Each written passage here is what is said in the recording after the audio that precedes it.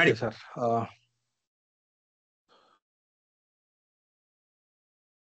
ಶುಭ ಮಧ್ಯಾಹ್ನ ಎಲ್ಲರಿಗೂ. ಟೋಸ್ಟ್ ಮಾಸ್ಟರ್ನ ನಮ್ಮ ಟೋಸ್ಟ್ ಮಾಸ್ಟರ್ನ 151ನೇ ಮೀಟಿಂಗಿಗೆ ತಮ್ಗೆಲ್ಲರಿಗೂ ಹಾರ್ದಿಕ ಸ್ವಾಗತ, ಸುಸ್ವಾಗತ. ಇವತ್ತು ನಾನು ಸಾರ್ಜೆಂಟ್ ಆಫ್ ಆರ್ಮ್ಸ್ ಆಗಿ ಈ ಮೀಟಿಂಗ್ಗೆ ಕೆಲಸ ಮಾಡ್ತಾ ಇದ್ದೀನಿ. ಮತ್ತೆ ನಾವು ಮೀಟಿಂಗ್ ಶುರು ಮಾಡಕ್ ಮುಂಚೆ ಈ ಸಭೆಯ ಒಂದು ನಿಯಮಗಳನ್ನ ಹೇಳ್ತೀನಿ.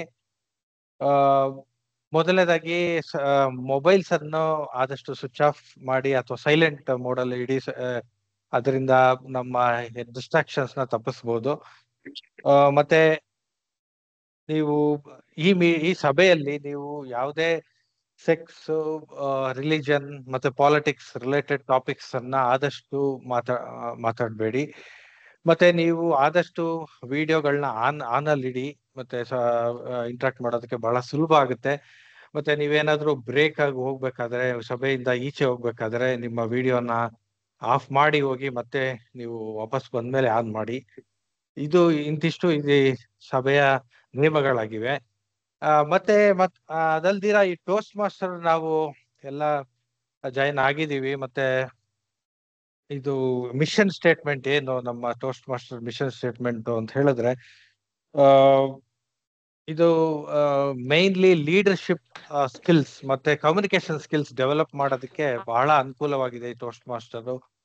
ಇದು ಬಹಳ ವರ್ಷಗಳಿಂದ ಈ ಟೋಸ್ಟ್ ಮಾಸ್ಟರ್ ಸಭೆಗಳು ನಡ್ಕೊಂಡ್ ಬಂದಿದೆ. ಮತ್ತೆ ಇದರಿಂದ ಲಕ್ಷಾಂತರ ಜನ ಉಪಯೋಗ ಪಡ್ಕೊಂಡಿದ್ದಾರೆ. ನಾವೆಲ್ಲ ಈ ಟೋಸ್ಟ್ ಮಾಸ್ಟರ್ ಮೀಟಿಂಗ್ ಅಟೆಂಡ್ ಆಗಿರೋದು ಮೂಲ ಉದ್ದೇಶ ನಮ್ಮ leadership skills, inter personal skills ಮತ್ತೆ ಕಮ್ಯುನಿಕೇಶನ್ ಸ್ಕಿಲ್ಸ್ ಡೆವಲಪ್ಮೆಂಟ್ ಮಾಡ್ಕೊಳ್ಳೋದಕ್ಕೆ. ಮತ್ತೆ ಇದರಿಂದ ನಮ್ಗೆಲ್ಲರಿಗೂ ಬಹಳ ಒಳ್ಳೆ ಮೋಟಿವೇಶನ್ ಸಿಕ್ಕಿದೆ, ಮತ್ತೆ ಒಳ್ಳೆ ವೇದಿಕೆ ಸಿಕ್ಕಿದೆ ನಾವೆಲ್ಲ ಮಾತಾಡೋದಕ್ಕೆ. ಆದ್ರಿಂದ ನೀವೆಲ್ಲ ಈ ಮೀಟಿಂಗ್ ಜಾಯ್ನ್ ಆಗಿರೋದ್ರಿಂದ ನಿಮ್ಗೆಲ್ಲರಿಗೂ ಅಭಿನಂದನೆ ಸಲ್ಲಿಸ್ತೇನೆ. ಇಂತಿಷ್ಟು ಹೇಳ್ತಾ ಇವತ್ತಿನ ನೆಕ್ಸ್ಟ್ ನಮ್ಮ ವೇದಿಕೆಯನ್ನು ನಮ್ಮ ಪ್ರೆಸಿಡೆಂಟ್ ಆದಂತ ಅಚರೇಕರ್ ಸರ್ ಅವ್ರಿಗೆ ಹಸ್ತಾಂತರಿಸಬೇಕು. ಅದಕ್ಕಿಂತ ಮುಂಚೆ ನಮ್ಮ ಅಚರೇಕರ್ ಸರ್ ಅವ್ರ ಬಗ್ಗೆ ಒಂದೆರಡು ಮಾತುಗಳು. ಅಚರೇಕರ್ ಸರ್ ಅವರು ನಮ್ಮ ಪ್ರೆಸಿಡೆಂಟ್ ಆಗಿದ್ದಾರೆ ಈಗಿನ ಒಂದು ಅವಧಿಯಾಗಿ. ಮತ್ತೆ ಅವ್ರ ಬಗ್ಗೆ ಹೇಳ್ಬೇಕಾದ್ರೆ, ಅವರು ಉತ್ತರ ಕರ್ನಾಟಕದಲ್ಲಿ ಹಿರಿಯ ಮೂತ್ರಾಂಗ ರೋಗ ಶಸ್ತ್ರ ಚಿಕಿತ್ಸಾ ತಜ್ಞರವರು. ಅವರು 1987ರಿಂದ ಬೆಳಗಾವಿಯಲ್ಲಿ ನೆಲೆಸಿದ್ದಾರೆ. ಅವರು ಭಾರತದ ಅಗ್ರ 10 ಕಾಲೇಜುಗಳಲ್ಲಿ 2 ವೈದ್ಯಕೀಯ ಕಾಲೇಜುಗಳಿಂದ ಪದವಿ ಪಡೆದಿದ್ದಾರೆ. ಮತ್ತೆ ಮೂತ್ರಾಂಗ ಶಸ್ತ್ರಕ್ಕೆ ಅವರು ಕೊಡುಗೆ ಗುರುತಿಸಿ ಹಲವಾರು ಪ್ರಶಸ್ತಿಗಳು ಮತ್ತೆ ಚಿನ್ನದ ಪದಕಗಳನ್ನು ಅವರು ಸಂಪಾದಿಸಿದ್ದಾರೆ. ಸಾರ್ವಜನಿಕ ಆರೋಗ್ಯದ ಬಗ್ಗೆ ಅವರ ಕಾರ್ಯಕ್ರಮ ಬಹಳ ವಿವಿಧ ಕಾರ್ಯಕ್ರಮಗಳ ಅವರು ಭಾಗವಹಿಸಿ ತಮ್ಮದೇ ಆದ ಕೊಡುಗೆಯನ್ನು ಕೊಟ್ಟಿದ್ದಾರೆ. ಅದಲ್ದಿರ ನಮ್ಮ ಟೋಸ್ಟ್ ಮಾಸ್ಟರ್ಗೂ ಅವರು ಬಹಳ ಒಂದು ನಮ್ಗೆಲ್ಲರಿಗೂ ಒಂದು ಮಾರ್ಗದರ್ಶನ ಕೊಡ್ತಾ ಬರ್ತಾ ಇದ್ದಾರೆ. ಮತ್ತೆ ನಮ್ಗೆಲ್ಲರ ಉತ್ತೇಜನ ಕೊಡ್ತಾ ಇದ್ದಾರೆ. ನಾವೆಲ್ಲ ಯಂಗ್ಸ್ಟರ್ಸ್ ಗಳಿಗೆ ಅವರ ಮಾತುಗಳು, ಅವರ ಒಂದು ಮಾರ್ಗದರ್ಶನದಲ್ಲಿ ನಮ್ಗೆಲ್ಲ ಬಹಳ ಪ್ರಯೋಜನ ಆಗಿದೆ. ಇಂತಿಷ್ಟು ಹೇಳ್ತಾ ಸರ್ ಅಚರೇಕರ್ ಸರ್ ಅವರು ವೇದಿಕೆ ನಿಮಗೆ ಹಸ್ತಾಂತರಿಸ್ತೀನಿ. ಧನ್ಯವಾದಗಳು. ತುಂಬಾ ಧನ್ಯವಾದಗಳು ಅನಿಲ್ ಕುಮಾರ್ ಅವರೇ. ನನ್ನ ಬಗ್ಗೆ ಸಾಕಷ್ಟು ಮಾಹಿತಿಯನ್ನ ತಾವು ಸಂಗ್ರಹಿಸಿ ಇವತ್ತು ಹೇಳಿದ್ದೀರಾ. ತುಂಬಾ ಧನ್ಯವಾದಗಳು. ಮತ್ತೊಮ್ಮೆ ಎಲ್ಲ ನಮ್ಮ ಸಹ ಟೋಸ್ಟ್ ಮಾಸ್ಟರ್ಗಳಿಗೆ ಇವತ್ತಿನ ನಮ್ಮ ಈ ಸಭೆಗೆ ಒಂದು ಸುಸ್ವಾಗತವನ್ನು ನಾನು ಕೋರ್ತಾ ಇದ್ದೇನೆ. ನಮ್ಗೆಲ್ಲರೂ ಗೊತ್ತಿದ್ದಾಗೆ ನಾವು ಟೋಸ್ಟ್ ಮಾಸ್ಟರ್ ನಲ್ಲಿ ನಾವು ಮಾತನಾಡ್ತಕ್ಕಂತ ಕಲೆಯನ್ನ ಅಥವಾ ಸಂವಹನ ಕಲೆಯನ್ನ ಕಲೀಲಿಕ್ಕೆ ನಾವು ಇಲ್ಲಿ ಬರ್ತಾ ಇದ್ದೀವಿ. ಹಾಗಾದ್ರೆ ಮಾತನಾಡೋದು ಕೂಡ ಒಂದು ಕಲೆಯೇ ಅಂತ ಒಂದು ಪ್ರಶ್ನೆ ಬರುತ್ತೆ ಎಷ್ಟೋ ಸಲ. ಈಗ ನಾವು ದಿನನಿತ್ಯ ಮಾತಾಡ್ತಾ ಇರ್ತೀವಿ. ಈಗ ನಾವು ಈ ಕಲೆ ಅಂತಂದ್ರೆ ಕೇವಲ ವೇದಿಕೆ ಮೇಲೆ ನಿಂತು ಮಾತನಾಡುವುದು ಮಾತ್ರ ಅಷ್ಟೇನೋ, ಅಥವಾ ನಮ್ಮ ದಿನನಿತ್ಯ ಜೀವನದಲ್ಲಿ ಈ ಮಾತು ಅದು ಎಷ್ಟು ಮಟ್ಟಿಗೆ ಅದು ನಮಗೆ ಒಂದು ಪ್ರಭಾವ ಬೀರುತ್ತೆ ಅನ್ನೋದು ಕೂಡ ನಾವು ವಿಚಾರ ಮಾಡ್ಬೇಕಾಗುತ್ತೆ. ಅದಕ್ಕೆ ಒಂದು ನೆನಪು ಬಂತ ಮಾತು, ಒಂದು ಎಡವಟ್ಟಿನ ಮಾತು ಜೀವನಕ್ಕೆ ಆಪತ್ತು. ಪ್ರತಿಯೊಂದು ಮಾತು ಸಂಬಂಧದ ತಾಕತ್ತು. ಅಂದ್ರೆ ನಾವು ದಿನನಿತ್ಯ ಜೀವನದಲ್ಲಿಯೂ ಕೂಡ ಎಲ್ಲಾದ್ರೂ ಒಂದು ಅಪ್ಪಿತಪ್ಪಿ ಒಂದು ಎಡವಟ್ಟು ಮಾಡ್ಬಿಟ್ಟಿವಿ ನಮ್ಮ ಮಾತಿನಲ್ಲಿ ಅಂತಂದ್ರೆ ಅದು ನಮ್ಮ ಜೀವನಕ್ಕೆ ಒಂದು ಆಪತ್ತಾಗಿ ಬರಬಹುದು. ಆಮೇಲೆ ನಮ್ಮಲ್ಲಿರ್ತಕ್ಕಂಥ ಸಂಬಂಧಗಳು, ರಿಲೇಷನ್ಸ್ ತುಂಬಾ ಚೆನ್ನಾಗಿರ್ಬೇಕಂತಂದ್ರೆ ನಮ್ಮಲ್ಲಿ ಮಾತುಗಳು ತುಂಬಾ ಚೆನ್ನಾಗಿರ್ಬೇಕು. ಯಾಕಂದ್ರೆ ನಮ್ಮ ಈ ಮಾತಿನ ಕಲೆ ಸರಿಯಾಗಿತ್ತು ಅಂತಂದ್ರೆ ನಮ್ಮ ಈ ಸಂಬಂಧಗಳಿಗೆ ಒಂದು ತಾಕತ್ತನ್ನ ಕೊಡುತ್ತೆ ಅಂತ ಹೇಳ್ತೀವಿ. ಅದಕ್ಕೋಸ್ಕರ ಸರ್ವಜ್ಞ ಒಂದು ಮಾತು ಹೇಳ್ತಾರೆ ಮಾತಿನ ಬಗ್ಗೆ. ಮಾತಿನಿಂ ನಡೆ ನುಡಿಯು, ಮಾತಿನಿಂ ಹಗೆ ಕೊಲೆಯು, ಮಾತಿನಿಂ ಸರ್ವ ಸಂಪದವು, ಲೋಕಕ್ಕೆ ಮಾತೇ ಮಾಣಿಕ್ಯ ಸರ್ವಜ್ಞ. ಎಷ್ಟು ಸೊಗಸಾಗಿ ಈ ಮಾತಿನ ಮಹತ್ವವನ್ನು ಅವರು ಹೇಳ್ಬಿಟ್ಟಿದ್ದಾರೆ. ಎಷ್ಟೋ ಸಲ ಹಾಗೆ ಕೊಲೆ ಆಗ್ತಕ್ಕಂಥದ್ದು ಎಲ್ಲ ಒಂದು ಮಾತಿನಿಂದ ಶುರು ಆಗುತ್ತೆ. ನೀವು ಗಳಿಸ್ಬೇಕಾದ್ರೆ ಸಂಪತ್ತನ್ನು ಅಲ್ಲಿ ಕೂಡ ನಿಮ್ಮ ಮಾತು ಚೆನ್ನಾಗಿದ್ರೆ ಅದು ಕೂಡ ಬರುತ್ತೆ. ಅದಕ್ಕೋಸ್ಕರ ಈ ಮಾತಿಗಿಂತ ಒಂದು ದೊಡ್ಡ ಸಂಪತ್ತು ಈ ಲೋಕದಲ್ಲಿ ಇಲ್ಲ ಅಂತ ಹೇಳ್ತಾರೆ. ಅದೇ ರೀತಿಯಾಗಿ ಬಸವಣ್ಣನವರು ಕೂಡ ತುಂಬಾ ಚೆನ್ನಾಗಿ ಹೇಳ್ತಾರೆ. ಹಾಗಾದ್ರೆ ಮಾತು ಹೇಗಿರ್ಬೇಕಪ್ಪ ಅಂತಂದ್ರೆ, ನುಡಿದರೆ ಮುತ್ತಿನ ಹಾರದಂತಿರಬೇಕು.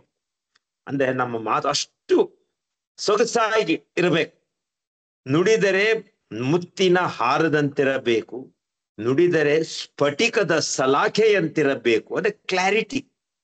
ನುಡಿದರೆ ಲಿಂಗವು ಮೆಚ್ಚಿ ಅಹುದು ಅಹುದು ಎನ್ನಬೇಕು ಕೂಡಲ ಸಂಗಮ ದೇವ. ಅವರು ಕೂಡ ಈ ಮಾತಿನ ಒಂದು ಮಹತ್ವವನ್ನು ತುಂಬಾ ಸೊಗಸಾಗಿ ಅವರು ಹೇಳ್ತಾ ಇರ್ತಾರೆ. ನಾವು ಕೂಡ ಈ ಟೋಸ್ಟ್ ಮಾಸ್ಟರ್ ಈ ಒಂದು ಸಭೆಯಲ್ಲಿ ಕೂಡ ನಾವು ದಿನನಿತ್ಯದ ಮಾತಿನ ಜೊತೆಗೆ ನಾವು ಯಾವ ರೀತಿ ನಮ್ಮ ಮಾತಾಡ್ತಕ್ಕಂಥ ಕಲೆಯನ್ನ ನಾವು ಇನ್ನೂ ಹೆಚ್ಚು ಸುಧಾರಣೆ ಮಾಡ್ಕೋಬಹುದು ಅಂತಕ್ಕಂಥ ಒಂದು ಉದ್ದೇಶನ ನಾವು ಇಲ್ಲಿ ಸೇರ್ಕೋತೇವೆ. ಇಲ್ಲಿ ಇದು ಕೇವಲ ಕೆಲವು ಜನರಿಗೆ, ಯಾರಿಗೆ ಇದರ ಬಗ್ಗೆ ಸಾಕಷ್ಟು ಒಂದು ಅಭಿರುಚಿ ಇರುತ್ತೋ ಅವರಷ್ಟೇ ಬರ್ತಾರೆ ಇದರಲ್ಲಿ. ಒಂದು ಇಂಗ್ಲಿಷ್ ಅಲ್ಲಿ ಒಂದು ಗಾದೆ ಇದೆ, birds of the same feather flock together ಅಂತ. ಅಂದ್ರೆ ಯಾರಿಗೆ ಇದರಲ್ಲಿ ಇಂಥ ಅಭಿರುಚಿ ಇರುತ್ತೋ ಅಂಥವ್ರು ಮಾತ್ರ ಇಲ್ಲಿ ಬರ್ಲಿಕ್ಕೆ. ಇಲ್ಲಿ ಒಂದು ಇದು ಚಾಲೆಂಜಿಂಗ್ ತರ. ನಾನು ಎಷ್ಟೋ ಸಲ ಹೇಳ್ತೀನಿ, ನಾನು ಟೋಸ್ಟ್ ಮಾಸ್ಟರ್ ಮೀಟಿಂಗ್ ನಾನು ಹೋಗ್ಬೇಕಂತಂದ್ರೆ ಸುಮ್ನೆ ಹಾಗೆ ಸಹಜವಾಗಿ ಹೋಗ್ಲಿಕ್ಕೆ ಆಗಲ್ಲ. ಅದಕ್ಕೆ ನಾನು ತಯಾರಿ ಮಾಡ್ಕೊಂಡೇ ಬರ್ಬೇಕು. ಈ ಉದಾಹರಣೆ ರವಿಕುಮಾರ್ ಅವ್ರು ಟೋಸ್ಟ್ ಮಾಸ್ಟರ್ ಮೀಟಿಂಗ್ ಅಂದ ತಕ್ಷಣ ಅವ್ರು ಸಾಕಷ್ಟು ತಯಾರಿ ಮಾಡ್ಕೋತಾರೆ, ಅದು ಮಾಡ್ತಾರೆ, ಏನ್ ಮಾಡ್ಬೇಕು, ಏನ್ ಮಾತಾಡ್ಬೇಕು, ಯಾರಿಗೇನ್ ಹೇಳ್ಬೇಕು. ಅಂದ್ರೆ ಸುಮ್ನೆ ನಾನು ಸಹಜವಾಗಿ ಬಂದು ಮೀಟಿಂಗ್ಗೆ ನಾನು ಬರ್ತೀನಿ ಅಂತ ಅನ್ಲಿಕ್ಕೆ ಆಗಲ್ಲ. ನಿಮ್ಗೆ ಬೇರೆ ಒಂದು ಟೇಬಲ್ ಟಾಪಿಕ್ ನಿಮ್ಗೆ ಕರೆದು ಬಿಡ್ತಾರೆ, ಆವಾಗ ನೀವು ಮಾತಾಡ್ಬೇಕಾಗುತ್ತೆ. ಅಥವಾ ಯಾವ್ದೋ ಒಂದು ಪಾತ್ರವನ್ನು ನೀವು ನಿರ್ವಹಿಸ್ಬೇಕಾಗುತ್ತೆ, ಆ ಟೇಬಲ್ ಟಾಪಿಕ್ ಮಾಸ್ಟರೋ ಅಥವಾ ನಿರೂಪಕರಾಗಿ. ಅವಾಗ ಕೂಡ ತಾವು ಸಾಕಷ್ಟು ತಯಾರಿ ಮಾಡ್ಕೊಂಡು ಬರ್ಬೇಕಾಗುತ್ತೆ. ಈ ರೀತಿ ತಯಾರಿಕೆ ಮಾಡ್ಕೊಂಡ್ ಬರೋದು ಕೂಡ ನಮ್ಮ ಒಂದು ಮೆದುಳಿಗೆ ಒಂದು ಊಟ ಇದ್ದ ಹಾಗೆ. ಆ ರೀತಿಯ ನಮ್ಮ ಮೆದುಳು ಕೂಡ ಚುರುಕಾಗಿರ್ಲಿಕ್ಕೆ ಸಾಧ್ಯ ಆಗುತ್ತೆ. ಅದಕ್ಕೋಸ್ಕರ ಇಷ್ಟು ಇವತ್ತಿನ ನನ್ನ ಒಂದು ಅಧ್ಯಕ್ಷೀಯ ಭಾಷಣವನ್ನು ಹೇಳ್ತಾ ತಮಗೆಲ್ಲರಿಗೂ ಮತ್ತೊಮ್ಮೆ ನಾನು ಈ ಒಂದು ಸಭೆಗೆ ನಾನು ನಿಮಗೆ ಸುಸ್ವಾಗತವನ್ನು ಬಯಸುತ್ತೇನೆ. ಈಗ ಈ ಸಭೆಯನ್ನ ಇವತ್ತು ನಡೆಸಿಕೊಡೋರು ಮೋಹನ್ ಮೂರ್ತಿ ಅವರು. ಮೋಹನ್ ಮೂರ್ತಿ ಅವರ ಬಗ್ಗೆ ಅವರು ಒಂದು ಬಹುಮುಖ ವ್ಯಕ್ತಿತ್ವ ಇರ್ತಕ್ಕಂಥ ವ್ಯಕ್ತಿ.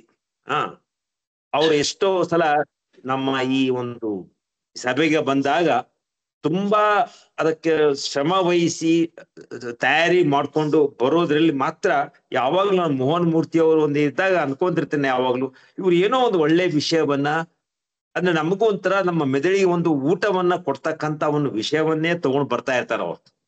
ಆ ರೀತಿ. ಮತ್ತು ಅಷ್ಟೇ ಅಲ್ಲದೆ ಅವ್ರಿಗೆ ಕನ್ನಡದಲ್ಲಿ ಇರ್ತಕ್ಕಂಥ ಅಭಿರುಚಿ, ಅವ್ರು ಇಂಜಿನಿಯರಿಂಗ್ ಪದವಿ ಇದ್ರು ಕೂಡ ಯಾವ ರೀತಿ ಅವ್ರು ಈ ಕನ್ನಡದಲ್ಲಿ ಕೂಡ ತಮ್ಮ ಒಂದು ಅಭಿರುಚಿಯನ್ನ ತೋರಿಸ್ತಾರೆ.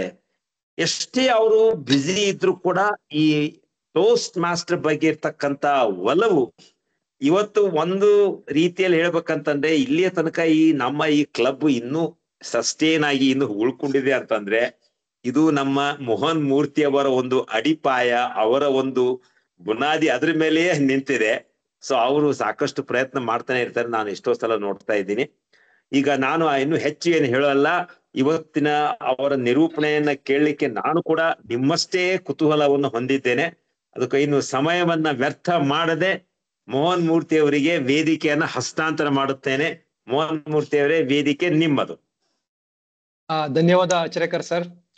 ನನ್ನ ಬಗ್ಗೆ ಬಹಳ ಒಳ್ಳೊಳ್ಳೆ ಮಾತುಗಳನ್ನ ಆಡಿದಿರಿ ಇವತ್ತು. ಇದು ನಮ್ಮ KBT ಕ್ಲಬ್ ಒಟ್ಟಾರೆ ಇದೊಂಥರ ಸಾಂಘಿಕ ಪ್ರಯತ್ನ. ಎಲ್ಲರೂ ಒಗ್ಗಟ್ಟಾಗಿ ಇದನ್ನ ಮುಂದಕ್ಕೆ ತಗೊಂಡು ಹೋಗ್ತಾ ಇದ್ವಿ, ಮುಂದಕ್ಕೆ ತಗೊಂಡು ಹೋಗೋಣ. ಸೊ ಇದನ್ನ ಹೇಳ್ತಾ ಇವತ್ತಿನ ಸಭೆನ ಶುರು ಮಾಡೋಣ. ಇವತ್ತಿನ ಸಭೆನ ಒಂದು ಪ್ರಶ್ನೆ ಜೊತೆ ಶುರು ಮಾಡೋಣ. ಈ ಅಣೆಕಟ್ಟೆಗಳು ಅಂದ್ರೇನು? ರಿಸರ್ವಾಯರ್ಗಳಿಗೆ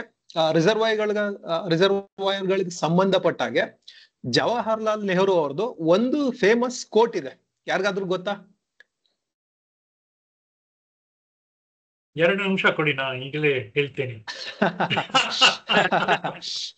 ಗೊತ್ತಿಲ್ಲ. ಇರ್ಲಿ, ಏನ್ ತೊಂದ್ರೆ ಇಲ್ಲ. ಅವರು ಏನ್ ಹೇಳ್ತಾರೆ ಅಂತಂದ್ರೆ, reservoirs are the temples of the modern India ಅಂತ ಹೇಳ್ತಾರೆ. ಅಣೆಕಟ್ಟೆಗಳು ಆಧುನಿಕ ಭಾರತದ ದೇವಾಲಯಗಳು ಅಂತ ಹೇಳೋದವ್ರು. ಸೊ ಅದು ಸತ್ಯ ಕೂಡ. ಅದು ಆಧುನಿಕ ಭಾರತ ಅಂತಲ್ಲ, ಇಡೀ ಒಂದು ನಾಗರಿಕತೆನೆ ನೋಡಿದ್ರೆ ಅಣೆಕಟ್ಟೆಗಳು ಮತ್ತೆ ನದಿಗಳು ಬಹಳ ಮುಖ್ಯವಾದ ಒಂದು ಪಾತ್ರ ನಿರ್ವಹಿಸಿದೆ. ಯಾವುದೇ ಒಂದು ನಾಗರಿಕತೆ ಒಂದು ಉದ್ಭವ ಆಗಿ ಅದು ವಿಕಸನ ಆಗಿರೋದು ನದಿ ಪಾತ್ರಗಳಲ್ಲೇ. ಉದಾಹರಣೆಗೆ ಇಂಕಾ ನಾಗರಿಕತೆ ತಗೊಳ್ಳಿ, ಹಳೇ ನಾಗರಿಕತೆ ಅದು. ಅದು ಎಲ್ಲಿ ಅಂತಂದ್ರೆ ಉರುಬಾಂಬಾ ರಿವರ್ ಅಂತ ಬರ್ತದೆ, ಉರುಬಾಂಬಾ ನದಿ. ಅಲ್ಲಿ ನಮ್ಮ ಹರಪ್ಪ ಮೊಹಂಜದಾರೋ ತಗೊಳ್ಳಿ, ಸಿಂಧೂ ನದಿ ದಡದಲ್ಲಿ ಅದು ಏನಂತಂದ್ರೆ ಬೆಳವಣಿಗೆ ಆಗಿರೋದು. ಹಾಗೆ ಈಜಿಪ್ಟ್ ನಾಗರಿಕತೆ ತಗೋರಿ, ಇವೆಲ್ಲ ಹಳೆ ನಾಗರಿಕತೆಗಳು. ಅಲ್ಲಿ ಅದು ಬೆಳೆದಿರೋದು ನೈಲ್ ನದಿ ದಡದಲ್ಲಿ. ಅದೇ ರೀತಿ ರೋಮ್ ನಾಗರಿಕತೆ ತಗೊಳ್ಳಿ, ಅದು ಟೈಬರ್ ನದಿ ದಡದಲ್ಲಿ ಬೆಳೆದಿರೋದು. ಈ ರೀತಿ ನದಿಗಳಿರ್ಬೋದು ಅಥವಾ ಅಣೆಕಟ್ಟೆಗಳಿರ್ಬೋದು ಮನುಷ್ಯನ ವಿಕಾಸದಲ್ಲಿ ಬಹಳ ಮುಖ್ಯ ಪಾತ್ರ ವಹಿಸಿದೆ. ಈ ಅಣೆಕಟ್ಟೆಗಳ ವಿಷಯಕ್ಕೆ ಬಂದ್ರೆ ಇದು ಇವತ್ತಿನ ಕಲ್ಪನೆ ಏನಲ್ಲ. ಆವಾಗ ತುಂಬಾ ಹಿಂದೆ ಅಂದ್ರೆ 5,000 ವರ್ಷಗಳ ಹಿಂದಿನಿಂದನೂ ಈ ಅಣೆಕಟ್ಟೆಗಳ ಒಂದು ಪರಿಕಲ್ಪನೆ ಇದೆ. ಅವಾಗಿನ ಒಂದು ತಂತ್ರಜ್ಞಾನದ ಏನಿತ್ತು ಅದಕ್ಕೆ ತಕ್ಕಂಗೆ ಅವ್ರು ಕಟ್ತಾ ಇದ್ರು. ಈಗ ತಂತ್ರಜ್ಞಾನ ಬೆಳ್ದಂಗೆ ಈಗ ಏನಂದ್ರೆ ಬೇರೆ ರೂಪದಲ್ಲಿ ಅಣೆಕಟ್ಟೆಗಳಿದೆ. ಅವಾಗೆಲ್ಲ ಅಣೆಕಟ್ಟೆಗಳು ಅಂತಂದ್ರೆ ಏನು? ಒಂದು ನೆರೆಗಳು ಬರ್ದೇ ಇರೋ ತರ ಒಂದು ಒಡ್ಡು ತಡೆಗೋಡೆಗಳನ್ನ ನಿರ್ಮಿಸೋದು ಅಥವಾ ಒಂದು ಸಣ್ಣ ಹಳ್ಳದ ತರ ಮಾಡಿ ನೀರ್ನ ಸಂಗ್ರಹ ಮಾಡೋದು. ಇದು ಅವತ್ತಿನ ಅಣೆಕಟ್ಟೆಗಳ ಕಲ್ಪನೆ. 5,000 ವರ್ಷಗಳ ಕೆಳಗೆ ಮೆಸೆಪಟೋಮಿಯಂನರು ಅವರು ಮೊದಲ ಬಾರಿಗೆ ಈ ಅಣೆಕಟ್ಟೆಗಳನ್ನ ನಿರ್ಮಾಣ ಮಾಡಿದ್ದು ಅಂತ ಹೇಳ್ತಾರೆ ಇತಿಹಾಸ ತಜ್ಞರು. ಸೊ ಈ ಅವ್ರು ಕಟ್ಟಿದ್ರಲ್ಲ ರಿಸರ್ವಾಯರ್, ಅದಕ್ಕೇನಂದ್ರೆ ಜಾವಾ ಡ್ಯಾಮ್ ಅಂತ ಕರೀತಾರೆ. ಅದು ಎಲ್ಲಿ ಜಾರ್ಡನ್ ಅಲ್ಲಿ ಇದೆ, ಜಾರ್ಡನ್ ಅನ್ನೋ ಪ್ಲೇಸ್ ಅಲ್ಲಿ ಅದು ಇರೋದದು. ಈ ಮಾಡರ್ನ್ ಡ್ಯಾಮ್ ಅಂತ ನಾವೇನ್ ನೋಡ್ತಾ ಇದೀವಿ ಈಗ KRS ಇರ್ಬೋದು ಅಥವಾ ಇವತ್ತಿನ ನಿರೂಪಣಾ ವಿಷಯ ಆಲಮಟ್ಟಿ ಇರ್ಬೋದು, ಈ ತರದ ಡ್ಯಾಮ್ ಗಳೆಲ್ಲ ಬಂದಿದ್ದು ತೀರಾ ಇತ್ತೀಚೆಗೆ. ಅದರಲ್ಲಿ ಈ ಆಲಮಟ್ಟಿ ಡ್ಯಾಮ್ ಇದೆಯಲ್ಲ, ಇದು ಕಟ್ಟಿರೋದು ಕೃಷ್ಣಾ ನದಿಗೆ ಅಡ್ಡವಾಗಿ. ಈ ಕೃಷ್ಣಾ ನದಿ ಹುಟ್ಟೋದು ಮಹಾರಾಷ್ಟ್ರದಲ್ಲಿ ಪಶ್ಚಿಮ ಘಟ್ಟಗಳಲ್ಲಿ ಮಹಾಬಲೇಶ್ವರ ಅಂತ ಒಂದು ಪ್ಲೇಸ್ ಇದೆ. ಆ ಪ್ಲೇಸ್ ಹತ್ರ ಅದು ಹುಟ್ಟೋದು.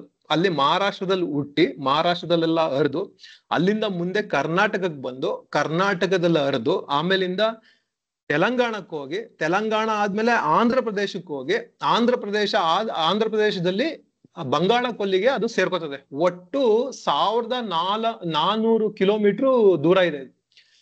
ನನ್ಗೆ ಈ ಆಲಮಟ್ಟಿ ಡ್ಯಾಮ್ ಇರೋದು ಇದರಲ್ಲಿ ಎಲ್ಲಿ ಕರ್ನಾಟಕದಲ್ಲಿ. ಆಂಧ್ರ ಪ್ರದೇಶದವರು ನಾಗಾರ್ಜುನ ಸಾಗರ ಅಂತ ಅವ್ರು ಕಟ್ಟಿದ್ದಾರೆ.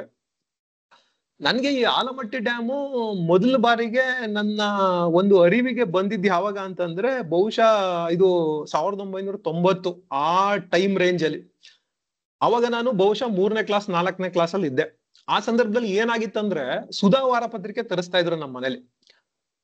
ಅದರಲ್ಲಿ ಓದುಗರ ಓಲೆ ಅಂತ ಒಂದು ಕಾಲಮ್ ಇರ್ತಿತ್ತು. ಅಲ್ಲಿ ಓದುಗರೆಲ್ಲ ಏನಂದ್ರೆ ಪತ್ರ ಎಲ್ಲ ಬರಿತಾ ಇದ್ರು, ಅಲ್ಲಿ ಅದನ್ನ ಪ್ರಕಟ ಮಾಡ್ತಾ ಇದ್ರು.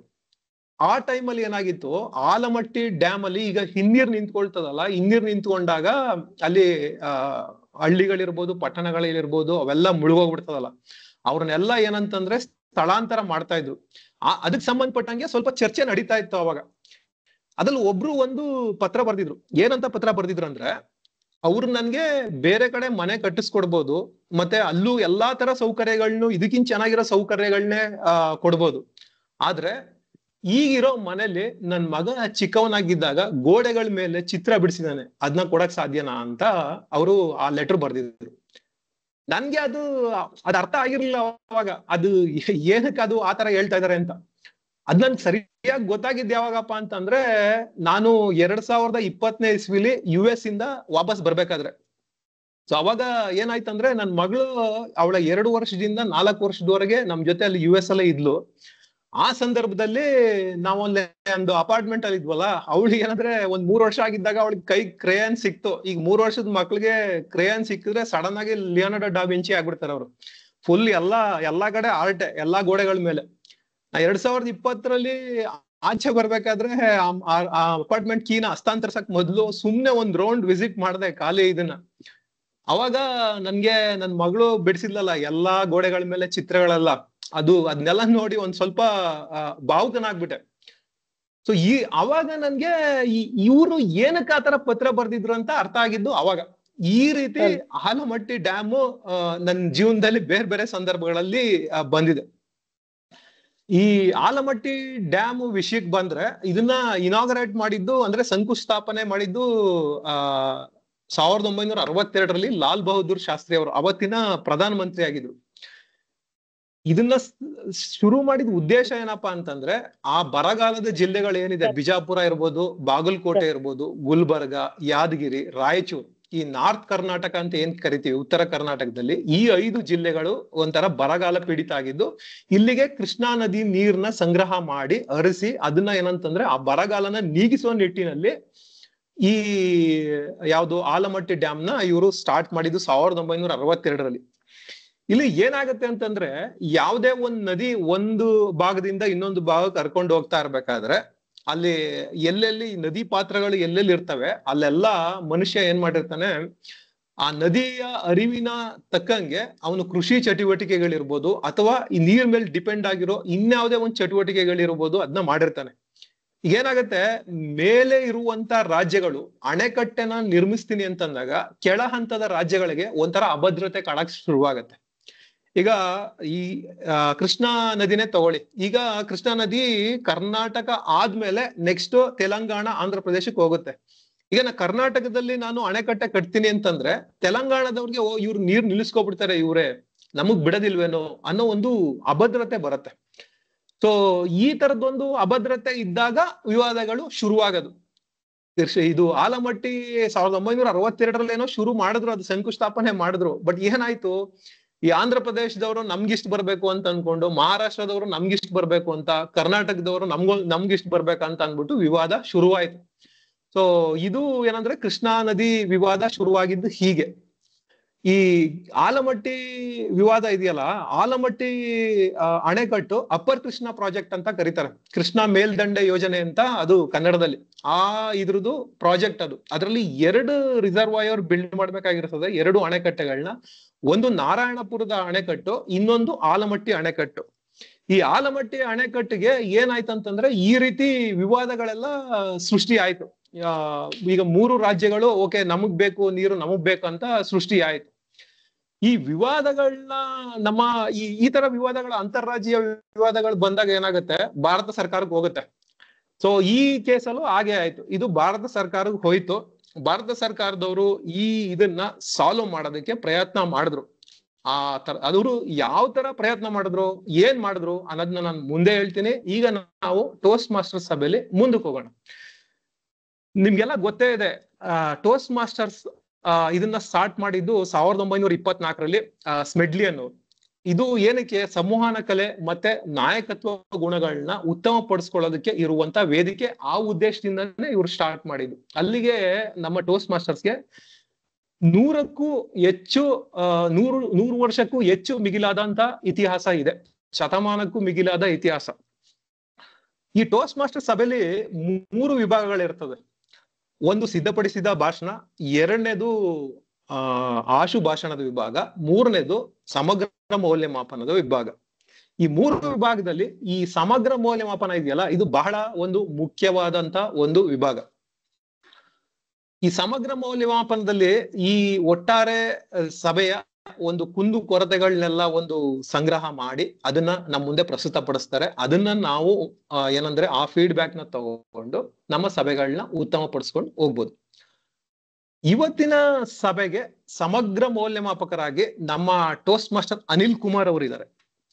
ಅನಿಲ್ ಕುಮಾರ್ ಅವರ ಬಗ್ಗೆ ಹೇಳ್ಬೇಕಂತಂದ್ರೆ, ಅನಿಲ್ ಕುಮಾರ್ ಅವರು ಪ್ರಸ್ತುತ TCS ಅಲ್ಲಿ ಪ್ರಾಜೆಕ್ಟ್ ಮ್ಯಾನೇಜರ್ ಆಗಿ ಕೆಲಸ ಮಾಡ್ತಾ ಇದ್ದಾರೆ.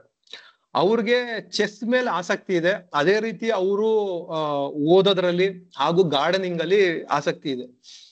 ನನಗೆ ಅನಿಲ್ ಕುಮಾರ್ ಅವರು ಯಾಕೆ ಇಷ್ಟ ಆಗ್ತಾರೆ ಅಂತಂದ್ರೆ, ಅವ್ರದೊಂದು ಅಕೌಂಟಬಿಲಿಟಿ ಕ್ವಾಲಿಟಿ, ಅಕೌಂಟಬಿಲಿಟಿ ಟ್ರೇಟ್ ಅಂತ ಏನ್ ಕರೀತಾರೆ ಅದು.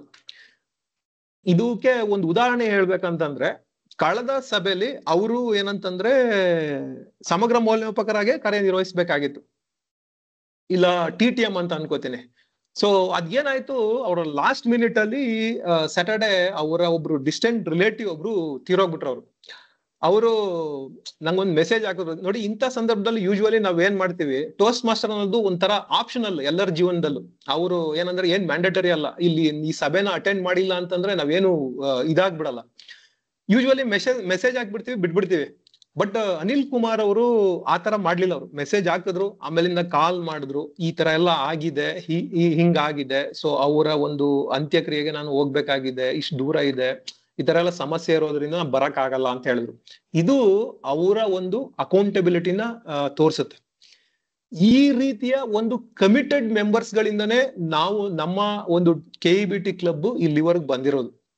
ಸೊ ಇದನ್ನ ಹೇಳ್ತಾ ಈಗ ನಾನು ಟೋಸ್ಟ್ ಮಾಸ್ಟರ್ ಅನಿಲ್ ಕುಮಾರ್ ಅವ್ರನ್ನ ಅವರ ರೋಲ್ ಬಗ್ಗೆ ಈ ವೇದಿಕೆಗೆ ಪರಿಚಯ ಮಾಡ್ಕೊಡ್ಬೇಕು ಅಂತ ಹೇಳ್ತಾ, ಈ ಸಭೆಗೆ ಪರಿಚಯ ಮಾಡ್ಕೊಡ್ಬೇಕು ಅಂತ ಹೇಳ್ತಾ ವೇದಿಕೆಗೆ ಕರೀತಾ ಇದ್ದೀನಿ.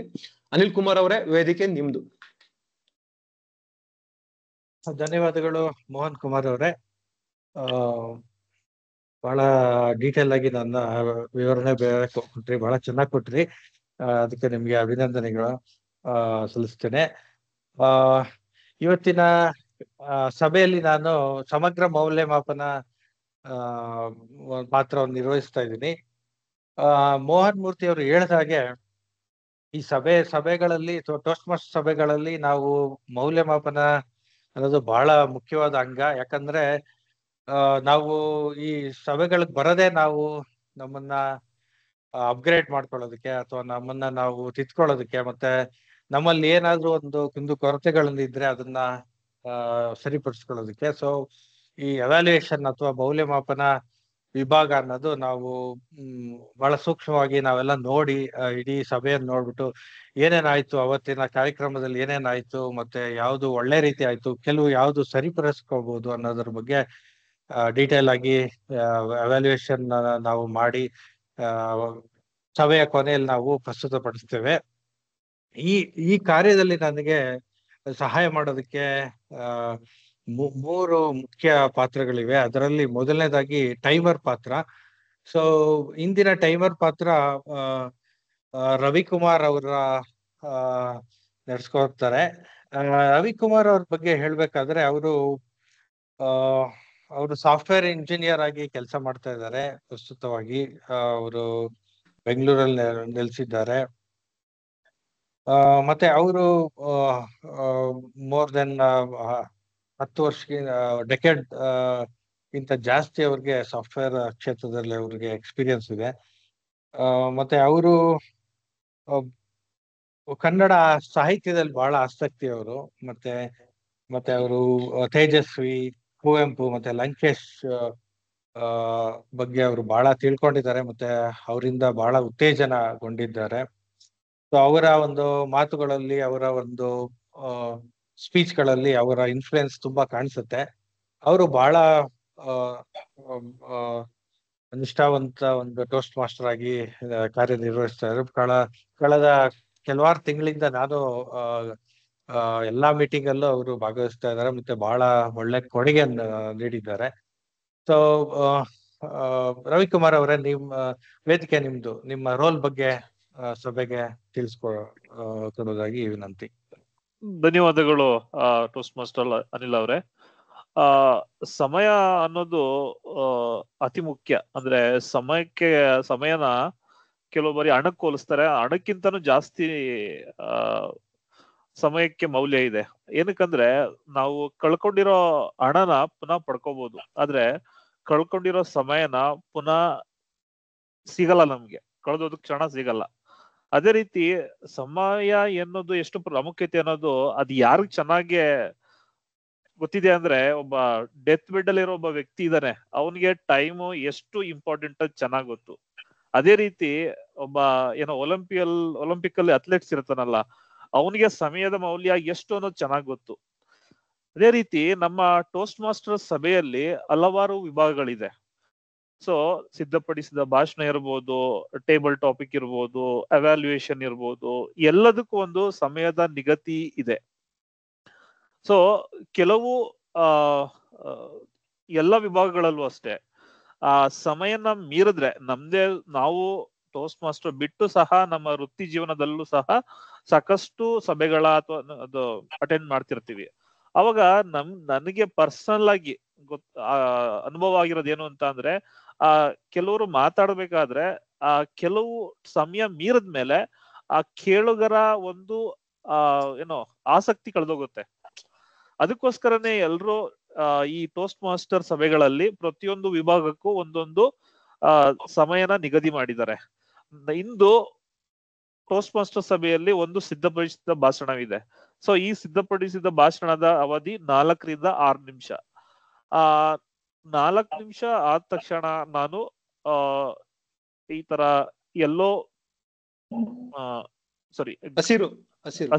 ಹಸಿರು ಬಣ್ಣನ ಬ್ಯಾಕ್ ಗ್ರೌಂಡ್ ಈ ತರ ಚೇಂಜ್ ಮಾಡ್ತೀನಿ. 5 ನಿಮಿಷ ಆದ್ಮೇಲೆ ಈ ತರ ಹಳದಿ ಬಣ್ಣದ ಬ್ಯಾಕ್ ಗ್ರೌಂಡ್ ನಾನು ಚೇಂಜ್ ಮಾಡ್ತೀನಿ. ಅದೇ ರೀತಿ 6 ನಿಮಿಷ ಆದ್ಮೇಲೆ ನಾನು ಈ ತರ ಕೆಂಪು ಬಣ್ಣದ ಬಣ್ಣನ ತೋರಿಸ್ತೀನಿ. ಅದೇ ರೀತಿ ಆಶು ಭಾಷಣ ವಿಭಾಗದಲ್ಲೂ ಸಹ 1 ರಿಂದ 2 ನಿಮಿಷ ಇರುತ್ತೆ. ಸೊ ನಾನು 1 ನಿಮಿಷ ಆದ ತಕ್ಷಣ ನಾನು ಈ ತರ ಒಂದು ನನ್ನ ಬ್ಯಾಕ್ ಗ್ರೌಂಡ್ ನ ಒಂದು ಹಸಿರು ಕಲರ್ ನ ಬ್ಯಾಕ್ ಗ್ರೌಂಡ್ ಚೇಂಜ್ ಮಾಡ್ತೀನಿ. ಅದೇ ರೀತಿ 1.5 ನಿಮಿಷ ಆದ್ಮೇಲೆ ಈ ರೀತಿ ನಮ್ಮ ಹಳದಿ ಬಣ್ಣದ ಬ್ಯಾಕ್ ಗ್ರೌಂಡ್ ಬರುತ್ತೆ. ಅದೇ ರೀತಿ 2 ನಿಮಿಷ ಆದ್ಮೇಲೆ ಈ ರೀತಿ ಕೆಂಪು ಬಣ್ಣದ ಬ್ಯಾಕ್ ಗ್ರೌಂಡ್ ಬರುತ್ತೆ. ಸೊ ಅದೇ ರೀತಿ ಅವ್ಯಾಲ್ಯೂಯೇಷನ್ ಮೌಲ್ಯಮಾಪನದಲ್ಲಿ ಸ್ಪೀಚ್ ಅವ್ಯಾಲ್ಯೂಯೇಷನ್ ಸಹ 2 ರಿಂದ 3 ನಿಮಿಷ ಇರುತ್ತೆ. ಸೊ 2 ನಿಮಿಷಕ್ಕೆ ನಾನು ಈ ರೀತಿ ರೆಡ್ ಕಾರ್ಡ್ ತೋರಿಸ್ತೀನಿ. ಆಮೇಲೆ 2.5 ನಿಮಿಷಕ್ಕೆ ಈ ರೀತಿ ಯೆಲ್ಲೋ ಕಾರ್ಡ್ ತೋರಿಸ್ತೀನಿ. ಅದೇ ರೀತಿ 3 ನಿಮಿಷಕ್ಕೆ ಈ ತರ ರೆಡ್ ಕಾರ್ಡ್ ತೋರಿಸ್ತೀನಿ. ಇದನ್ನೆಲ್ಲ ನಾನು ಇವತ್ತು ಯಾವ ವಿಭಾಗದಲ್ಲಿ ಯಾರ್ಯಾರು ಎಷ್ಟು ಸಮಯ ತೆಗೆದುಕೊಂಡಿದ್ದಾರೆ ಅದನ್ನೆಲ್ಲ ಟಿಪ್ಪಣಿ ಮಾಡಿಕೊಂಡು ಸಭೆಯ ಕೊನೆಯ ಭಾಗದಲ್ಲಿ ಬರುವಂತಹ ಸಮಗ್ರ ಮೌಲ್ಯಮಾಪನದ ಸಮಯದಲ್ಲಿ ನನ್ನ ಸಮಯ ಪಾಲನೆಯ ವರದಿಯನ್ನ ನಾನು ನೀಡ್ತೇನೆ. ಇಷ್ಟು ಹೇಳ್ತಾ ವೇದಿಕೆಯನ್ನು ಮರಳಿ ನಮ್ಮ ಇಂದಿನ ಸಮಗ್ರ ಮೌಲ್ಯಮಾಪಕರಾದ ಟೋಸ್ಟ್ ಮಾಸ್ಟರ್ ಅನಿಲ್ ಅವರಿಗೆ ವೇದಿಕೆ ಮರಳಿ ನೀಡ್ತಾ ಇದ್ದಾನೆ. ವೇದಿಕೆ ನಿಮ್ದು ಸರ್. ಧನ್ಯವಾದಗಳು ರವಿಕುಮಾರ್ ಅವರೇ. ಬಹಳ ದೀರ್ಘವಾಗಿ ಡೀಟೇಲ್ ಆಗಿ ನಿಮ್ಮ ರೋಲ್ ಬಗ್ಗೆ ಹೇಳಿದಕ್ಕೆ ಧನ್ಯವಾದಗಳು. ಇನ್ನು ನೆಕ್ಸ್ಟ್ ಮುಂದಿನ ವಿಭಾಗದಲ್ಲಿ ಇದು ಕೌಂಟರ್ ಮತ್ತೆ ಗ್ರಾಮೇರಿಯನ್ ರೋಲ್ ಆಗಿ ಇವತ್ತು ನಮಗೆ ವೆಂಕಟೇಶ್ ಶೇಷಾದ್ರಿ ಅವರು ನಿರ್ವಹಿಸ್ತಾ ಇದ್ದಾರೆ. ಅವ್ರ ಬಗ್ಗೆ ಹೇಳೋದಾದ್ರೆ ಅವರು ಸೈಬರ್ ಸೆಕ್ಯೂರಿಟಿ ಆರ್ಕಿಟೆಕ್ಟ್ ಆಗಿ ಬೆಂಗಳೂರಲ್ಲಿ ಕೆಲಸ ಮಾಡ್ತಾ ಇದ್ದಾರೆ, IT ಫೀಲ್ಡ್ ಅಲ್ಲಿ.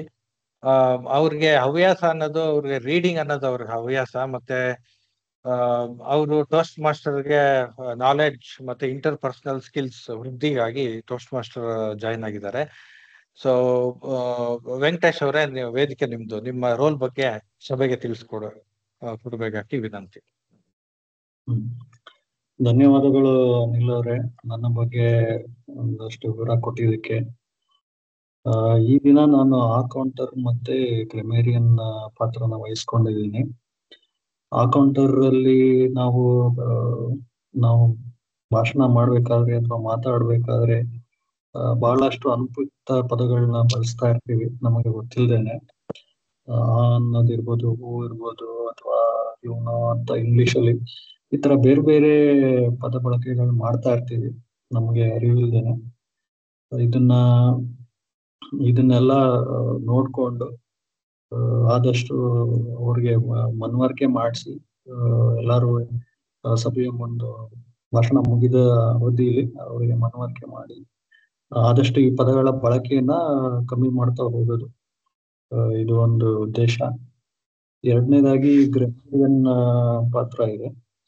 ಗ್ರಾಮರಿಯನ್ ಪಾತ್ರ ಎಲ್ರೂ ಆದಷ್ಟು ಒಳ್ಳೆ ವ್ಯಾಕರಣ ಬಳಕೆಗಳು, ಪದ ಜೋಡಣೆ, ಪದ ಬಳಕೆ ಯಾರು ಚೆನ್ನಾಗಿ ಮಾಡ್ತಾರೆ ಅದನ್ನ ನೋಡ್ಕೊಂಡು ಅವರ ಒಂದು ಭಾಷಣ ಮುಗಿದ ತಕ್ಷಣ ಮುಗಿದಾದ್ಮೇಲೆ ಅವರಿಗೆ ಒಂದು ಸಮಗ್ರ ಮೌಲ್ಯಮಾಪಕರಿಗೆ ಸಹಾಯ ಆಗೋ ರೀತಿಯಲ್ಲಿ ಆ ಒಂದು ರಿಪೋರ್ಟ್ ಅನ್ನು ಕೊಡುವಂಥದ್ದು. ಇವೆರಡು ವಿಷಯಗಳ ಬಗ್ಗೆ ಹೇಳ್ತಾ ನಾನು ನನ್ನ ಮಾತು ಮುಗಿಸ್ತಾ ಇದ್ದೀನಿ. ಆಮೇಲೆ ಸಾರಿ, ಇನ್ನೊಂದು ವಿಷಯ ಏನಂದ್ರೆ ಈ ವರ್ಡ್ ಆಫ್ ದ ಡೇ ಅಂದ್ರೆ ಅದು ಒಂದು ನನ್ನ ರೋಲ್ ಇರೋದ್ರಿಂದ ಸೊ ಈ ದಿನದ ವರ್ಡ್ ಆಫ್ ದ ಡೇ ಜೀವನೋತ್ಸಾಹ ಅಂತ ಇಡ್ತಾ ಇದ್ದೀನಿ. ಈ ಪದ ಯಾಕೆ ಸೆಲೆಕ್ಟ್ ಮಾಡಿದೆ ಅಂದ್ರೆ ನಾನು ಹೋದ ವಾರ ನಮ್ಮ ಸಭೆ ಅಟೆಂಡ್ ಮಾಡಕ್ ಆಗಿರ್ಲಿಲ್ಲ. ಅಲ್ಲಿ ರೆಕಾರ್ಡಿಂಗ್ ನೋಡಿದೆ. ರೆಕಾರ್ಡಿಂಗ್ ನೋಡಿ ಸಾಕಷ್ಟು ಇಂಟ್ರೆಸ್ಟಿಂಗ್ ಆಗಿತ್ತು. ಆದ್ರಿಂದ ಸ್ವಲ್ಪ ಒಂದಷ್ಟು ಹಿಂದಕ್ಕೆ ಹೋಗಿ ಜೀವನದಲ್ಲಿ ಹಿಂದಕ್ಕೆ ಹೋಗಿ ಸಾಕಷ್ಟು ವಿಷಯಗಳನ್ನ ಮೆಲ್ಕ್ ಹಾಕಿದ್ರು ಸುಮಾರು ಅಟೆಂಡಿಗಳು. ಹಾಗಾಗಿ ಕೆಲವು ಒಂದು ದುಃಖ ಪಡುವಂತ ಪ್ರಸಂಗಗಳಿತ್ತು. ಹಾಗಾಗಿ ಜೀವನೋತ್ಸಾಹ ಎಲ್ಲಾರ್ಗೂ ಇರ್ಲಿ, ಅದೊಂದು ನಾವು ನಮ್ಮ ಇದರಲ್ಲಿ ದಿನಗಳ ಜಂಜಾಟದಲ್ಲಿ ಕಳೆದೋಗ್ತೇನೆ ನಮ್ಮ ಜೀವನೋತ್ಸಾಹ ಮುಖ್ಯ ಎಲ್ಲರಿಗೂ. ಹಾಗಾಗಿ ಅದನ್ನ ವರ್ಡ್ ಆಫ್ ದ ಡೇ ಅಂತ ಹೇಳ್ತಾ ಇದೀನಿ. ಇಷ್ಟನ್ನ ಹೇಳ್ತಾ ಸರ್ ನಾನು ವೇದಿಕೆನ ಟೋಸ್ಟ್ ಮಾಸ್ಟರ್ ಆದಂತ ಅನಿಲ್ ಅವರಿಗೆ ನಿಮ್ಗೆ ವಾಪಸ್ ಕೊಡ್ತಾ ಇದ್ದೀನಿ. ಧನ್ಯವಾದಗಳು ವೆಂಕಟೇಶ್ ಅವರೇ. ನಿಮ್ಮ ಇವತ್ತಿನ ಪಾತ್ರದ ಬಗ್ಗೆ ಬಹಳ ವಿವರವಾಗಿ ಹೇಳಿದ್ರಿ, ಮತ್ತೆ ಬಹಳ ಒಳ್ಳೆ ಪದವನ್ನು ಕೊಟ್ಟಿದ್ದೀರಾ, ವರ್ಡ್ ಆಫ್ ದಿ ಡೇ ಜೀವನೋತ್ಸಾಹ ಅಂತ. ಅದನ್ನ ಎಲ್ಲರೂ ಬಳಸಬೇಕಾಗಿ ವಿನಂತಿ. ಇಷ್ಟ ಹೇಳ್ತಾ ನನ್ನ ಎರಡು ಮಾತುಗಳನ್ನ ಮುಗಿಸಿ ನಮ್ಮ toast master of the day Mohan Murthy ಅವರಿಗೆ ವೇದಿಕೆ ಹಸ್ತಾಂತರಿಸ್ತಿದ್ದೀನಿ. ಧನ್ಯವಾದ ಅನಿಲ್ ಅವರೇ. ನಿಮ್ಮ ಪಾತ್ರದ ಬಗ್ಗೆ ಚೆನ್ನಾಗಿ ಸಭೆ ಮುಂದೆ ವಿವರಗಳನ್ನ ಕೊಟ್ಟಿದ್ದೀರಿ. ಈಗ ನಾವು ಸಭೆಯಲ್ಲಿ ಮುಂದಕ್ಕೆ ಹೋಗೋಣ. ನಾನು ಅವಾಗ್ಲೇ ಹೇಳ್ತಾ ಇದ್ದೆ ಏನಪ್ಪಾ ಅಂತಂದ್ರೆ, ಈ ಕೃಷ್ಣಾ ನದಿ ನೀರ್ನ ಹಂಚಿಕೆ ವಿವಾದ ಶುರುವಾಯಿತು ಆಲಮಟ್ಟಿ ಡ್ಯಾಮ್ ಶಂಕುಸ್ಥಾಪನೆ ಆದ್ಮೇಲೆ ಅಂತ. ಯಾರ್ಯಾರ ನಡುವೆ? ಆಂಧ್ರ ಪ್ರದೇಶ, ಮಹಾರಾಷ್ಟ್ರ ಹಾಗೂ ಕರ್ನಾಟಕದ ನಡುವೆ.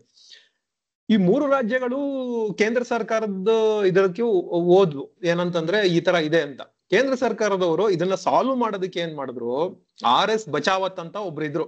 ಅವರ ನೇತೃತ್ವದಲ್ಲಿ ಒಂದು ಆಯೋಗನ ರಚನೆ ಮಾಡಿದ್ರು. ಆ ಆಯೋಗದಲ್ಲಿ DM ಭಂಡಾರಿ ಅನ್ನೋರು ಇರ್ತಾರೆ, ಮತ್ತೆ DM ಸೇನ್ ಅನ್ನೋರು ಇರ್ತಾರೆ. ಆ ಆಯೋಗ ಬಚಾವತ್ ಆಯೋಗ ಅಂತಾನೆ ಫೇಮಸ್ ಅದು. ಇದನ್ನ ಅವ್ರು ರಚನೆ ಮಾಡಿದ್ದು 1969ರಲ್ಲಿ. ಸೊ ಆಮೇಲಿಂದ ಏನಾಗುತ್ತೆ, ಎಲ್ಲಾ ರಾಜ್ಯಗಳು, ಈ ಮೂರು ರಾಜ್ಯಗಳು ಬಚಾವತ್ ಆಯೋಗದ ಮುಂದೆ ಅವರ ಹಕ್ಕನ್ನ ಮಂಡಿಸ್ತಾರೆ. ನಮ್ಗೆ ಇಷ್ಟು ಬರ್ಬೇಕು, ಈ ಕಾರಣಕ್ಕೆ ಇಷ್ಟು ಬರ್ಬೇಕಂತ. ಇದ್ರದೆಲ್ಲ ಸಮಗ್ರವಾಗಿ ಪರಿಶೀಲನೆ ಮಾಡಿ 1976ರಲ್ಲಿ ಬಚಾವತ್ ಆಯೋಗ ಒಂದು ತೀರ್ಪು ಕೊಡುತ್ತೆ. ಏನಪ್ಪಾ ತೀರ್ಪು ಅಂತಂದ್ರೆ, ಆ ತೀರ್ಪಿನ ಪ್ರಕಾರ ಕರ್ನಾಟಕಕ್ಕೆ 700 TMC ನೀರ್ ಬರ್ಬೇಕು, ನೀರು ಅಲೋಕೇಟ್ ಮಾಡಿರ್ತದೆ, ಹಂಚಿಕೆ ಮಾಡಿರ್ತದೆ. ಅದ್ರ ಜೊತೆಗೆ ಒಂದು ಕ್ಯಾಚ್ ಇರುತ್ತೆ. ಈ 700 TMC ನೀರಿದೆಯಲ್ಲ, ಅದನ್ನ ಮೇ 31, 2000 ಒಳಗೆ ಏನಂತಂದ್ರೆ ಕರ್ನಾಟಕ ಸಂಪೂರ್ಣವಾಗಿ ಬಳಸ್ಕೋಬೇಕು. ಇಲ್ಲಾದ್ರೆ ಆ 700 TMC ಕರ್ನಾಟಕಕ್ಕೆ ಮಿಸ್ ಆಗುತ್ತೆ. ಇದು ಕ್ಯಾಚ್. ಅದು 2000ನೇ ಇಸ್ವಿ ಮೇ 31 ಅಷ್ಟೊಳಗೆ ಬಳಸ್ಕೋಬೇಕಾಗ್ತದೆ. ಸೊ ಅವಾಗ ಮುಖ್ಯಮಂತ್ರಿಗಳಿದ್ದು ದೇವರಾಜ್ ಅರಸು ಅವರು. ದೇವೇಗೌಡರು ಆಪೋಸಿಷನ್ ಲೀಡರ್, ವಿರೋಧ ಪಕ್ಷದ ನಾಯಕ. ಸೊ ಅವಾಗ ಏನಾಗುತ್ತೆ, ಈ 700 TMC ಅಲೋಕೇಟ್ ಮಾಡಿದ್ರಲ್ಲ, ದೇವರಾಜ್ ಅರಸು ಅವರು ಏನಂದ್ರೆ ದೇವೇಗೌಡರ ಜೊತೆ ಡಿಸ್ಕಷನ್ ಮಾಡ್ತಾರೆ, ಈ ತರ 700 TMC ಬಂದಿದೆ ಅಂತ. ಸೊ ಅವಾಗ ಇವ್ರಿಬ್ರಿಗೂ ಅನ್ಸುತ್ತೆ ಏನಂದ್ರೆ ನಮ್ಗೆ ಕರ್ನಾಟಕಕ್ಕೆ ಇಲ್ಲಿ ಅನ್ಯಾಯ ಆಗಿದೆ ಅಂತ. ಸೊ ಆಮೇಲಿಂದ ಏನ್ ಮಾಡ್ತಾರೆ, ಸದನದಲ್ಲಿ ಒಂದು ನಿರ್ಣಯ ಮಂಡಿಸ್ತಾರೆ. ಏನಂತ, ಬಚಾವತ್ ಆಯೋಗ ಏನ್ ಕೊಟ್ಟಿದೆ ತೀರ್ಪು, ಇದು ಇದರಿಂದ ಕರ್ನಾಟಕಕ್ಕೆ ಅನ್ಯಾಯ ಆಗಿದೆ, ಈ ಹಂಚಿಕೆನ ನಾವು ತಿರಸ್ಕರಿಸ್ತೀವಿ ಅಂತ. ಅದು ಸರ್ವಾನುಮತದಿಂದ ಅಸೆಂಬ್ಲಿಲಿ ಅಂಗೀಕಾರ ಆಗೋಗ್ತದೆ. ನೋಡಿ, ಇಲ್ಲಿ ಗಮನಿಸ್ಬೇಕಾಗಿರೋ ಒಂದು ಅಂಶ ಏನಪ್ಪಾ ಅಂತಂದ್ರೆ, ಅವತ್ತು ಕೇಂದ್ರದಲ್ಲಿ ಇದ್ದಿದ್ದು ಕಾಂಗ್ರೆಸ್ ಸರ್ಕಾರ, ರಾಜ್ಯದಲ್ಲಿ ಇದ್ದಿದ್ದು ಕೂಡ ಕಾಂಗ್ರೆಸ್ ಸರ್ಕಾರ. ಈ ರಾಜ್ಯದಲ್ಲಿದ್ದಂತ ಕಾಂಗ್ರೆಸ್ ಸರ್ಕಾರ ರಾಜ್ಯಕ್ಕೆ ಅನ್ಯಾಯ ಆಗ್ತಾ ಇದೆ ಅಂತ ಅಂದ್ಬಿಟ್ಟು ಕೇಂದ್ರದಲ್ಲಿದ್ದಂತ ಕಾಂಗ್ರೆಸ್ ಸರ್ಕಾರದ ವಿರುದ್ಧ ಏನಂತಂದ್ರೆ ನಿರ್ಣಯ ತಗೋತಾರೆ. ಸೊ ಈ ತರ ಏನಂತಂದ್ರೆ ಒಂದು ಹಿತಾಸಕ್ತಿನ, ಕರ್ನಾಟಕದ ಹಿತಾಸಕ್ತಿನ ಕಾಪಾಡೋದಕ್ಕೋಸ್ಕರ ಈ ನಿರ್ಣಯ ತಗೊಂಡಿದ್ರಿಂದ ಏನಾಯ್ತಂದ್ರೆ 1979ರಲ್ಲಿ ಆ ಹಂಚಿಕೆ ಇದೆಯಲ್ಲ, ನೀರಿನ ಹಂಚಿಕೆ, ಅದನ್ನ ರಿವೈಸ್ ಮಾಡ್ತಾರೆ.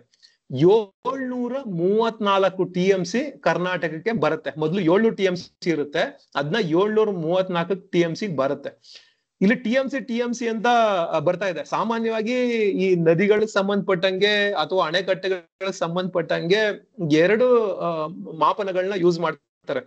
ಒಂದು TMC, ಇನ್ನೊಂದು ಏನಪ್ಪಾ ಅಂತಂದ್ರೆ ಕ್ಯೂಸೆಕ್ ಅಂತ. ಈ TMC ಅಂದ್ರೆ 1000 ಮಿಲಿಯನ್ ಕ್ಯೂಬಿಕ್ ಫೀಟ್ ಅಂತ. ಸೊ ಹಿಂಗ್ ಹೇಳಿದ್ರೆ ಗೊತ್ತಾಗಲ್ಲ. ಈಗ ಅದ್ರದ್ದು ನೀರಿನ ಪ್ರಮಾಣ ಹೆಂಗೆ ಅಂತಂದ್ರೆ, ಅದು ಎಷ್ಟು, ಒಂದು TMC ನೀರಿನ ಪ್ರಮಾಣ ಎಷ್ಟಪ್ಪ ಅಂತಂದ್ರೆ, ಈಗ ನಮ್ಮ ಕಂಠೀರವ ಸ್ಟೇಡಿಯಂ ತಗೊಳ್ಳಿ, ಅದು ಒಂದು 100 ಮೀಟರ್ ಉದ್ದ ಇದೆ, ಒಂದು 68ರಿಂದ 70 ಮೀಟರ್ ಅಗಲ ಇದೆ. ಈಗ ನಾವು ಒಂದು TMC ನೀರ್ನ ಅಲ್ಲಿ ಸಂಗ್ರಹ ಮಾಡೋದಕ್ಕೆ ಒಂದು ಏನಂತಂದ್ರೆ ಒಂದು ಟ್ಯಾಂಕ್ ಕಟ್ತೀವಿ ಅಂತಂದ್ರೆ, ಕಂಠೀರವ ಸ್ಟೇಡಿಯಂ ಸುತ್ತ ಒಂದ್ ಗೋಡೆ ಕಟ್ಟಿ ಆ ಗೋಡೆನ 4 ಕಿಲೋಮೀಟರ್ ಹೈಟ್ ಕಟ್ಟಬೇಕು. ಅಷ್ಟೇ ಎತ್ತರ ಕಟ್ಟಿದ್ರೆ ಒಂದು TMC ಏನಂತಂದ್ರೆ ನೀರು ಸಂಗ್ರಹ ಆಗುತ್ತೆ. ಅಲ್ಲಿಗೆ 700 TMC ಅಂದ್ರೆ ಎಷ್ಟು ಅಗಾಧ ಪ್ರಮಾಣದ ನೀರು ಅಂತ ನೀವು ಯೋಚನೆ ಮಾಡಿ. ಇನ್ನೊಂದು ಪ್ರಮಾಣ ಹೇಳ್ದೆ ನಾನು, ಇನ್ನೊಂದು ಏನಂದ್ರೆ ನೀರ್ನ ಅಳೆಯೋದಕ್ಕೆ ಪರಿಮಾಣ ಯೂಸ್ ಮಾಡ್ತಾರೆ ಅಂತ. ಈ TMC ಅನ್ನೋದು ಸಂಗ್ರಹ ಸಾಮರ್ಥ್ಯನ ಸೂಚಿಸಿದ್ರೆ, ಇನ್ನೊಂದು ಕ್ಯೂಸೆಕ್ ಅನ್ನೋದು ನೀರಿನ ಅರಿವಿನ ಪ್ರಮಾಣನ ಸೂಚಿಸುತ್ತೆ. ಒಂದ್ ಕ್ಯೂಸೆಕ್ ಅಂತಂದ್ರೆ ಕ್ಯೂಬಿಕ್ ಫೀಟ್ ಪರ್ ಸೆಕೆಂಡ್ ಅಂತ. ಒಂದು ಕ್ಯೂಸೆಕ್ ಅಂತಂದ್ರೆ ಒಂದು ಸೆಕೆಂಡ್ ಅಲ್ಲಿ 28 ಲೀಟರ್ 300 ml ಅಷ್ಟು ನೀರು ಹರಿದ್ರೆ ಅದನ್ನ 1 ಕ್ಯೂಸೆಕ್ ಅಂತ ಕರೀತಾರೆ. ಈಗ ಒಂದು ಸಾಮಾನ್ಯವಾಗಿ ಏನಂತಂದ್ರೆ ಇದು 10,000 ಕ್ಯೂಸೆಕ್ 20,000 ಕ್ಯೂಸೆಕ್ ಗಳಲ್ಲಿ ಇರ್ತದೆ. ಈಗ 1,000 ಕ್ಯೂಸೆಕ್ ಅಂತ ಇಟ್ಕೊಳ್ಳಿ. 1,000 ಕ್ಯೂಸೆಕ್ ನೀರು ಒಂದ್ ಸೆಕೆಂಡ್ ಹಿಂಗೆ ಏನಂದ್ರೆ ಹರಿತಾ ಇದ್ರೆ 1,000 ಕ್ಯೂಸೆಕ್ ನೀರು, ಅದರಿಂದ ಈ ನಮ್ಮ ಮನೆ ಮೇಲ್ಗಡೆ ಟ್ಯಾಂಕ್ ಇದಿರ್ತದೆ ನೋಡಿ, ಯಾವ್ದೋ ಈ ಟ್ಯಾಂಕ್ಗಳು, ಅದು 1,000 ಲೀಟರ್ ಟ್ಯಾಂಕ್ ಇರ್ತದೆ ಯೂಶುವಲಿ. ಈ 1,000 ಕ್ಯೂಸೆಕ್ ನೀರು ಹರಿತಾ ಇದ್ರೆ ಆತರ 1,000 ಲೀಟರ್ ಟ್ಯಾಂಕ್ ನ ಏನಂತಂದ್ರೆ 35 ಸೆಕೆಂಡ್ ಅಲ್ಲಿ ಆ ತರದ್ದು 1,000 ಟ್ಯಾಂಕ್ ಗಳನ್ನ ಭರ್ತಿ ಮಾಡ್ಬೋದು. ಸೊ ಇದು ಏನಂತಂದ್ರೆ ಅದನ್ನ ಅರ್ಥ ಮಾಡ್ಕೊಳ್ಳೋದಕ್ಕೆ ನಮ್ಗೆ ಈಸಿ ಆಗತ್ತೆ ಈ ತರದ್ದು ಒಂದು ವಿವರಗಳು. ಸೊ ಇದನ್ನ ಹೇಳ್ತಾ ಮುಂದಕ್ಕೆ ಹೋಗೋಣ ಈಗ. ಆಮೇಲಿಂದ ಏನಾಗುತ್ತೆ, ನಾನು ಹೇಳ್ದೆ ಅವಾಗ ದೇವೇಗೌಡರು ಆಪೋಸಿಷನ್ ಲೀಡರ್ ಆಗಿದ್ರು ಅಂತ. ಯಾವಾಗ ಇದು 1976-79 ಕತೆ ಹೇಳ್ತಾ ಇದ್ನಿ. ಆಮೇಲಿಂದ ಮುಂದೆ ರಾಜಕೀಯದಲ್ಲಿ ಹಲವಾರು ಸ್ಥಿತ್ಯಂತರಗಳಾಗತ್ತೆ, ಏನೇನೋ ಆಗತ್ತೆ. ಆಮೇಲಿಂದ 1994 ಡಿಸೆಂಬರ್ ಅಲ್ಲಿ ದೇವೇಗೌಡರೇ ಮುಖ್ಯಮಂತ್ರಿ ಆಗ್ಬಿಡ್ತಾರೆ. ಅವ್ರು ಮುಖ್ಯಮಂತ್ರಿ ಆಗಿ 4 ತಿಂಗಳು ಆಗಿರ್ತದೆ. 4 ತಿಂಗಳ ಆದಾಗ ಏನಾಗಿರ್ತದೆ ಅಲ್ಲಿ ಅವಾಗ ಅಪೋಸಿಷನ್ ಲೀಡರ್ ಬಂದು ಮಲ್ಲಿಕಾರ್ಜುನ ಖರ್ಗೆ ಅವರು ಈ ಬಚಾವತ್ ಆಯೋಗ ಒಂದ್ ತೀರ್ಪು ಕೊಟ್ಟಿರ್ತದಲ್ಲ, ಯಾವಾಗ ಏನ್ ಹೇಳಿರ್ತದೆ, ಮೇ 31, 2000ನೇ ಇಸ್ವಿ ಒಳಗೆ ನೀರ್ನ ಬಳಸ್ಕೊಳ್ಬೇಕು ಅಂತ. ಅದನ್ನ ಉಲ್ಲೇಖ ಮಾಡಿ ಈ ಬಚಾವತ್ ಆಯೋಗದ ತೀರ್ಪುನ ತೂಗು ಕತ್ತಿ ನಮ್ ತಲೆ ಮೇಲೆ ಇದೆ. ನಾವು ಏನಂತಂದ್ರೆ ಆಲಮಟ್ಟಿ ಡ್ಯಾಮ್ ಬಗ್ಗೆ ಏನು ಮಾಡ್ತಾ ಇಲ್ಲ ಅಂತ ಹೇಳ್ತಾರೆ ಅವರು. ಸರ್ಕಾರಕ್ಕೆ ಇದ್ರ ಬಗ್ಗೆ ಆಸಕ್ತಿ ಇಲ್ಲ ಅಂತ ಹೇಳ್ತಾರೆ. ಸೊ ದೇವೇಗೌಡರಿಗೆ ಆಶ್ಚರ್ಯ ಆಗೋಗುತ್ತೆ, ಏನಂತಂದ್ರೆ ಏನು ನಾನ್ ಬಂದು ಅಧಿಕಾರಕ್ಕೆ ಬಂದು 4 ತಿಂಗಳಾಗಿದೆ, ಈ ತರ ಹೇಳ್ತಾ ಇದಾರಲ್ಲ ಅಂತ.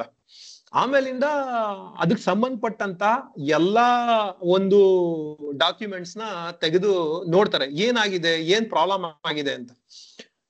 ಅಲ್ಲಿ ಏನಾಗಿರ್ತದೆ, 2 ಸಮಸ್ಯೆಗಳಾಗಿರ್ತದೆ. ನಾನು ಮೊದ್ಲು ಹೇಳಿದೆ ಏನಂತಂದ್ರೆ, ಈ ಅಪ್ಪರ್ ಕೃಷ್ಣ ಪ್ರಾಜೆಕ್ಟ್ ಅಲ್ಲಿ 2 ಡ್ಯಾಮ್ ನಿರ್ಮಾಣ ಮಾಡಿದ್ರು. ಒಂದು ನಾರಾಯಣಪುರ ಡ್ಯಾಮ್, ಇನ್ನೊಂದು ಏನಂತಂದ್ರೆ ಆಲಮಟ್ಟಿ ಡ್ಯಾಮ್ ಅಂತ. ಈ ನಾರಾಯಣಪುರ ಡ್ಯಾಮ್ 1982ರಲ್ಲೇ ನಿರ್ಮಾಣ ಆಗಿರ್ತದೆ. ಅದು ಏನಂತಂದ್ರೆ ಆಲಮಟ್ಟಿ ಡ್ಯಾಮ್ ಕಂಪೇರ್ ಮಾಡಿದ್ರೆ ಅಂತ ಪ್ರಮುಖ ಡ್ಯಾಮ್ ಏನಲ್ಲ ಅದು. ಅದು ಏನಕ್ಕೆ ನಿರ್ಮಾಣ ಮಾಡಿದ್ರು ಅಂತಂದ್ರೆ ಅದನ್ನ ಏನಂತಂದ್ರೆ ಡೈವರ್ಷನ್ ಡ್ಯಾಮ್ ಅಂತ ಕರೀತಾರೆ. ಅಂದ್ರೆ ನದಿ ಒಂದು ದಿಕ್ಕಲ್ಲಿ ಹರಿತಾ ಇರ್ತದಲ್ಲ, ಅದ್ರ ದಿಕ್ಕನ್ನ ಬದಲಾಯಿಸೋದಕ್ಕೋಸ್ಕರ ಕಟ್ಟಿರುವಂತ ಡ್ಯಾಮ್ ಅದು. ಸೊ ಏನೇ ಡ್ಯಾಮ್ ಕಟ್ಟಿದ್ರು ಏನಂತಂದ್ರೆ ಹಿನ್ನೀರಲ್ಲಿ ಹಳ್ಳಿಗಳೆಲ್ಲ ಮುಳುಗೋಗ್ತಾವಲ್ಲ. ಆ ನಾರಾಯಣಪುರ ಡ್ಯಾಮ್ ಕಟ್ಟಿದಾಗ ಏನಾಗುತ್ತೆ, 30 ಹಳ್ಳಿಗಳು ಸಂಪೂರ್ಣವಾಗಿ ಮುಳುಗಡೆ ಆಗೋಗಿರ್ತದೆ. 15 ಹಳ್ಳಿಗಳು ಪಾರ್ಷಿಯಲ್ ಆಗಿ ಭಾಗಶಃ ಮುಳುಗಡೆ ಆಗಿರ್ತವೆ. ಈ ಮುಳುಗಡೆ ಆಗಿರೋರ್ಗೆ ಏನಂತಂದ್ರೆ ಬೇರೆ ಕಡೆ ಒಂದು ಪುನರ್ವಸತಿ ಇರ್ಬೋದು, ಪುನರ್ ವ್ಯವಸ್ಥೆ ಇರ್ಬೋದು, ಅದನ್ನ ನಿರ್ಮಾಣ ಮಾಡೋದು ಸರ್ಕಾರದ ಕರ್ತವ್ಯ. ಇದಕ್ಕೆ ಅಂತಂದ್ರೆ ಲ್ಯಾಂಡ್ ಅಕ್ವಿಸಿಷನ್ ಆಕ್ಟ್ ಅಂತ ಇದೆ. ಅದ್ರ ಪ್ರಕಾರ ಏನಂತಂದ್ರೆ ಅವೆಲ್ಲ ವ್ಯವಸ್ಥೆ ಸರ್ಕಾರಗಳು ಆಗಿರ್ತದೆ. ಈ ನಾರಾಯಣಪುರ ಡ್ಯಾಮ್ ಅಲ್ಲಿ ಎಲ್ಲ ಮುಳುಗಡೆ ಆಗಿರ್ತದಲ್ಲ, ಅವ್ರಿಗೆಲ್ಲ ಪುನರ್ವಸತಿ ಏನಂತಂದ್ರೆ ಕಂಪ್ಲೀಟೇ ಆಗಿರಲ್ಲ. ಅವ್ರನ್ನ ತಾತ್ಕಾಲಿಕ ಶಿಬಿರಗಳಲ್ಲಿ ಇಡ್ಸಿರ್ತಾರೆ. ಅಲ್ಲಿ ಕಂಡೀಷನ್ ತುಂಬಾ ಕೆಟ್ಟದಾಗಿರ್ತದೆ. ಈ ಡ್ಯಾಮ್ಗಳೆಲ್ಲ ಇದು ಏನಂತಂದ್ರೆ ದೇವೇಗೌಡರು ಆ ಫೈಲ್ಗಳೆಲ್ಲ ನೋಡಿದಾಗ ಅವ್ರಿಗೆ ಗಮನಕ್ಕೆ ಬರ್ತದೆ. ಈ ಡ್ಯಾಮ್ಗಳೆಲ್ಲ ಏನಪ್ಪಾ ಅಂತಂದ್ರೆ ಡ್ಯಾಮ್ಗಳನ್ನ ಕಟ್ಟಬೇಕಾದ್ರೆ ತುಂಬಾ ಅಗಾಧ ಪ್ರಮಾಣದ ಹಣ ಬೇಕಾಗ್ತದೆ. ಅದನ್ನ ಸರ್ಕಾರಗಳು ಹೊಂದ್ಸಕ್ ಆಗಲ್ಲ. ಈಗ ಉದಾಹರಣೆಗೆ ಹೇಳ್ಬೇಕಂತಂದ್ರೆ KRS ಡ್ಯಾಮ್ ನಿರ್ಮಾಣ ಮಾಡ್ಬೇಕಾದ್ರೆ 1909 ಅವಾಗ 8-9 ಬಜೆಟ್ ಹಾಕಿದ್ರಲ್ಲ, ಅವಾಗ ಅದಕ್ಕೆ ಬಜೆಟ್ ಹಾಕಿದಾಗ ಅದ್ರದ್ದು ವೆಚ್ಚ ಎಷ್ಟು ಬಂತಂತಂದ್ರೆ 2,90,00,000. ಸೊ ಯಾವಾಗ 1909-10 ಅವತ್ತು ಮೈಸೂರು ರಾಜ್ಯದ ಬಜೆಟ್ 2,32,00,000 ಇತ್ತು. ಡ್ಯಾಮು 2,90,00,000. ಇವ್ರದ್ದು ವಾರ್ಷಿಕ ಬಜೆಟ್ ಇರೋದೇ 2,32,00,000. ಅಂದ್ರೆ ಒಂದ್ ಡ್ಯಾಮ್ ಕಟ್ಟೋದಕ್ಕೆ ಎಷ್ಟು ಒಂದು ಹಣದ ಸಂಪನ್ಮೂಲ ಬೇಕಾಗ್ತದೆ ಅಂತ ಹೇಳ್ತಾ ಇರೋದು ನಾನು. ಈ ಕಾರಣಗಳಿಗೆ ಏನ್ ಮಾಡ್ತಾರೆ ಸರ್ಕಾರಗಳು ಅಂತಂದ್ರೆ ವರ್ಲ್ಡ್ ಬ್ಯಾಂಕ್ ಇಂದ ಲೋನ್ ತಗೊಳ್ಳೋದು, ಮತ್ತೆ ಬೇರೆ ಬೇರೆ ಸ್ಕೀಮ್ಗಳಲ್ಲಿ ಲೋನ್ ತಗೊಳ್ಳೋದು, ಆತರ ಎಲ್ಲ ಮಾಡ್ತಾರೆ. ಈ ಆಲಮಟ್ಟಿ ಡ್ಯಾಮ್ಗೂ ಕೂಡ ಏನಂತಂದ್ರೆ ಈ ತರದ್ದು ಒಂದು ವರ್ಲ್ಡ್ ಬ್ಯಾಂಕ್ ಇಂದ ಲೋನ್ ತಗೊಂಡಿದ್ರು. ಆದ್ರೆ ಏನಾಗಿತ್ತು, ನಾರಾಯಣಪುರ ಡ್ಯಾಮ್ ಕಟ್ಬೇಕಾದ್ರೆ ಪುನರ್ವಸತಿ ಇದೆಲ್ಲ ಸರಿಯಾಗಿ ಆಗಿರ್ಲಿಲ್ವಲ್ಲ. ಜನಗಳೆಲ್ಲ ತುಂಬಾ ಒಂದು ಹೀನಾಯ ಕಂಡೀಷನ್ ಅಲ್ಲಿ ಇದ್ರು. ಇದನ್ನೆಲ್ಲಾ ನೋಡಿ ಏನಾಗಿರ್ತದೆ, ವರ್ಲ್ಡ್ ಬ್ಯಾಂಕ್ ಆ ಸಾಲ ಇರ್ತದಲ್ಲ, ಹಂತ ಹಂತವಾಗಿ ಕೊಡೋ ಸಾಲನ ಅದನ್ನ ತಾತ್ಕಾಲಿಕವಾಗಿ ಸ್ಥಗಿತ ಮಾಡ್ಬಿಟ್ಟಿರ್ತದೆ. ಈಗ ಡ್ಯಾಮ್ ಕಟ್ಟಬೇಕು, ಈಗ 1994 ಕಂಟಿನ್ಯೂ ಮಾಡ್ಬೇಕು. ಆದ್ರೆ ಏನಂತಂದ್ರೆ ಹಣ ಸ್ಥಗಿತ ಆಗಿದೆ. ಇದು ಒಂದು ಪ್ರಾಬ್ಲಮ್. ಆಮೇಲಿಂದ ಎಷ್ಟು ಕಂಪ್ಲೀಟ್ ಆಗಿದೆ ಡ್ಯಾಮ್ ಅಂತ ನೋಡಿದ್ರೆ ಬರೀ 10% ಮಾತ್ರ ಕಂಪ್ಲೀಟ್ ಆಗಿರ್ತದೆ. ನೋಡಿ 1979 1994 ಬರೀ 10% ಮಾತ್ರ ಕಂಪ್ಲೀಟ್ ಆಗಿರ್ತದೆ. ಈಗ ಏನಂತಂದ್ರೆ 90% ಇನ್ನು 5-6 ವರ್ಷದಲ್ಲಿ ಕಂಪ್ಲೀಟ್ ಮಾಡ್ಬೇಕು. ಇಲ್ಲ ಅಂತಂದ್ರೆ ಆ ನೀರು 700 TMC ನೀರು ನಮಗ್ ಸಿಗಲ್ಲ. ಇದ್ರ ಜೊತೆಗೆ ಇನ್ನೊಂದು ಪ್ರಾಬ್ಲಮ್ ಆಗಿರ್ತದೆ. ಇದು ಏನಂದ್ರೆ ಭೂ ಸ್ವಾಧೀನಕ್ಕೆ ಸಂಬಂಧಪಟ್ಟಿದ್ದು. ಅಂದ್ರೆ ಲ್ಯಾಂಡ್ ಅಕ್ವಿಸಿಷನ್ ಅಂತ ಏನ್ ಕರಿತೀವಿ ಅದು. ಅಲ್ಲಿ ಆಲಮಟ್ಟಿ ಡ್ಯಾಮ್ಗೆ 3,34,000 ಎಕರೆ ಲ್ಯಾಂಡ್ ನ ಅಕ್ವೈರ್ ಮಾಡ್ಬೇಕಾಗಿರ್ತದೆ. ಅದರಲ್ಲಿ 1,40,000 ಎಕರೆಯಷ್ಟು ಲ್ಯಾಂಡ್ ನ ಅಕ್ವೈರ್ ಮಾಡಿರ್ತಾರೆ. ಇನ್ನು 2,000 ಎಕರೆಯಷ್ಟು ಲ್ಯಾಂಡ್ ನ ಅಕ್ವೈರ್ ಮಾಡ್ಬೇಕಾಗಿರ್ತದೆ. ಬಟ್ ಇಲ್ಲಿ ಮೊದಲನೇದಾಗಿ ಸಂಪನ್ಮೂಲ ಇಲ್ಲ. ವರ್ಲ್ಡ್ ಬ್ಯಾಂಕ್ ಸಾಲ ಕೊಡೋದು ನಿಲ್ಸ್ಬಿಟ್ಟಿದೆ. ಅದು ನೆಕ್ಸ್ಟ್ ಹಂತಗಳಲ್ಲಿ ಸಾಲ ಕೊಡೋದನ್ನ ಅದು ಕಂಪ್ಲೀಟ್ ಸ್ಟಾಪ್ ಆಗಿದೆ. ಈ 1,00,000 ಈಗ ಆಲ್ರೆಡಿ ಅಕ್ವೈರ್ ಮಾಡಿದಾರಲ್ಲ, ಅವ್ರು ಏನ್ ಮಾಡಿದಾರೆ ರೈತರು, ಅಲ್ಲಿ ಅದೇನಂತಂದ್ರೆ ಕಾಂಪನ್ಸೇಷನ್ ಸಾಲಲ್ಲ ಆ ತರ ಎಲ್ಲ ಹೇಳ್ಕೊಂಡು ಏನಂತಂದ್ರೆ ಕೇಸ್ಗಳೆಲ್ಲ ಹಾಕಿದ್ದಾರೆ. ಸೊ ಸಿವಿಲ್ ಕೇಸ್ಗಳೆಲ್ಲ ನಡೀತಾ ಇದೆ. ಈ ಸಿವಿಲ್ ಕೇಸ್ಗಳು ಹೆಂಗೆ ಅಂತಂದ್ರೆ ವರ್ಷಾನ್ಗಟ್ಲೆ ಎಳೆಯುವಂತವು. ಒಟ್ಟು 40,000 ಕೇಸ್ಗಳಿರ್ತದೆ. 40,000 ಕೇಸು. 17 ಸ್ಪೆಷಲ್ ಕೋರ್ಟ್ಗಳನ್ನ ಎಸ್ಟಾಬ್ಲಿಷ್ ಮಾಡಿರ್ತಾರೆ ಈ ಕೇಸ್ಗಳನ್ನ ನಡ್ಸಕ್ಕೆ. ಈಗ ಏನಂದ್ರೆ ಈ 40,000 ಕೇಸ್ಗಳನ್ನ ಸಾಲ್ವ್ ಮಾಡ್ಬೇಕು ಈಗ ಏನಂದ್ರೆ ಇನ್ನ 5 ವರ್ಷದಲ್ಲಿ. ಸೊ ಪ್ರಾಬ್ಲಮ್ಗಳು ನೋಡಿ, ಮೊದಲನೇದೇನಂತಂದ್ರೆ ವರ್ಲ್ಡ್ ಬ್ಯಾಂಕ್ ಇಂದ ಹಣ ಇಲ್ಲ. ಎರಡನೇದು ಏನಂತಂದ್ರೆ ನಾರಾಯಣಪುರ ಹಿನ್ನೀರಲ್ಲಿ ಮುಳುಗೋಗಿರೋರ್ಗೆ ಅವ್ರಿಗೆ ಪುನರ್ವಸತಿ ನಿರ್ಮಾಣ ಆಗಿಲ್ಲ. ಮೂರನೇದು ಏನಂತಂದ್ರೆ ಲ್ಯಾಂಡ್ ಅಕ್ವಿಸಿಷನ್ ಉಳ್ಕೊಂಡಿದೆ. ಈಗ ಇವು 3 ಸಾಲ್ವ್ ಮಾಡಿ ಇನ್ನು 5 ವರ್ಷದಲ್ಲಿ ಡ್ಯಾಮ್ ಕಂಪ್ಲೀಟ್ ಮಾಡ್ಬೇಕು. ಸೊ ಈಗ ಇಷ್ಟು ಚಾಲೆಂಜಸ್ ಇದೆ. ದೇವೇಗೌಡರು ನೋಡ್ತಾರೆ ಏನಪ್ಪಾ ಇದು ಹಿಂಗಿದೆ, ಇನ್ನು 5 ವರ್ಷದಲ್ಲಿ ಹೆಂಗ್ ಕಂಪ್ಲೀಟ್ ಮಾಡ್ಬೋದು ಅಂತ ಅನ್ಕೋತಾರೆ. ಮುಂದೆ ಅವರು ಏನ್ ಮಾಡ್ತಾರೆ ಅದನ್ನ ನಾನು ಇನ್ ಮುಂದಕ್ಕೆ ಹೇಳ್ತೀನಿ. ಈಗ ನಾವು ಟೋಸ್ಟ್ ಮಾಸ್ಟರ್ ಸಭೆಯಲ್ಲಿ ಮುಂದಕ್ಕೆ ಹೋಗೋಣ. ಇವತ್ತು ಈಗಾಗ್ಲೇ ನಾನು ಹೇಳ್ದೆ ಏನಂತಂದ್ರೆ ಸಿದ್ಧಪಡಿಸಿದ ಭಾಷಣದ ವಿಭಾಗ ಇರುತ್ತೆ ಅಂತ. ಇವತ್ತು ಒಂದು ಸಿದ್ಧಪಡಿಸಿದ ಭಾಷಣ ಇದೆ. ಅದನ್ನ ಏನಂತಂದ್ರೆ ನಮ್ಮ ರಾಘವೇಂದ್ರ ಅವರು ಕೊಡ್ತಾರೆ, ಟೋಸ್ಟ್ ಮಾಸ್ಟರ್ ರಾಘವೇಂದ್ರ ಅವರು. ನಾನು ರಾಘವೇಂದ್ರ ಅವ್ರನ್ನ ಪರಿಚಯ ಮಾಡ್ಕೊಡಕ್ ಮೊದ್ಲು ಅದನ್ನ ಎವ್ಯಾಲ್ಯೂಯೇಟ್ ಮಾಡ್ತಾ ಇರುವಂತಹ ರವಿಕುಮಾರ್ ಅವ್ರನ್ನ ಏನಂತಾರೆ ಪರಿಚಯ ಮಾಡ್ಕೊಡ್ತೀನಿ. ಆಮೇಲಿಂದ ರಾಘವೇಂದ್ರ ಅವ್ರ ಪರಿಚಯ ಮಾಡ್ಕೊಡ್ತೀನಿ. ರವಿಕುಮಾರ್ ಅವರು ಇವತ್ತು ನಮ್ಮ ಟೋಸ್ಟ್ ಮಾಸ್ಟರ್ ರಾಘವೇಂದ್ರ ಅವರ ಪರಿಚಯ ಭಾಷಣನ ಮೌಲ್ಯಮಾಪನ ಮಾಡ್ತಾ ಇದ್ದಾರೆ. ರವಿಕುಮಾರ್ ಅವರು ನನಗೆ ಒಂದು 25-26 ವರ್ಷಗಳಿಂದ ಸ್ನೇಹಿತರು. ಅವರ ಒಂದು ಕನ್ನಡದ ಬಗ್ಗೆ ಪ್ರೀತಿ ಇರ್ಬೋದು, ಅವರ ಸಾಹಿತ್ಯದ ಒಲವು ಇರ್ಬೋದು, ಅದೆಲ್ಲ ನಮ್ಗೆ ಗೊತ್ತೇ ಇದೆ. ಅವರು ಸೊಗಸಾಗಿ ಕನ್ನಡದಲ್ಲಿ ಬರೆಬಲ್ರು. ಅವ್ರದ್ದು ಒಂದು ನಾನು ಲಾಸ್ಟ್ ಟೋಸ್ಟ್ ಮಾಸ್ಟರ್ ಸಭೆಯಲ್ಲಿ ಹೇಳಿದ್ದೀನಿ, ಅವರ ಒಂದು ಕಲಿಯುವ ಉತ್ಸಾಹ ಏನೇ ಇದಿದ್ರು ಈ ತರ ಮಾಡೋಣ ಅಂತ ಮಾಡ್ಕೊಂಡು ಕಲಿಯುವಂತ ಉತ್ಸಾಹ ಇದೆಯಲ್ಲ, ಅದು ನಮ್ಗೆಲ್ಲ ಮಾದರಿ. ನನ್ಗೆ ಅವರಲ್ಲಿ ಇನ್ನೊಂದು ಇಷ್ಟವಾದಂತ ಗುಣ ಏನಪ್ಪಾ ಅಂತಂದ್ರೆ ಅವ್ರದ್ದು ಒಂದು ಕೊಲಾಬರೇಷನ್ ಮನೋಭಾವ. ಈಗ ಅವ್ರು VP ಹೆಡ್ ಆಗಿದ್ದಾರೆ. ಸೊ VP ಹೆಡ್ ಆಗಿ ಅದೊಂದು ನಾಯಕತ್ವದ ರೋಲ್, ಅದು ನಮ್ಮ ಟೋಸ್ಟ್ ಮಾಸ್ಟರ್ ಕ್ಲಬ್ ಏನಿದೆ ಅದನ್ನ ಮುಂದಕ್ಕೆ ತಗೊಂಡು ಹೋಗ್ತಾ ಇದಾರೆ. ಆ ಕೊಲಾಬರೇಷನ್ ಇದನ್ನ ಯಾಕೆ ಹೇಳ್ದೆ ಅಂತಂದ್ರೆ, ಅವರು ಏನೇ ಮಾಡಿದ್ರು ಅದಕ್ಕೆ ಸಂಬಂಧಪಟ್ಟಂಗೆ ಒಂದು ಡಿಸ್ಕಷನ್ ಮಾಡ್ತಾರೆ. ಎಷ್ಟೋ ಬಾರಿ ಅವ್ರ ಪೋಸ್ಟರ್ ಎಲ್ಲ ಮಾಡಿರ್ತಾರೆ, ತುಂಬಾ ಚೆನ್ನಾಗಿರ್ತದೆ ಅವರು. ಬಟ್ ಏನಂದ್ರೆ ಸ್ಟಿಲ್ ಕಳಿಸ್ತಾರೆ, ಮೋನ ನೋಡಿ ಇದು ಹೆಂಗಿದೆ ನೋಡು ಒಂದ್ಸರಿ ಅಂತ. ಅದ್ ಮಾಡೋ ಅಗತ್ಯ ಇಲ್ಲ, ಅದು ಆಲ್ರೆಡಿ ಚೆನ್ನಾಗಿರುತ್ತೆ ಅದು. ಬಟ್ ಎಲ್ರು ಒಳಗೊಳ್ಬೇಕು, ಎಲ್ರು ಜೊತೆ ಕರ್ಕೊಂಡು ಹೋಗ್ಬೇಕು. ಈ ಟೋಸ್ಟ್ ಮಾಸ್ಟರ್ ಅಂತ ಇದು ಏನಂತಂದ್ರೆ ಈ ತರ ಸಂಸ್ಥೆಗಳಲ್ಲಿ ಈ ಮನೋಭಾವ ತುಂಬಾ ಮುಖ್ಯ. ನಾವು ಹೆಡ್ ಮಾಸ್ಟರ್ ಶೈಲಿಲಿ ಕೆಲಸ ಮಾಡ್ತೀವಿ ಅಂತಂದ್ರೆ ಕಷ್ಟ. ಸೊ ಎಲ್ಲರೂ ಇಲ್ಲಿ ಏನಂತಂದ್ರೆ ಅವ್ರದೇ ಆದಂತ ಒಂದು ಬಿಸಿ ಸ್ಕೆಡ್ಯೂಲ್ ಅಲ್ಲಿ ಇರ್ತಾರೆ. ಅಂತ ಸಂದರ್ಭದಲ್ಲಿ ಅವ್ರೆಲ್ಲರನ್ನು ಜೊತೆಗೆ ಕರ್ಕೊಂಡು ಹೋಗೋದಿದೆಯಲ್ಲ, ಅದು ಅಷ್ಟು ಸುಲಭ ಅಲ್ಲ. ಅದು ಆ ಕೆಲ್ಸನ ರವಿಕುಮಾರ್ ಅವರು ಯಶಸ್ವಿಯಾಗಿ ಮಾಡ್ತಾ ಇದ್ದಾರೆ. ಅವರ ಕೆಲಸ ನಮ್ಗೆಲ್ಲ ಸ್ಫೂರ್ತಿದಾಯಕ, ಮತ್ತೇನಂತಂದ್ರೆ ನಮ್ಗೆಲ್ಲ ಮಾದರಿ ಅಂತ ಹೇಳ್ತಾ, ಈಗ ರವಿಕುಮಾರ್ ಅವ್ರನ್ನ ನಮ್ಮ ರಾಘವೇಂದ್ರ ಅವರ ಭಾಷಣದ ಒಂದು ಆಬ್ಜೆಕ್ಟಿವ್ಸ್ ಮಾರ್ಗಸೂಚಿನ ಪರಿಚಯ ಮಾಡ್ಕೊಡೋದಕ್ಕೆ ವೇದಿಕೆ ಕರೀತಾ ಇದ್ದೇನೆ. ರವಿಕುಮಾರ್ ಅವರೇ, ವೇದಿಕೆ ನಿಮ್ದು. ಧನ್ಯವಾದಗಳು ಟೋಸ್ಟ್ ಮಾಸ್ಟರ್ ಮೋಹನ್ಮೂರ್ತಿ ಅವರೇ. ಇದು ನನ್ ಬಗ್ಗೆ ತುಂಬಾನೇ ಹೇಳಿದ್ರಿ. ಬಟ್ ನಾನು ಹೇಳೋದು ಏನಂದ್ರೆ, ಇಂಥ ಸಭೆಗಳನ್ನ ನಡೆಸ್ಬೇಕಾದ್ರೆ ಒಬ್ಬರಿಂದ ಸಾಧ್ಯ ಇಲ್ಲ. ಇವೆಲ್ಲ ಒಂದ್ ರೀತಿ ಟೀಮ್ ವರ್ಕ್, ಸಾಂಘಿಕ ಪ್ರಯತ್ನ. ಸೊ ಇದು ನನಗೆ ಏನೇ ಕೆಲಸ ಮಾಡ್ಬೇಕಂದ್ರು ಒಂದ್ ರೀತಿ ಬ್ಯಾಕ್ ಬೋನ್ ಆಗಿ, ಒಂದ್ ರೀತಿ ಸಪೋರ್ಟ್. ಇದು ಅಚ್ರೇಕರ್ ಸರ್ ಹತ್ರನು ಕೆಲವು ಬಾರಿ ನಾನು ಮಾತಾಡ್ತೀನಿ, ಮೋಹನ್ ಮೂರ್ತಿ ಅವ್ರ ಹತ್ರನು ಸಹ ಸಾಕಷ್ಟು ಮಾತಾಡ್ತೀನಿ. ಎಲ್ಲಾ ಚಟುವಟಿಕೆಗಳಿಗೂ ಎಲ್ಲದಕ್ಕೂ ಒಂದ್ ರೀತಿ ನಮ್ಗೆ ಒಂದು ಸಪೋರ್ಟಿವ್ ಆಗಿ ನಮ್ ಪ್ರೆಸಿಡೆಂಟ್ ಆಗಿರ್ಬೋದು, ಇಲ್ಲಾಂದ್ರೆ ನಮ್ ಮೋಹನ್ ಮೂರ್ತಿ ಆಗಿರ್ಬೋದು, ಎಲ್ರು ನನ್ ಜೊತೆ ಇದ್ದಾರೆ. ಇದರಿಂದ ಒಂದು ಸಾಂಘಿಕ ಪ್ರಯತ್ನದಿಂದನೇ ಇಂಥ ಕೆಲ್ಸಗಳಾಗೋದು. ಇಷ್ಟ ಹೇಳ್ತಾ ಇಂದಿನ ಸಿದ್ಧಪಡಿಸಿದ ಭಾಷಣದ ಡೀಟೇಲ್ಸ್ ಏನಂದ್ರೆ, ಇದು ರಾಘವೇಂದ್ರ ಅವ್ರದ್ದು ಒಂದು ಪಾತ್ವೇ ಬಂದ್ಬಿಟ್ಟು ಡೈನಾಮಿಕ್ ಲೀಡರ್ಶಿಪ್. ಆಮೇಲೆ ಲೆವೆಲ್ ಬಂದ್ಬಿಟ್ಟು ಲೆವೆಲ್ 1 ಪ್ರಾಜೆಕ್ಟ್ 1 ಅಲ್ಲಿ ಇದ್ದಾರೆ. ಅದು ಸ್ಪೀಚ್ ಟೈಟಲ್ ಬಂದು ಅದು ಐಸ್ ಬ್ರೇಕರ್, ಪರಿಚಯ ಭಾಷಣ. ಇದು ಕನ್ನಡದಲ್ಲಿ ಕೊಡ್ತಾ ಇದ್ದಾರೆ. ಅದೇ ರೀತಿ ಇದಕ್ಕೆ ನಿಗದಿತ ಸಮಯ 5 ರಿಂದ 7 ನಿಮಿಷ, 4 ರಿಂದ 6 ನಿಮಿಷ, ಸಾರಿ 4 ರಿಂದ 6 ನಿಮಿಷ, ಸಾರಿ. ಇಷ್ಟ ಹೇಳ್ತಾ ನಾನು ವೇದಿಕೆಯನ್ನು ಮರಳಿ ನಮ್ಮ ಟೋಸ್ಟ್ ಮಾಸ್ಟರ್ ಆದ್ರ ಮೋಹನ್ ಮೂರ್ತಿಗೆ ಹಿಂದಿರುಗಿಸ್ತಾ ಇದ್ದೇನೆ.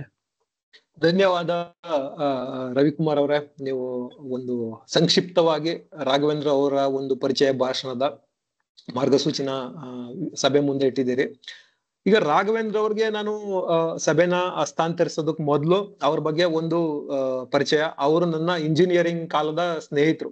ಅವರು ಏನಂತಂದ್ರೆ, ಅವರು ರವಿಕುಮಾರ್ ಇವರೆಲ್ಲ ಏನಂತಂದ್ರೆ ನಾವೆಲ್ಲ ಒಟ್ಟಿಗೆ ಓದಿದ್ದು. ಅವ್ರದ್ದು ನಮ್ದು 25-26 ವರ್ಷದ ಸ್ನೇಹ. ಅವರು ಕೂಡ ಏನಂತಂದ್ರೆ ಕನ್ನಡದಲ್ಲಿ ಸೊಗಸಾಗಿ ಬರೆಯಬಲ್ರು. ಅವರ ಗದ್ಯ ಇರ್ಬೋದು, ಚುಟುಕಗಳಿರ್ಬೋದು, ಅದೆಲ್ಲ ಏನಂತಂದ್ರೆ ನನ್ಗೆ ಬಹಳ ಇಷ್ಟ. ಅವರು ಪ್ರಸ್ತುತ ಏನಂತಂದ್ರೆ ಸಿಂಗಾಪುರ್ ಅಲ್ಲಿ ಇರೋದು. ಅವರು ನ್ಯಾಷನಲ್ ಇಂಜಿನಿಯರಿಂಗ್ ಪದವಿನ VTU ಮಾಡಿದ್ದು. ಅದಷ್ಟೇ ಅಲ್ಲದೆ ನ್ಯಾಷನಲ್ ಯೂನಿವರ್ಸಿಟಿ ಆಫ್ ಸಿಂಗಾಪುರ್ ಅಲ್ಲಿ ಮಾಸ್ಟರ್ಸ್ ಮಾಡಿದ್ದಾರೆ. ಅದ್ರ ಜೊತೆಗೆ MBA ಕೂಡ ಮಾಡ್ಕೊಂಡಿದ್ದಾರೆ. ಆಮೇಲಿಂದ ಅವ್ರಿಗೆ ಅನ್ಸಿದೆ, ಓಕೆ ನಾವ್ ಏನ್ ನನ್ ನಾಲೆಡ್ಜ್ ಸಾಲ್ತಾ ಇಲ್ಲ ಇದು ಅಂತ ಅನ್ಸಿದೆ ಅವ್ರಿಗೆ. ಅವ್ರು ಹೇಳೋದೇನಪ್ಪಾ ಅಂತಂದ್ರೆ, ನಾವ್ ಎಷ್ಟು ಓದ್ತಿವಿ ಅಷ್ಟು ನಮ್ಗೆ ಏನಂತಂದ್ರೆ ನಾವ್ ಏನ್ ತಿಳ್ಕೊಂಡಿಲ್ಲ ಅಂತ ಗೊತ್ತಾಗ್ತಾ ಹೋಗುತ್ತೆ ಅಂತ. ಸೊ ಅದಕ್ಕೆ ಈಗ ಅವರು ಪ್ರಸ್ತುತ ಅರ್ಥಶಾಸ್ತ್ರದಲ್ಲಿ MA ಮಾಡ್ತಾ ಇದ್ದಾರೆ. ಸೊ ಇದು ಅವರ ಬಗ್ಗೆ ವಿವರಗಳು. ಓದೋದು, ಬರೆಯೋದು ಅವರ ಆಸಕ್ತಿ ಮತ್ತೆ ಹವ್ಯಾಸ. ಇವತ್ತು ಅವರು ತಮ್ಮ ಐಸ್ ಬ್ರೇಕರ್ ಸ್ಪೀಚ್, ಪರಿಚಯ ಭಾಷಣ, ಅದರಲ್ಲಿ ಅವ್ರ ಬಗ್ಗೆ ಪರಿಚಯನ ನಮ್ಮೆಲ್ಲರಿಗೂ ಮಾಡ್ಕೊಡ್ತಾ ಇದ್ದಾರೆ. ಅವ್ರಿಗೆ ಒಳ್ಳೇದಾಗ್ಲಿ ಅಂತ ಹೇಳ್ತಾ ಈಗ ನಾನು ವೇದಿಕೆನ ರಾಘವೇಂದ್ರ ಅವ್ರಿಗೆ ಕೊಡ್ತಾ ಇದ್ದೀನಿ. ರಾಘವೇಂದ್ರ ಅವರೇ, ವೇದಿಕೆ ನಿಮ್ದು. ಧನ್ಯವಾದಗಳು ಮೋಹನ್ ಮೂರ್ತಿ ಅವರೇ. ಎಲ್ರಿಗೂ ನಮಸ್ಕಾರ. ನನ್ನನ್ನ ನಾನು ಒಬ್ಬ ಜಸ್ಟ್ ಮಿಲೆನಿಯಲ್ ಅಂತ ಕರ್ಕೊಳ್ತೀನಿ. 1980 ನಂತರ ಹುಟ್ಟಿದವರೆಲ್ಲ ಮಿಲೆನಿಯಲ್ಸ್. ನಾನು ಹುಟ್ಟಿದ್ದು 1981, ಹಾಗಾಗಿ ನಾನೊಬ್ಬ ಜಸ್ಟ್ ಮಿಲೆನಿಯಲ್. 1-2 ವರ್ಷ ಮುಂಚೆ ಹುಟ್ಟಿದ್ರೆ ಜೆನ್ ಎಕ್ಸ್ ಗುಂಪಿಗೆ ಸೇರಿಸ್ಬಿಡ್ತಿದ್ರು. ಸೊ ನಾನು ಹುಟ್ಟಿದ್ದು ಒಂದು ಸಣ್ಣ ಹಳ್ಳಿಲಿ. ನಮ್ಮಪ್ಪ ಹೆಡ್ ಮೇಸ್ಟ್ರು. ಸೊ 5ನೇ ಮಗನಾಗಿ ಹುಟ್ಟಿದೆ. ಹಳ್ಳಿ ಮೇಸ್ಟ್ರು ಅಂದ್ರೆ ಕೇಳ್ಬೇಕೆ, ಹಳ್ಳಿ ಜನರ ಪ್ರೀತಿ ವಿಶ್ವಾಸದ ಜೊತೆಗೆ ನಾನು ಬೆಳೆದೆ. ಮುಂದೆ ನಾನು 3ನೇ ಕ್ಲಾಸ್ ಕಲಿಯೋವಾಗಲೇ ನಮ್ಮ ಅಪ್ಪನಿಗೆ ಪಟ್ಟಣಕ್ಕೆ ಟ್ರಾನ್ಸ್ಫರ್ ಆಯಿತು. ಅಷ್ಟರಲ್ಲಾಗಲೇ ನಾನು ಕನ್ನಡ ಓದೋದನ್ನ ಬರೆಯೋದನ್ನ ಕರತಲ ಮೂಲಕ ಮಾಡ್ಕೊಂಡ್ಬಿಟ್ಟಿದ್ದೆ. ಎಷ್ಟು ವೇಗವಾಗಿ ತಪ್ಪಿಲ್ದೆ ಓದ್ತಿದ್ದೆ ಅಂದ್ರೆ ರೇಡಿಯೋ ಅಥವಾ ಟಿವಿ ವಾರ್ತೆ ಓದೋರ್ಗಿಂತಲೂ ವೇಗವಾಗಿ ಒಂದು ತಪ್ಪಿಲ್ದೆ ಓದ್ತಿದ್ದೆ. ಇನ್ನ ಪಟ್ನಾ ಸೇರಿದ್ಮೇಲೆ ಹೊಸ ಜೀವನ ಶೈಲಿ ಆರಂಭವಾಗ್ಬೇಕಲ್ವೇ. ಪ್ರತಿದಿನ ಪತ್ರಿಕೆಗಳು ಮನೆಗೆ ಬರೋಕ್ ಶುರು ಆದವು. ಅದು ಬೆಳಗ್ಗೆ 5-5:30 ಗಂಟೆ ಅಷ್ಟೊತ್ತಿಗೆ. ಸೊ ನಮ್ಮ ಅಪ್ಪನಿಗೆ ನಾನೇ ವಾರ್ತೆ ಓದುಗ. ಅವ್ರಿನ್ನೂ ಹಾಸ್ಟೆಲಿರೋವಾಗ್ಲೇ ಮುಖ್ಯಾಂಶಗಳನ್ನ ಓದಿ ಹೇಳ್ತಿದ್ದೆ. ಹಾಗಾಗಿ ಪತ್ರಿಕೆ ಓದೋದು ಒಂದು ಹವ್ಯಾಸ ಆಗೋಯ್ತು. ಇವತ್ತು ಕೂಡ ಪ್ರತಿದಿನ ಕನಿಷ್ಠ 2 ಅಥವಾ 3 ಪತ್ರಿಕೆಗಳನ್ನ ಓದ್ತೀನಿ. ಮುಂದೆ ನನ್ನ ಪ್ರಾಥಮಿಕ, ಮಾಧ್ಯಮಿಕ ಮತ್ತು ಪ್ರೌಢ ಶಿಕ್ಷಣ ಶಿರಾ ಪಟ್ಟಣದಲ್ಲೇ ಮುಂದುವರಿಯಿತು. ನಾನು 10ನೇ ತರಗತಿ ಮುಗಿಸಿದ ಮೇಲೆ ಕೆಲವು ಸಲ ಸಣ್ಣ ಪುಟ್ಟ ಸ್ಪರ್ಧೆಗಳಲ್ಲಿ, ಕಥಾ ಸ್ಪರ್ಧೆಗಳಲ್ಲಿ ಭಾಗವಹಿಸ್ತಾ ಇದ್ದೆ. ಹಾಗೆ ಬಹುಮಾನ ಕೂಡ ಪಡ್ಕೊಂಡಿದ್ದೆ. ಆನಂತರ ತುಮಕೂರಿನಲ್ಲಿ PUC ಮಾಡಿದೆ. ಆಮೇಲೆ ಕೂರ್ಗ್ ಇನ್ಸ್ಟಿಟ್ಯೂಟ್ ಆಫ್ ಟೆಕ್ನಾಲಜಿ ಪೊನ್ನಂಪೇಟೆನಲ್ಲಿ ಇಂಜಿನಿಯರಿಂಗ್ ಮುಗಿಸ್ದೆ. ಇಂಜಿನಿಯರಿಂಗ್ ಮುಗಿಸಿದ್ನಾದ್ಮೇಲೆ ನನ್ನ ಮೊದಲು ಕೆಲಸ ಸಿಕ್ಕಿದ್ದು ದೆಹಲಿ ಪಕ್ಕದಲ್ಲಿರೋ ಗುರುಗ್ರಾಮದಲ್ಲಿ. ಸೊ ಕರ್ನಾಟಕ ಬಿಟ್ಟು ಹೊರಗೆ ಹೋಗೋದು ನನಗೆ ಹೊಸ ಅನುಭವ. ರೈಲಿನ ಪ್ರಯಾಣ, ಆ ಕೈಯಲ್ಲಿ 4-5 ಬ್ಯಾಗ್ಗಳು, ಡಿಸೆಂಬರ್ ಜನವರಿ ಟೈಮ್ ಬೇರೆ. ರೈಲ್ ಇಳಿದ್ರೆ ಫುಲ್ ಕೊರಿಯೋ ಚಳಿ. ಅಷ್ಟೊಂದು ಚಳಿನ ಅಲ್ಲಿವರೆಗೂ ನಾನು ಅನುಭವಿಸೇ ಇರಲಿಲ್ಲ. ಸೊ ಬಂದ್ ಧೈರ್ಯ ನನಗೆ. ಮನೇಲಿ ಎಷ್ಟು ಹೇಳಿದ್ರು ಆ ಚಳಿನ ಎದುರಿಸೋದಕ್ಕೆ ಯಾವುದೇ ತಯಾರಿ ಮಾಡ್ಕೊಂಡಿರ್ಲಿಲ್ಲ. ಸುತ್ತಮುತ್ತ ಕಣ್ಣಾಡಿಸ್ದೆ. ಅಲ್ಲಿ ಭಿಕ್ಷುಕರು ಕೂಡ ಗ್ಲೌಸ್ ಮತ್ತೆ ಸಾಕ್ಸ್ ಇಲ್ದಲೇ ಇರ್ತಿರ್ಲಿಲ್ಲ, ಯಾರು ಇರ್ಲಿಲ್ಲ ಅಲ್ಲಿ. ಸೊ ನನ್ನನ್ನು ನೋಡಿದ್ರೆ ಹೊಸಬಾ ಅಂತ ಯಾರಿಗಾದ್ರೂ ಸುಲಭವಾಗಿ ಗೊತ್ತಾಗ್ಬಿಡ್ತಿತ್ತು. ಸೊ ಹರಕು ಮುರುಕು ಹಿಂದಿನಲ್ಲಿ ಹೇಗೋ ಅಲ್ಲಿ ಇಲ್ಲಿ ಕೇಳ್ಕೊಂಡು ಹೋಟೆಲ್ ತಲುಪಿದೆ. ಅಲ್ಲಿನ ವಾತಾವರಣಕ್ಕೆ ಹೊಂದ್ಕೊಳ್ಳೋಕೆ ಸ್ವಲ್ಪ ಸಮಯ ಹಿಡಿತು. ಕರ್ನಾಟಕದಂತ ಸುಂದರ ವಾತಾವರಣದಲ್ಲಿ ಹುಟ್ಟಿ ಬೆಳೆದವ್ರಿಗೆ ಅಂತ ಅತಿ ಬಿಸಿಲು ಅಥವಾ ಅತಿ ಥಂಡಿ ಅನ್ಸೋ ವಾತಾವರಣಕ್ಕೆ ಹೊಂದ್ಕೊಳ್ಳೋದು ಬಹಳ ಕಷ್ಟ. ಮತ್ತೆ ಮುಂಬೈನಲ್ಲಿ 1-2 ವರ್ಷ ಕೆಲಸ ಮಾಡಿದೆ. ಆಮೇಲೆ ಸಿಂಗಾಪುರ್ಗೆ ಬಂದೆ. ಇಲ್ಲಿ ಬಂದು 15 ವರ್ಷಗಳಾದ್ವು. ಇಲ್ಲಿ ನ್ಯಾಷನಲ್ ಯೂನಿವರ್ಸಿಟಿ ಆಫ್ ಸಿಂಗಾಪುರ್ನಲ್ಲಿ MTech ಮುಗಿಸ್ದೆ. ಅಷ್ಟಕ್ಕೆ ಸಾಕನ್ನಿಸ್ಲಿಲ್ಲ. So MBA ಮುಗಿಸ್ದೆ. ಆದ್ರೂ ಏನೋ ಮಿಸ್ ಆಗಿದೆ ಅಂತ ಅನಿಸ್ತು. ಸೊ ಐನ್ಸ್ಟೀನ್ ಒಂದು ಮಾತು ನೆನಪಿಗೆ ಬರುತ್ತೆ ನನಗೆ, the more I learn the more I realise how much I don't know. ಹಾಗಾಗಿ ಮತ್ತೆ ಆನ್ಲೈನಲ್ಲಿ ಅರ್ಥಶಾಸ್ತ್ರದಲ್ಲಿ MA ಮಾಡೋಣ ಅಂತ ಸೇರ್ಕೊಂಡಿದ್ದೀನಿ. ಈಗಾಗಲೇ 3 ಸೆಮಿಸ್ಟರ್ ಮುಗಿದಿದೆ. ಇನ್ನೊಂದು ಸೆಮಿಸ್ಟರ್ ಮುಗಿಸಿದ್ರೆ ಅದನ್ನು ಮುಗಿಯುತ್ತೆ. ಆಮೇಲೆ ಮತ್ತೆ ಇನ್ನು ಬೇರೆ ಪ್ಲಾನ್ ಇದೆ. ಸೊ ಬಹಳಷ್ಟು ಜನರಿಗೆ ಜೀವನೋತ್ಸಾಹಕ್ಕೆ ಹಲವಾರು ಕಾರಣಗಳಿರುತ್ತೆ. ನನಗೆ ಏನಾದರೂ ಹೊಸದನ್ನು ಕಲಿಯೋದೇ ಒಂದು ಜೀವನೋತ್ಸಾಹ. ಸೊ ಪ್ರತಿ ಸಲ ಹೊಸದಾಗಿ ಏನಾದರೂ ಕಲಿಬೇಕು ಅಂತ ಹುಡುಕ್ತಾ ಇರ್ತೀವಿ. ಸೊ ಕೆಲವು ಸಲ ಪೆನ್ಸಿಲ್ ಸ್ಕೆಚಿಂಗ್ ಬಗ್ಗೆ ಕೋರ್ಸ್ ಸೇರ್ಕೊಂಡಿದ್ದೆ. ಅದನ್ನು ಕೂಡ ಮಾಡ್ತಾ ಇದ್ದೆ. ಹಾಗಾಗಿ ಹೊಸದನ್ನು ಕಲಿಯೋದೇ ಒಂದು ಜೀವನೋತ್ಸಾಹ ಅಂತ ಹೇಳಕ್ ಬಯಸ್ತೀನಿ. ಸೊ 12 ವರ್ಷದ ಹಿಂದೆ ಮದುವೆ ಆಯ್ತು. ಈಗ 5 ವರ್ಷದ ಮಗ ಇದ್ದಾನೆ. ಸೊ ನನ್ನ ಮಾಸ್ಟರ್ಸ್ಗಳ ಪ್ರಯಾಣಕ್ಕೆ ನನ್ನ ಹೆಂಡತಿ ಸಹಕಾರ ಬಹಳ ಇಂಪಾರ್ಟೆಂಟ್. ಸೊ ಅವಳಿಗೆ ಇದಕ್ಕೆ ಕೃತಜ್ಞತೆ ಸಲ್ಲಿಸಲೇಬೇಕು. ಕಾಲೇಜ್ನಲ್ಲಿ ಕಲಿತ ಕಾನ್ಸೆಪ್ಟ್ಗಳನ್ನ ಅಪ್ಲೈ ಮಾಡುವಾಗ ಅಥವಾ ಅವಳಿಗೆ ಅದನ್ನ ಬೋಧಿಸುವಾಗ ಬಹಳಷ್ಟು ಸಂಯಮ ಅವಳಿಗೆ. ಅದನ್ನೆಲ್ಲ ಹೇಳೋದಕ್ಕೆ ಆಗೋದಿಲ್ಲ, ಅಷ್ಟೊಂದು ಸಂಯಮ. ನಾನು ಶಾಲೆಯಲ್ಲಿ ಓದ್ತಿರೋವಾಗ ಒಂದು ಸಣ್ಣ ಪುಟ್ಟ ಚರ್ಚಾ ಸ್ಪರ್ಧೆಗಳಲ್ಲಿ ಭಾಗವಹಿಸ್ತಿದ್ದೆ. ಆದ್ರೆ ಭಾಷಣ ಕಲೆಯ ಗಂಧ ಗೊತ್ತಿಲ್ಲದ ಭಾಷಣ ಹೇಗಿರುತ್ತೆ ಊಹಿಸಿ. ಸೊ ಹೀಗೆ ಒಂದು ಚರ್ಚಾ ಸ್ಪರ್ಧೆಯಲ್ಲಿ ಮೂಢನಂಬಿಕೆಗಳ ಪರ ಅಥವಾ ವಿರೋಧ ವಿಷಯ. ನಾನು ಮೂಢನಂಬಿಕೆಗಳ ಪರವಾಗಿ ಮಾತಾಡ್ಬೇಕಿತ್ತು. ವಿರೋಧವಾಗೇನೋ ಮಾತಾಡೋದು ಬಹಳ ಸುಲಭ, ಆದ್ರೆ ಪರವಾಗಿ ಮಾತಾಡೋದು ಹೇಗೆ? ಹಾಗೂ ಈಗ ಮಾಡಿ ಒಂದು ಸಣ್ಣ ಭಾಷಣಕ್ಕೆ ತಯಾರಾದೆ. ವೇದಿಕೆಯಲ್ಲಿ ಭಾಷಣ ಶುರು ಆಯ್ತು. ಇತರೆ ಸ್ಪರ್ಧಿಗಳು ಹಾವ ಭಾವ ಪ್ರದರ್ಶಿಸುತ್ತಾ ಒಳ್ಳೆ ತುಂಬಾ ಚೆನ್ನಾಗಿ ಭಾಷಣ ಮುಗಿಸಿದ್ರು. ನನ್ನ ಸರದಿ ಬಂದಾಗ ಅಷ್ಟು ಜನರನ್ನ ನೋಡಿ ಎಲ್ಲ ಮರ್ತೇ ಹೋಯ್ತು. ತೋಚಿದ್ದನ್ನ ಹೇಳ್ಬಿಟ್ಟೆ. ಬಹುಮಾನ ಗೆಲ್ಲೋಕಾಗದೇ ಇದ್ರು ಮುಖ್ಯ ಅತಿಥಿಗಳನ್ನ ಇಂಪ್ರೆಸ್ ಮಾಡಕ್ಕೆ ಅಷ್ಟು ಸಾಕಾಗಿತ್ತು. ಸೊ ಕೇವಲ ಬಹುಮಾನಿತರಿಗೆ ಮಾತ್ರ ಆಯೋಜಿಸಿದ್ದ ಕಾರ್ಯಕ್ರಮಕ್ಕೆ ನನಗೂ ಕೂಡ ವಿಶೇಷ ಆಹ್ವಾನ ಕೊಟ್ಟಿದ್ರು. ಆದ್ರೆ ನಾನು ಅಲ್ಲಿಗೆ ಹೋಗ್ಲೇ ಇಲ್ಲ. ಮುಂದೆ ಇಂತಹ ಸ್ಪರ್ಧೆಗಳಿಗೆ ಯಾರನ್ನ ಕೇಳಿದ್ರೆ ದೊಡ್ಡ ನಮಸ್ಕಾರ ಅಂತ ಹೇಳ್ಬಿಡ್ತಿದ್ದೆ. ಸೊ ಇತ್ತೀಚೆಗೆ ಮೋಹನ್ ಮೂರ್ತಿ ಕಾಲ್ ಮಾಡಿ, ಈ ತರ ಒಂದು ಕ್ಲಬ್ ಇದೆ, ಕನ್ನಡ ಇಂಗ್ಲಿಷ್ ಬೈಲಿಂಗ್ವಲ್ ಕ್ಲಬ್, ಭಾಷಣ ಕಲೆನ ಸಿದ್ಧಿಸ್ಕೊಳ್ಳೋಕೆ ಒಂದು ಒಳ್ಳೆ ವೇದಿಕೆ ಅಂದಾಗ ಯೋಚನೆ ಮಾಡೋ ಅವಶ್ಯಕತೆನೇ ಇರಲಿಲ್ಲ. ಸೊ ಒಳ್ಳೊಳ್ಳೆ ಭಾಷಣಕಾರರ ಸಮ್ಮುಖದಲ್ಲಿ ಕಲಿಯೋ ಸುವರ್ಣಾವಕಾಶ ಮತ್ತೆಲ್ಲಿ ಸಿಗೋಕ್ ಸಾಧ್ಯ. ಹೀಗೆ ಟೋಸ್ಟ್ ಮಾಸ್ಟರ್ ಸದಸ್ಯನಾದೆ. ಸೇರ್ಕೊಂಡ ತಕ್ಷಣ ಸಂವಹನ ಕಲೆ ಬಂದ್ಬಿಡುತ್ತಾ? ಸೊ ಸೇರ್ಕೊಂಡ ತಕ್ಷಣ ಮೋಹನ್ ಮೂರ್ತಿ ಅವ್ರು ಹೇಳಿದ ಮಾತನ್ನ ಹೇಳಲೇಬೇಕಿಲ್ಲಿ. ಅದೇನಪ್ಪಾ ಅಂದ್ರೆ, ಸೇರ್ಕೊಂಡೆ ಅಂದ ತಕ್ಷಣ ಭಾಷಣ ಕಲೆ ಇಂಪ್ರೂವ್ ಆಗಲ್ಲ. ಇದು ಒಂದು ಜಿಮ್ ಮೆಂಬರ್ಶಿಪ್ ತರ. ಜಿಮ್ ಸೇರ್ಕೊಂಡ ತಕ್ಷಣ ಬಾಡಿ ಬರೋದಿಲ್ಲ, ಎಕ್ಸರ್ಸೈಸ್ ಮಾಡಬೇಕು. ಹಂಗೇನೆ ಪ್ರತಿ ಮೀಟಿಂಗ್ ನಲ್ಲೂ ಸಕ್ರಿಯವಾಗಿ ಭಾಗವಹಿಸಿ ಎಲ್ಲಾ ಚಟುವಟಿಕೆಗಳನ್ನ ಸರಿಯಾಗಿ ಮುಗಿಸ್ಬೇಕು. ಹಾಗಾದಾಗ ಮಾತ್ರ ಭಾಷಣ ಕಲೆ ಸಿದ್ಧಿಸುತ್ತೆ ಅಂತ. ಪಬ್ಲಿಕ್ ಸ್ಪೀಕಿಂಗ್ ಕೂಡ ಒಂದು ಪಯಣ. ಇದರಲ್ಲಿ ಯಶಸ್ವಿ ಆಗ್ಬೇಕಂದ್ರೆ ಒಂದು ಸ್ಟ್ರಕ್ಚರ್ಡ್ ಅಪ್ರೋಚ್ ಬಹಳ ಮುಖ್ಯ. ಟೋಸ್ಟ್ ಮಾಸ್ಟರ್ ಇಂತಹ ಒಳ್ಳೆ ಅವಕಾಶವನ್ನ ಒದಗಿಸ್ತಾ ಇದೆ. ಹಾಗಾಗಿ ನನ್ನ ಮುಂದಿನ ಪಯಣವನ್ನ ಎದುರು ನೋಡ್ತಾ ಇದ್ದೇನೆ. ಇಷ್ಟು ಹೇಳಿ ನಿಮ್ಮೆಲ್ಲರ ಸಹಕಾರಕ್ಕೆ ಧನ್ಯವಾದಗಳನ್ನು ಅರ್ಪಿಸುತ್ತಾ ನನ್ನ ಮಾತುಗಳನ್ನ ಮುಗಿಸಿ ವೇದಿಕೆಯನ್ನ ಮತ್ತೆ ಮೋಹನ್ ಮೂರ್ತಿ ಅವರಿಗೆ ಕೊಡ್ತಾ ಇದ್ದೀನಿ. ಧನ್ಯವಾದ ರಾಘವೇಂದ್ರ ಅವರೇ. ನಿಮ್ ಪರಿಚಯ ಭಾಷಣ ಕೇಳಿದಾಗ ನಂಗೆ ಏನ್ ಅನ್ಸ್ತಂದ್ರೆ, ನೀವು ನೀವೇನು ಇದು ಮೊದಲನೇ ಸರಿ ಭಾಷಣ ಮಾಡ್ತಾ ಇದಾರೆ ಅಂತ ಏನ್ ಅನ್ನಿಸ್ಲಿಲ್ಲ ನನ್ಗೆ. ಆಲ್ರೆಡಿ ನಿಮ್ಗೆ ಇದರಲ್ಲಿ ಸ್ವಲ್ಪ ನಾಲೆಡ್ಜ್ ಇದೆ, ಜ್ಞಾನ ಇದೆ ಅಂತ ಅನ್ನಿಸ್ತು. ಯಾಕಂದ್ರೆ ನನ್ ಪರಿಚಯ ಭಾಷಣ ನೆನಪಾಗೋಯ್ತು ನನ್ಗೆ. ಸೊ ನಿಮ್ಗೆ ನಿಮ್ಮ ಇದಕ್ಕೆ ನಿಮ್ ಪ್ರಯಾಣಕ್ಕೆ ಈ ಪಬ್ಲಿಕ್ ಸ್ಪೀಕಿಂಗ್ ಏನಿದೆ, ಭಾಷಣ ಕಲೆ ಕಲಿಯೋ ಪ್ರಯಾಣದಲ್ಲಿ ನಿಮ್ಗೆ ಒಳ್ಳೇದಾಗ್ಲಿ ಅಂತ ಶುಭ ಹಾರೈಸ್ತಾ ಈಗ ನಾವು ಸಭೆಯಲ್ಲಿ ಮುಂದಕ್ಕೆ ಹೋಗೋಣ. ನಾನು ಅವಾಗ್ಲೇ ಹೇಳ್ತಾ ಇದ್ದೆ ಏನಂದ್ರೆ, 1995ನೇ ಇಸ್ವಿ ಆ ಸಂದರ್ಭದಲ್ಲಿ ದೇವೇಗೌಡರು ಆ ಹಳೆ ಫೈಲ್ ನ ತೆಗೆದು ನೋಡ್ತಾರೆ. 5 ವರ್ಷದಲ್ಲಿ ಕಂಪ್ಲೀಟ್ ಮಾಡ್ಬೇಕಾಗಿರ್ತದೆ. ಅವ್ರಿಗೆ 3 ಸಮಸ್ಯೆ ಇರುತ್ತೆ. ಒಂದು, ನಾರಾಯಣಪುರ ಡ್ಯಾಮ್ ಇಂದ ಯಾರ್ಯಾರು ಮನೆ ಮಠಗಳನ್ನ ಕಳ್ಕೊಂಡಿದ್ದಾರೆ ಅವ್ರಿಗೆ ಪುನರ್ವಸತಿ ನಿರ್ಮಾಣ ಮಾಡಿ ಇದ್ ಮಾಡ್ಕೊಡೋದು. ಎರಡನೇದು ಏನಂದ್ರೆ, ವರ್ಲ್ಡ್ ಬ್ಯಾಂಕ್ ಏನು ಸಾಲನ ಸ್ಟಾಪ್ ಮಾಡಿದೆ ಅದನ್ನ ಪುನರ್ ರಿಲೀಸ್ ಮಾಡೋ ತರ ಮಾಡೋದು. ಮೂರನೇದು, ಲ್ಯಾಂಡ್ ಅಕ್ವೈಷನ್, ಭೂ ಸ್ವಾಧೀನ, ಅದಕ್ಕೆ ಸಂಬಂಧಪಟ್ಟಂಗೆ ಎಷ್ಟು ಸಿವಿಲ್ ಕೇಸ್ಗಳಿದೆ ಅದನ್ನೆಲ್ಲ ಒಂದು ಸಾಲ್ವ್ ಮಾಡುವಂತ ಒಂದು ಗುರುತರ ಜವಾಬ್ದಾರಿ.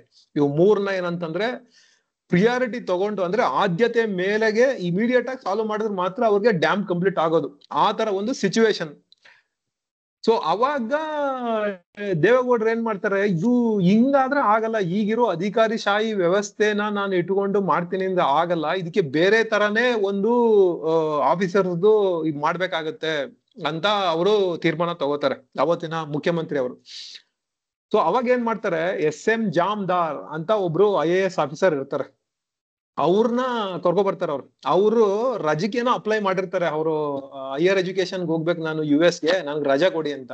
ಅವ್ರ ಕರೆದು, ನೀನ್ ರಜಾ ಕೊಡಲ್ಲ, ಬಟ್ ನಿನ್ಗೆ ಏನಂತಂದ್ರೆ ಒಂದು ದೊಡ್ಡ ಜವಾಬ್ದಾರಿ ಕೊಡ್ತೀನಿ, ಅದನ್ನ ಮಾಡು, ನಿನ್ಗೆ ಸರ್ಕಾರದಿಂದ ಏನೇನ್ ಸಪೋರ್ಟ್ ಬೇಕು ಎಲ್ಲಾನು ನಾನು ಕೊಡ್ತೀನಿ ಅಂತ ಹೇಳ್ತಾರೆ. ಸೊ ಅವರು ಏನಂತಂದ್ರೆ, ನೀವ್ ಫಸ್ಟ್ ಹೋಗ್ಬಿಟ್ಟು ಅಲ್ಲೆಲ್ಲ ಒಂದು ವಿಸಿಟ್ ಹಾಕಿ ಏನ್ ಬೇಕು, ಏನ್ ನಿನ್ಗೆ ಸೌಕರ್ಯಗಳು ಬೇಕು ಅದನ್ನ ನನ್ಗೆ ಹೇಳು, ನಾನು ಎಲ್ಲಾನು ಇದ್ ಮಾಡ್ತೀನಿ, ಬಟ್ ಇದು ಕಂಪ್ಲೀಟ್ ಆಗ್ಬೇಕು, ಇಲ್ಲೋದ್ರೆ ನಮ್ಮ ಪಾಲಿನ ನೀರ್ನ ನಾವು ಕಳ್ಕೊಬಿಡ್ತೀವಿ ಅಂತ ಹೇಳ್ತಾರೆ. ಜಾಮ್ದಾರ್ ಅವರು ಏನ್ ಮಾಡ್ತಾರೆ, ಒಬ್ಬ ಡ್ರೈವರ್ ಕರ್ಕೊಂಡು ಒಂದ್ ಜೀಪ್ ತಗೊಂಡು ಹೋಗ್ತಾರೆ ಆ ಸ್ಪಾಟ್ ಇನ್ಸ್ಪೆಕ್ಷನ್ ಮಾಡೋದಕ್ಕೆ. ಅಲ್ಲೇ ಅದನ್ನೆಲ್ಲ ಒಂದ್ ಕಡೆಯಿಂದ ಅವ್ರಿಗೆ ಗಮನಿಸಿದಾಗ ಅವ್ರಿಗೆ ಏನಂತಂದ್ರೆ, ಅಲ್ಲಿ ಇರುವಂತ ಅಧಿಕಾರಿ ವರ್ಗ ಏನಿದೆ ಇದು ಏನೇನಕ್ಕೂ ಸಾಲಲ್ಲ, ಈಗಿರೋ ಒಂದು ಏನಂತಂದ್ರೆ ಮುಂದೆ ಮಾಡ್ಬೇಕಾಗಿರೋ ಕೆಲ್ಸನ ನೋಡಿದ್ರೆ ಅಂತ ಅವ್ರಿಗೆ ಗೊತ್ತಾಗ್ತದೆ ಅವ್ರಿಗೆ. ಸೊ ಅದಕ್ಕೆ ಏನ್ ಮಾಡ್ತಾರೆ, ಅವರು ಒಂದು ಏನೇನು ಅವ್ರಿಗೆ ಬೇಕು ಸೌಲಭ್ಯಗಳು ಅಂತ ಅಂದ್ಬಿಟ್ಟು ಒಂದು ಲಿಸ್ಟ್ ಮಾಡ್ತಾರೆ. ಅದು ನಾನು ಆಕ್ಚುಲಿ ನೋಟ್ ಮಾಡ್ಕೊಂಡಿದ್ದೆ ಅವ್ರು ಏನೇನು ಲಿಸ್ಟ್ ಇದ್ ಮಾಡಿದ್ದಾರೆ ಅಂತ. ಅವಾಗ ಏನಂದ್ರೆ 6 ಜನ ಪುನರ್ವಸತಿ ಅಧಿಕಾರಿಗಳಿರ್ತಾರೆ. ಅದನ್ನ ಜಾಮ್ದಾರ್ ಅವರು 17 ಜನ ಬೇಕು ಅಂತ ಕೇಳ್ತಾರೆ. ಆಮೇಲಿಂದ ಎರಡು ಡೆಪ್ಯೂಟಿ ಕಮಿಷನರ್ ಇರ್ತಾರೆ. ಅದನ್ನ ಏನಂತಂದ್ರೆ 4 ಜನ ಬೇಕು ಅಂತ ಕೇಳ್ತಾರೆ. ಆಮೇಲಿಂದ 80 ಜನ ಹೊಸ ಅಧಿಕಾರಿಗಳನ್ನ ಅಪಾಯಿಂಟ್ ಮಾಡ್ಬೇಕಂತ ಹೇಳ್ತಾರೆ. 120 ಜೀಪ್ ಬೇಕು, ಮತ್ತೆ 120 ಕಂಪ್ಯೂಟರ್ ಬೇಕು ಅಂತ ಹೇಳ್ತಾರೆ. ಕಂಪ್ಯೂಟರ್ ಅವಾಗಿನ್ನೂ ಬರ್ತಾ ಇರ್ತದೆ, 1995ನೇ ಇಸ್ವಿ. ಆಮೇಲಿಂದ ಬಜೆಟ್ 40 ಕೋಟಿ ಏನೋ ಕೇಳ್ತಾರೆ. ಸೊ ಇದಿಷ್ಟನ್ನ ಒಂದು ಲಿಸ್ಟ್ ಮಾಡ್ಬಿಟ್ಟು ಕಳಿಸ್ತಾರೆ. ಕಳಿಸ್ದಾಗ ಏನಂತಂದ್ರೆ ಅದ್ರ ಒಂದೇ ಒಂದು ಚೇಂಜ್ ಮಾಡ್ದಾನೆ ಹಂಗೆ ಅಪ್ರೂವ್ ಮಾಡ್ತಾರೆ ಅದನ್ನ. ಆ ಜಹಾಮ್ದಾರ್ ಅವ್ರಿಗೆ ಆಶ್ಚರ್ಯ ಆಗ್ತದೆ, ಏನು ಇದು ಹಿಂಗ್ ಕಳ್ಸಿದ ತಕ್ಷಣ ಹಿಂಗೆ ಅಪ್ರೂವ್ ಮಾಡಿ ಬಂದ್ಬಿಟ್ಟು ಇಮಿಡಿಯೇಟ್ ಆಗಿ ಬಂದ್ಬಿಡುತ್ತೆ ಅವ್ರಿಗೆ ಜಾಮದಾರ್ ಅವ್ರಿಗೆ ಖುಷಿ ಆಗೋಗ್ತದೆ. ಫುಲ್ ಇನ್ಫ್ರಾಸ್ಟ್ರಕ್ಚರ್ ಎಲ್ಲ ರೆಡಿ ಮಾಡಿ ಆಫೀಸರ್ಸ್ಗೆಲ್ಲ ಅವ್ರಿಗೆ ಒಂದು ವಸತಿ ವ್ಯವಸ್ಥೆ ಎಲ್ಲ ಶುರು ಮಾಡ್ಕೊಂಡು ಎಲ್ಲರೂ ಅಲ್ಲಿ ಬಂದಿಳಿತಾರೆ. ಬಂದಿಳಿದು ಕೆಲಸ ಸ್ಟಾರ್ಟ್ ಮಾಡ್ತಾರೆ. ಕೆಲಸ ಸ್ಟಾರ್ಟ್ ಮಾಡಿ ಅವರ ಮೊದಲನೇ ಆದ್ಯತೆ ಏನಪ್ಪಾ ಅಂತಂದ್ರೆ ಅಲ್ಲಿ ಪುನರ್ವಸತೀಕರಣ.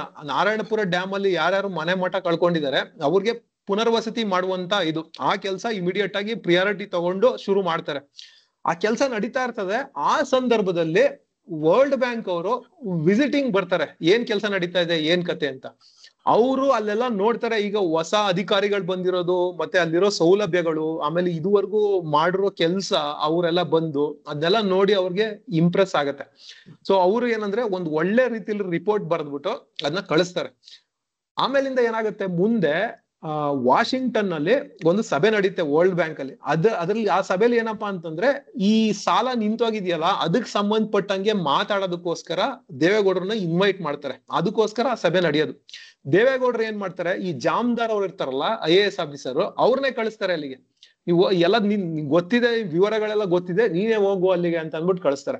ಅವರು ಅಲ್ಲಿ 1-2 ವಾರ ಇದ್ದು ಆ ಸಭೆಗಳನ್ನೆಲ್ಲ ಅಟೆಂಡ್ ಮಾಡಿ ಅವರ ಅಧಿಕಾರಿಗಳನ್ನೆಲ್ಲ, ಆ ವಿಶ್ವ ಬ್ಯಾಂಕ್ ಸಂಸ್ಥೆಯ ಹಿರಿಯ ಅಧಿಕಾರಿಗಳು ಏನೇನ್ ಇರ್ತಾರೆ ಅವ್ರನ್ನೆಲ್ಲ ಕನ್ವಿನ್ಸ್ ಮಾಡ್ತಾರೆ. ಆಮೇಲಿಂದ ಏನಾಗತ್ತೆ, ವರ್ಲ್ಡ್ ಬ್ಯಾಂಕ್ ಆ ಲೋನ್ ನ ಯಾವ್ದನ್ನ ತಡೆ ಹಿಡಿದಿತ್ತು ಅದನ್ನ ರಿಲೀಸ್ ಮಾಡುತ್ತೆ ಅವ್ರಿಗೆ ಕನ್ವಿನ್ಸ್ ಆಗಿ. ಸೊ ಇವರು ಬರ್ತಾರೆ ಅಲ್ಲಿಗೆ. 2 ಸಮಸ್ಯೆನ ಪರಿಹಾರ ಮಾಡಿದ್ರು. ಒಂದು ಏನಪ್ಪಾ ಅಂತಂದ್ರೆ ನಾರಾಯಣಪುರ ಒಂದು ಏನಿತ್ತು ಆ ಡ್ಯಾಮ್ ಅಲ್ಲಿ ಮುಳುಗಿರೋರ್ಗೆ ಪುನರ್ವಸತಿ. ಇನ್ನೊಂದು ಆ ವರ್ಲ್ಡ್ ಬ್ಯಾಂಕ್ ಸಾಲ ಏನ್ ತಡೆದಿತ್ತು ಅದನ್ನ ಏನಂತಾರೆ ರಿಲೀಸ್ ಮಾಡಿಸಿದ್ರು. ಈಗ ಸಂಪನ್ಮೂಲ, ಹಣದ ಸಂಪನ್ಮೂಲ ಬರಕ್ ಸ್ಟಾರ್ಟ್ ಆಗಿದೆ. ಈಗ ಈ ನೆಕ್ಸ್ಟ್ ಏನ್ ಉಳ್ಕೊಂಡಿರೋದು ಲ್ಯಾಂಡ್ ಅಕ್ವೇಷನ್, ಭೂ ಸ್ವಾಧೀನ ಸಂಬಂಧಪಟ್ಟಂಗೆ 40,000 ಸಿವಿಲ್ ಕೇಸ್ ಇದೆ, 17 ಸ್ಪೆಷಲ್ ಕೋರ್ಟ್ ಇದೆ. ಸೊ ಇದು ನಡೀತಾ ಇದೆ. ಏನಂತಂದ್ರೆ ಈ ಕೇಸ್ಗಳೆಲ್ಲ ಇದು ಎಷ್ಟ್ ದಿವ್ಸಕ್ಕೆ ಮುಗಿತದೋ ಏನೋ ಗೊತ್ತಿಲ್ಲ. ಅದು ಇದನ್ನ ಸಾಲ್ವ್ ಮಾಡ್ಲೇಬೇಕಿದು. ಇದನ್ನ ಹೆಂಗ್ ಸಾಲ್ವ್ ಮಾಡಿದ್ರು ಅನ್ನೋದನ್ನ ನಾನು ಮುಂದೆ ಹೇಳ್ತೀನಿ. ಈಗ ನಾವು ನಮ್ಮ ಟೋಸ್ಟ್ ಮಾಸ್ಟರ್ ಸಭೆಯಲ್ಲಿ ಮುಂದಕ್ಕೆ ಹೋಗೋಣ. ಈಗ ಟೋಸ್ಟ್ ಮಾಸ್ಟರ್ ಸಭೆಯಲ್ಲಿ ಮುಂದೆ ಆಶು ಭಾಷಣದ ವಿಭಾಗ ಇದೆ. ಆಶು ಭಾಷಣದ ವಿಭಾಗನ ನಡ್ಸ್ಕೊಡ್ತಾ ಇರೋರು ನಮ್ಮ ಅಧ್ಯಕ್ಷರಾದಂತ ಅಚ್ರೇಕರ್ ಸರ್. ಅಚ್ರೇಕರ್ ಸರ್ ಅವ್ರ ಬಗ್ಗೆ ಹೇಳ್ಬೇಕಂದ್ರೆ ನನ್ಗೆ ಇತ್ತೀಚೆಗೆ ಒಂದು ಘಟನೆ ನೆನಪಾಗತ್ತೆ. ಈ ನಮ್ಮ ರವಿಕುಮಾರ್ ಅವರ ಒಂದು ಕೃಪೆಯಿಂದ ಈಗ ನಮ್ ಮೀಟಿಂಗ್ ಗಳೆಲ್ಲ ರೆಕಾರ್ಡ್ ಆಗ್ತಾ ಇದೆ, ಯೂಟ್ಯೂಬ್ ಅಲ್ಲಿ ಅಪ್ಲೋಡ್ ಆಗ್ತಾ ಇದೆ. ಸೊ ಅಂತದೊಂದು ಹಳೆ ನಂದು ಮೀಟಿಂಗ್ದು ತೆಗ್ದ್ಬಿಟ್ಟು ನನ್ನ ವೈಫ್ಗೆ ತೋರಿಸ್ತಾ ಇದ್ದೆ. ಏನಂದ್ರೆ ಅದ್ರಲ್ಲಿ ನಾನು ನನ್ನ ತಲೆಯಲ್ಲಿ ನಾನು ಟೇಬಲ್ ಟಾಪಿಕ್ ಅಲ್ಲಿ ಮಾತಾಡಿದ್ದೆ, ನಾನೇನ್ ಅನ್ಕೊಂಡಿದ್ದೀನಿ ನಾನು ಟೇಬಲ್ ಟಾಪಿಕ್ ಚೆನ್ನಾಗಿ ಮಾತಾಡಿದೀನಿ ಅಂತ. ಈಗ ನಮ್ ವೈಫ್ ತೋರಿಸಿ ಅದನ್ನ ಇಂಪ್ರೆಸ್ ಮಾಡ್ಬೇಕು ಅವ್ರನ್ನ ಅಂತ ನಾನ್ ಟೇಬಲ್ ಟಾಪಿಕ್ ಅದನ್ನ ತೆಗ್ದಾದ್ಮೇಲೆ ಏನಂತಂದ್ರೆ ನಮ್ ವೈಫ್ಗೆ ತೋರಿಸ್ದೆ. ಅವ್ರು ನೋಡಿದ್ರು 2 ನಿಮಿಷ ನಾ ಮಾತಾಡಿರೋದನ್ನ. ಅದೆಲ್ಲ ವಿಡಿಯೋ ಎಲ್ಲ ನೋಡ್ತಾ ಇದ್ರು. ನೋಡಾದ್ಮೇಲೆ ನನ್ಗೆ ಏನ್ ಹೇಳ್ತಾರೆ ಅಂತ ವೇಟ್ ಮಾಡ್ತಾ ಇದ್ದೀನಿ. ಆಮೇಲಿಂದ ಏನಂತಾರೆ ಅವ್ರು ಏನ್ ಮಾಡಿದ್ರು, ಇಲ್ಲಿ ಆ ವಿಡಿಯೋದಲ್ಲಿ ಎಲ್ಲರ ಮುಖಗಳನ್ನ ಕಾಣಿಸ್ತಾ ಇರ್ತಾರಲ್ಲ ಅದ್ರಲ್ಲಿ ಒಂದ್ ಮುಖ ತೋರಿಸ್ಬಿಟ್ಟು ಇವ್ರು ಭಾಷಣನ ತುಂಬಾ ಚೆನ್ನಾಗಿ ಎಂಜಾಯ್ ಮಾಡ್ತಾರೆ ಅಲ್ವಾ ಅಂತ ಹೇಳಿದ್ರು. ಅವ್ರು ತೋರಿಸಿದ್ ಯಾರ ಮುಖ ಅಂತಂದ್ರೆ ನಮ್ಮ ಅಚ್ರೇಕರ್ ಸರ್ ಮುಖ. ಅಂದ್ರೆ ಅವ್ರ ಸಭಿಕರ್ ರೋಲ್ ಅಲ್ಲೂ ಜನಗಳನ್ನ ಇಂಪ್ರೆಸ್ ಮಾಡ್ಬೋದು ಅಂತ ನಮ್ಗೆ ಗೊತ್ತಿರ್ಲಿಲ್ಲ. ಸೊ ಅಚ್ರೇಕರ್ ಸರ್ ಅವ್ರು ಇದ್ನ ಯಾಕೆ ಹೇಳ್ತಾ ಇದೀನಿ ಅಂದ್ರೆ, ಅವರು ಸಭಿಕರ್ ರೋಲ್ ಇರ್ಬೋದು, ಯಾವ ರೋಲ್ ಇರ್ಬೋದು, ಯಾವ್ದೇ ರೋಲ್ ತಗೊಳ್ಳಿ, ಅವ್ರ ಏನಂತಂದ್ರೆ ಅದರಲ್ಲಿ ಅಚ್ರೇಕರ್ ಸರ್ದು ಒಂದು ಚಾಪ್ ಇರುತ್ತೆ. ಅದರಲ್ಲಿ ಏನಂತಂದ್ರೆ ಒಂದು ನಮ್ಗೆ ಮಾದರಿಯಾಗಿ ಅದನ್ನ ನಿರ್ವಹಿಸ್ತಾರೆ. ಇದು ಏನಂತಂದ್ರೆ ನಾನು ಗಮನಿಸಿರೋದು ಇದುವರೆಗೂ. ಅವ್ರ ಯಾವ್ದೇ ರೋಲ್ ತಗೊಂಡು ನಾನು ಗಮನಿಸ್ತಾ ಇರ್ತೀನಿ. ಓಕೆ ಹಿಂಗ್ ಮಾಡಿದಾರಲ್ವಾ, ನಾವು ನೆಕ್ಸ್ಟ್ ಇದ್ರಲ್ಲಿ ಹಿಂಗ್ ಮಾಡ್ಬೋದಲ್ವಾ ಅನ್ನೋ ಒಂದು ಭಾವನೆ ಬರುತ್ತೆ ನನ್ಗೆ. ಸೊ ಇದು ಅಚ್ರೇಕರ್ ಸರ್ ಅವರ ಟೋಸ್ಟ್ ಮಾಸ್ಟರ್ ಸಂಬಂಧಪಟ್ಟದ್ದ ಒಂದು ಅವರ ಒಂದು ವಿವರ ಅಂತ ಹೇಳ್ಬೋದು. ಇದಷ್ಟೇ ಅಲ್ದಲೆ ಅವ್ರ ಬಗ್ಗೆ ಪರಿಚಯ ಈಗಾಗ್ಲೇ ಮಾಡ್ಕೊಟ್ಟಿದ್ದಾರೆ. ಆ ವಿವರಗಳನ್ನ ನಾನು ಪುನಃ ಇನ್ನೊಂದ್ಸತಿ ರಿಪೀಟ್ ಮಾಡೋದಕ್ಕೂ ಹೋಗಲ್ಲ. ಈಗ ನಮ್ಮ ಆಶು ಭಾಷಣ ವಿಭಾಗನ ನಡ್ಸ್ಕೊಂಡು ಹೋಗೋದಕ್ಕೆ ಸಭೆನ ನಮ್ಮ ಅಚ್ರೇಕರ್ ಸರ್ಗೆ ಹಸ್ತಾಂತರಿಸ್ತಾ ಇದ್ದೇನೆ. ಅಚ್ರೇಕರ್ ಸರ್, ಸಭೆ ನಿಮ್ದು. ತುಂಬ ಹೃದಯದ ಧನ್ಯವಾದಗಳು ಮೋಹನ್ ಮೂರ್ತಿ ಅವರೇ. ಈಗ ಮತ್ತೆ ನಾನು ಅದಕ್ಕೇನು ಹೇಳೋದಿಲ್ಲ. ಈಗ ನೇರವಾಗಿ ನಮ್ಮ ಈ ಆಶು ಭಾಷಣ ಈ ಒಂದು ವಿಭಾಗಕ್ಕೆ ಹೋಗೋಣ. ಮೊಟ್ಟ ಮೊದಲನೇದಾಗಿ ಇವತ್ತು ನಮ್ಮ AVS ಪ್ರಸಾದ್ ಅವರು ಬಂದಿದ್ದಾರೆ. ಅವರಿಂದನೇ ಶುರು ಮಾಡೋಣ. AVS ಪ್ರಸಾದ್ ನೋಡಿ ನಂಗೆ ತುಂಬಾ ಖುಷಿಯಾಗಿದೆ ಇವತ್ತು. ಆಯ್ತು, AVS ಪ್ರಸಾದ್ ಅವರಿಗೆ ನಿಮ್ಗೆ ಒಂದು ಸರಳವಾದಂತ ಒಂದು ವಿಷಯ. ಬದುಕು ಒಂದು ಪಾಠ, ಪ್ರತಿದಿನ ಹೊಸ ಅಧ್ಯಾಯ. ಬದುಕು ಒಂದು ಪಾಠ, ಪ್ರತಿದಿನವೂ ಒಂದು ಹೊಸ ಅಧ್ಯಾಯ. ಇದ್ರ ಬಗ್ಗೆ ಏನ್ ಹೇಳ್ತೀರಿ ನೀವು? ಹೊಸ AVS. ಧನ್ಯವಾದ ಶೇಖರ್ ಸರ್. ಅಧ್ಯಾಯ ಅಂದ್ರೆ ಏನು? ಅದು ಮೊದಲನೇ ಚಾಪ್ಟರ್. ಓಕೆ, ನಾನು ಸ್ವಲ್ಪ ಕನ್ನಡ ಮತ್ತೆ English. Life is a lesson, every day is a chapter. Yes, I have especially ನಾನು ಕನ್ನಡದಲ್ಲಿ ಸ್ವಲ್ಪ ಮಾತಾಡ್ತೀನಿ, ಆದ್ರೆ ಜಾಸ್ತಿ ಇಂಗ್ಲಿಷ್ ಇಲ್ಲ. In the last few years, my primary focus has been teaching at a school called Safdariya Girls High School. It's an Urdu medium girls school where the children have English as a second language but hardly speak it. That and trying to teach them computers. Okay, so I've been involved in this. I went there first for a youth leadership program, and I felt that they needed something more than just a 8-weekend course. ಅದರಲ್ಲಿ ನಾನು ಅವರಿಗೆ teach ಮಾಡಕ್ಕೆ ನಾನು ಅಲ್ಲಿ ಹೋದೆ. ಆದರೆ ಪ್ರತಿ ದಿನ, ಪ್ರತಿ ಸಮಯ, every visit to the school, they taught me something very interesting. So their enthusiasm, their questions, the questions they asked, the way they made me, sometimes I would lose my temper, and then how they would make me calm again, and then make me rethink that this is something that I need to change. So pratidina we go with experience, we think that we are going to make a big difference to others, but it ends up that even children teach us and we learn the lessons. So long as we are open-minded, and so long as we are ready to learn, life always has something worth. ಏನೋ ಇರುತ್ತೆ ನಮಗೆ, ಕಲಿಯೋಕ್ಕೆ ಏನೋ ನಮಗೆ ಸಿಗತ್ತೆ, ಮತ್ತೆ ಹಾಗೆಯೇ ನಾವು ಮುಂದುವರಿಸಬಹುದು. ನಾವು we are very different from other creatures. The main thing of being a human is learning and moving ahead. So we must learn from the lessons of life and be ready to eagerly anticipate the next chapter. Thank you. ತುಂಬಾ ಚೆನ್ನಾಗಿ ಮಾತಾಡಿದ್ರಿ ಪ್ರಸಾದ್ ಅವರೇ. ಹಾಗೆ ಪ್ರತಿ ದಿವಸವೂ ಕೂಡ ಒಂದು ಹೊಸ ಒಂದು ಚಾಲೆಂಜ್ ಇರುತ್ತೆ ಅನ್ನೋದನ್ನ ತಾವು ಮನಸ್ಸಾಗಿ ಹೇಳಿದ್ರಿ. ಈಗ ಮುಂದಿನ ಒಂದು ಅದಕ್ಕೆ ಸ್ಮಿತಾ ಅವರು ನೀವು ತಗೋತೀರಾ? ಆಯ್ತು. ಓಕೆ. ನನ್ನ ಶತ್ರು ಯಾರು? ಹೊರಗೋ ಅಥವಾ ಒಳಗೋ? ಸರಿ, ನೀವು ಶುರು ಮಾಡಿದ್ಮೇಲೆ ಹೇಳಿ ಮೇಡಮ್. ನೀವು ಸ್ವಲ್ಪ ವಿಚಾರ ಮಾಡಿ ಅದು ತಗೋದು. ನನ್ನ ಶತ್ರು ಯಾರು? ಹೊರಗೋ ಅಥವಾ ಒಳಗೋ?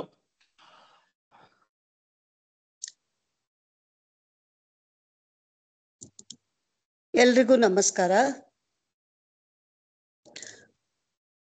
ಈ ವಿಷಯದಲ್ಲಿ ಹೇಳೋದಾದ್ರೆ, ನಮ್ಮ ಒಳಗೂ ಶತ್ರುಗಳು ಇರ್ತಾರೆ, ಹೊರಗೂ ಶತ್ರುಗಳು ಇರ್ತಾರೆ. ಆದರೆ ಒಳಗಿನ ಶತ್ರುಗಳು ತುಂಬಾ ಅಪಾಯಕಾರಿ. ಹೊರಗಿನ ಶತ್ರುಗಳು ನಾವು ಸೃಷ್ಟಿಸಿಕೊಂಡಿದ್ದು. ಯಾಕಂತ ಹೇಳಿದ್ರೆ ಅದನ್ನ ಹೊರಗಿನ ಶತ್ರುತ್ವವನ್ನ ನಾವು ಯಾವ ರೀತಿ ಅದನ್ನ ತಕೊಳ್ತೀವೋ ಅದ್ರ ಮೇಲೆ ಅದು ಶತ್ರುವಾಗಿ ಪರಿಣಾಮ ಬೀರುತ್ತೆ. ಅದೇ ನಮ್ಮಲ್ಲಿರುವ ಶತ್ರು, ಅದು ನಾವು ಹೇಗೆ ಸೃಷ್ಟಿಸ್ತೀವಿ ಅದ್ರ ಪ್ರಕಾರ ಅದು ಸೃಷ್ಟಿಗೊಳ್ತಾ ಹೋಗುತ್ತೆ ಶತ್ರುತ್ವ. ಉದಾಹರಣೆಗೆ ಹೇಳೋದಾದ್ರೆ, ಈಗ ನಾವು ಬೇರೆಯವ್ರ ಮೇಲೆ ಕೋಪ, ಈ ಐರಿಷಡ್ ವರ್ಗ ಅಂತಿದೆಯಲ್ಲ, ಅದನ್ನ ನಾವು ಎಷ್ಟು ಹೆಚ್ಚಿಸ್ಕೊಳ್ತಾ ಹೋಗ್ತೀವಿ ನಮ್ಮ ಜೀವದಲ್ಲಿ, ಅಂದ್ರೆ ನಮ್ಮ ಒಳಗೆ ಅನ್ನೋದ್ರ ಮೇಲೆ ಅದು ಅದರ ಪರಿಣಾಮ ಬೀರ್ತಾ ಹೋಗುತ್ತೆ. ಹೊರಗಿನ ಶತ್ರುಗಳ ಹತ್ರ ನಾವು ಯಾವ ರೀತಿ ವ್ಯವಹರಿಸ್ತೀವಿ, ಅವ್ರ ಜೊತೆ ಯಾವ ರೀತಿ ನಡ್ಕೊಳ್ತೀವಿ, ಅವರ ಮಾತುಗಳನ್ನ, ಅವರ ನಡವಳಿಕೆಯನ್ನ ನಾವು ಯಾವ ರೀತಿ ಸ್ವೀಕರಿಸ್ತೀವಿ ಅನ್ನೋದ್ರ ಮೇಲೆ ಅದು ಡಿಪೆಂಡ್ ಆಗತ್ತೆ. ಆದ್ರಿಂದ ನಾ ಹೇಳೋದಾದ್ರೆ ಸಾಧ್ಯವಾದಷ್ಟು ನಾವು ಅರಿಷಡ್ ವರ್ಗಕ್ಕೆ ಒಳಗಾಗದೆ ಅದನ್ನ ಒಂದು ಕಂಟ್ರೋಲ್ ಅಲ್ಲಿ ಇಟ್ಕೊಂಡು ನಾವು ನಡ್ಕೊಳ್ಬೇಕು. ಮತ್ತೆ ಈ ಹೊರಗಿನ ಇದರಲ್ಲಿ ಮಿತ್ರತ್ವವನ್ನ ನಾವು ಆದಷ್ಟು ಬೆಳೆಸ್ಕೊಳ್ಬೇಕು. ಎಲ್ರ ಜೊತೆ ಒಂದು ಚೆನ್ನಾಗಿ ನಡ್ಕೊಳ್ಳೋದು, ಬಾಂಧವ್ಯವನ್ನ ಬೆಳೆಸ್ಕೊಳ್ಳೋದು, ಸ್ನೇಹವನ್ನ ಬೆಳೆಸ್ಕೊಳ್ಳೋದು ಮಾಡ್ತಾ ಹೋದ್ರೆ ಈ ಎರಡು ನಮ್ಗೆ ಕೆಟ್ಟದಾಗೋದಿಲ್ಲ, ಒಳ್ಳೇದಾಗೇನೆ ಪರಿಣಾಮ ಬೀರುತ್ತೆ ಅಂತ ಹೇಳ್ತಾ ಧನ್ಯವಾದಗಳನ್ನ ಅರ್ಪಿಸ್ತೇನೆ. ತುಂಬಾ ಸೊಗಸಾಗಿ ಮಾತಾಡಿದಿರಿ ಸ್ಮಿತಾ ಅವರೇ.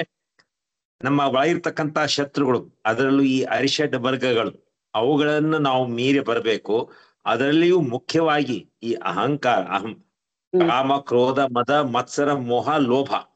ಈ ಮದ ಅಂತಕ್ಕಂಥ ಯಾರು ನಮ್ಮ ಅಹಂಕಾರಕ್ಕೆ ಒಂದು ಪುಷ್ಟಿಯನ್ನು ಕೊಡ್ತಾರೋ ಅವ್ರು ನಮ್ಮ ಮಿತ್ರರಾಗ್ತಾರೆ. ಯಾರು ನಮ್ಮ ಅಹಂಕಾರಕ್ಕೆ ಪೆಟ್ಟನ್ನು ಕೊಡ್ತಾರೋ ಅವರೇ ಶತ್ರುಗಳಾಗ್ತಾರೆ. ತುಂಬಾ ಚೆನ್ನಾಗಿ ಮಾತಾಡಿದ್ರಿ.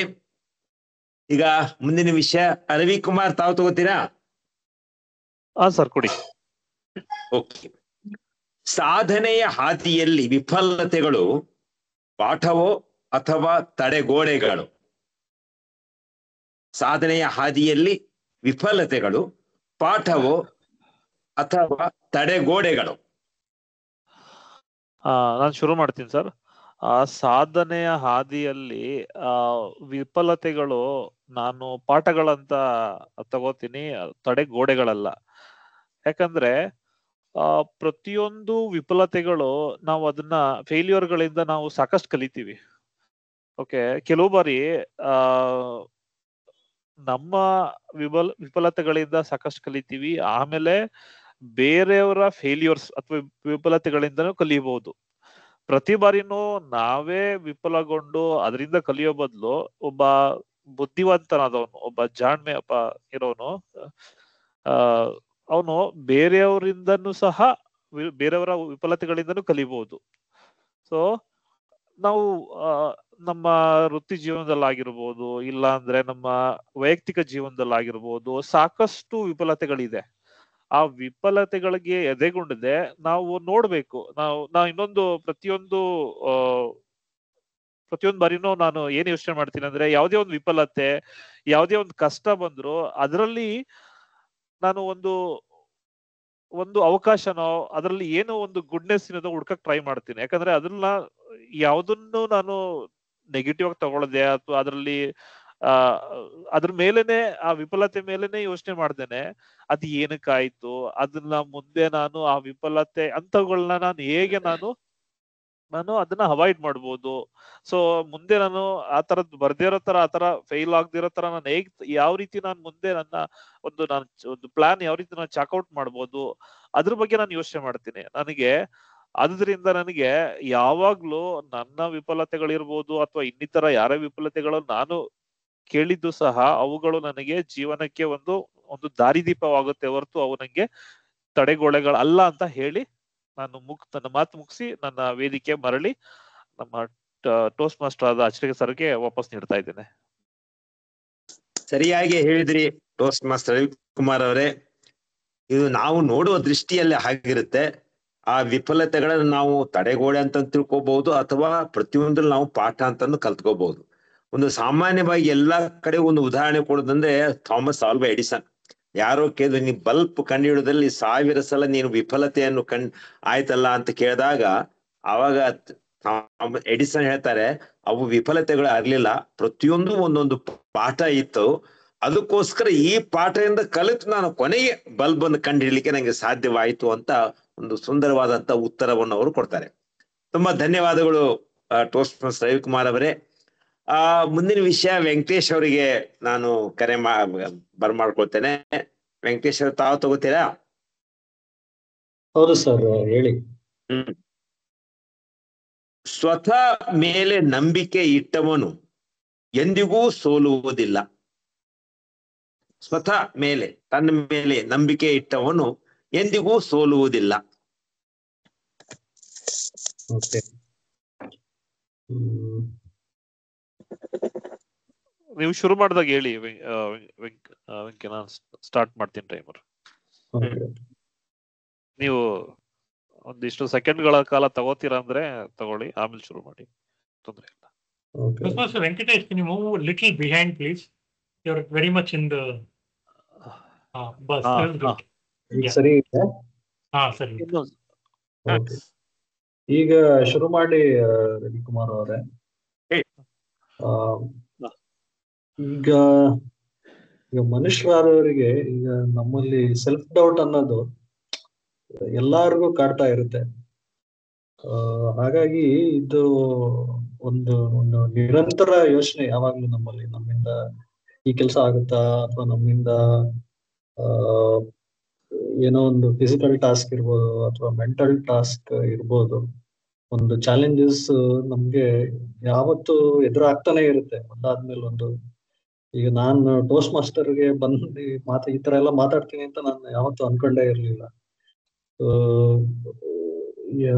ಮೊದಲನೇ ಮೀಟಿಂಗ್ ಅಲ್ಲಿ ಬಂದಾಗ್ಲೂ ನಾನು ಆದಷ್ಟು ಈಗ ಮೀಟಿಂಗ್ ಮುಗ್ದೋಗ್ತಾ ಇದೆ, ಸುಮ್ನೆ ನಾನ್ ಮಾತಾಡಕ್ ಶುರು ಮಾಡಿದ್ರೆ ಎಲ್ರು ಮೀಟಿಂಗ್ ಅಲ್ಲಿ ಹಿಡಿದು ಕೂರಿಸ್ತೀನಿ, ಆತರ ಯೋಚನೆ ಇದ್ದೆ ನಾನು ಆ ಒಂದು ಮೈಂಡ್ ಸೆಟ್ ಅಲ್ಲಿ. ಸೊ ಹಾಗಾಗಿ ನಂಬಿಕೆ, ನಮ್ಮ ಮೇಲೆ ನಮ್ಗೆ ನಂಬಿಕೆ ಇರೋದು ಬಹಳ ಮುಖ್ಯ. ಆಮೇಲೆ ಇನ್ನೇನಂತಂದ್ರೆ, ಈಗ ಸೆಲ್ಫ್ ಕಾನ್ಫಿಡೆನ್ಸ್ ಏನಂದ್ರೆ ಒಂದು ಇದ್ರಲ್ಲಿ ಬರಲ್ಲ, ಅಂದ್ರೆ ಒಂದಿನ 2 ದಿನದಲ್ಲಿ ಬರೋದಿಲ್ಲ. ಅದು ಮತ್ತೆ ಮತ್ತೆ ಪ್ರಯತ್ನ ಮಾಡಿ ಒಂದು ಪರ್ಸಿವರೆನ್ಸ್ ಇರ್ಬೇಕು. ಆಗ ನಮ್ಮ ಮೇಲೆ ನಮ್ಗೆ ನಂಬಿಕೆ ಗಾಢವಾಗಿ ಬರುತ್ತೆ, ನಿಧಾನವಾಗಿ ಗಾಢವಾಗಿ ಬರುತ್ತೆ. ಇಷ್ಟನ್ನು ಹೇಳ್ತಾ ನಾನು ವೇದಿಕೆ ನಿಮ್ಗೆ ಮರಳಿ ಕೊಡ್ತಾ ಇದ್ದೀನಿ ಸರ್. ಶೇಖರ್ ಸರ್, ಚೆನ್ನಾಗಿ ಮಾತಾಡಿದ್ರಿ ವೆಂಕಟೇಶ್ ಅವರೇ. ನಮ್ಮ ಮೇಲೆ ನಂಬಿಕೆ, ನಮ್ಮ ಸಾಮರ್ಥ್ಯದ ಮೇಲೆ ನಂಬಿಕೆ ಇಲ್ಲ ಅಂತಂದ್ರೆ ಮಾಡ್ಲಿಕ್ಕೆ ಸಾಧ್ಯನೇ ಇಲ್ಲ. ಅದಕ್ಕೋಸ್ಕರ ನಮ್ಮ ಒಂದು ಸಾಧನೆಯ ಹಾದಿಯಲ್ಲಿ ಮೊದಲನೆಯ ಹೆಜ್ಜೆ ಏನಪ್ಪಾ ಅಂತಂದ್ರೆ ನಮ್ಮ ಮೇಲೆ ನಮಗೆ ಮೊದಲು ನಂಬಿಕೆ ಇರಬೇಕು. ನನಗೆ ಇದು ಸಾಧ್ಯ ಅಂತಕ್ಕಂತ ಒಂದು ದೃಢವಾದ ನಂಬಿಕೆ ಇದ್ರೆ ನಾವು ಏನನ್ನು ಬೇಕಾದ್ರೂ ನಾವು ಸಾಧನೆ ಮಾಡಬಹುದು ಅಂತ. ಆಯ್ತು, ಈಗ ಮುಂದಿನ ಒಂದು ವಿಷಯವನ್ನ ಯಾರಿಂದ, ರಾಘವೇಂದ್ರ ನೀವು ತಗೊಳ್ಳಿ. ರಾಘವೇಂದ್ರ ತಯಾರಿದ್ದೀರಾ? ಸರಿ ಸರ್. ಓಕೆ. ನಗು ಒಂದು ವ್ಯಾಯಾಮ, ಆದರೆ ಕೆಲ ಜನರು ಅದನ್ನು ಕೂಡ ಮಾಡುವುದಿಲ್ಲ. ನಗು ಒಂದು ವ್ಯಾಯಾಮ, ಆದರೆ ಕೆಲವು ಜನರು ಅದನ್ನು ಕೂಡ ಮಾಡುವುದಿಲ್ಲ.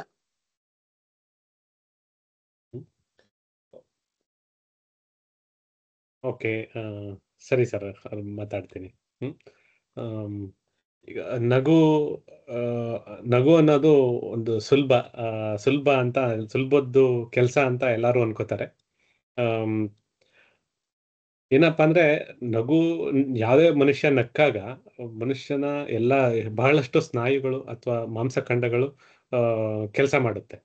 ಸೊ ಹಾಗಾಗಿ ನಗು ಒಂದು ಒಳ್ಳೆ ವ್ಯಾಯಾಮ.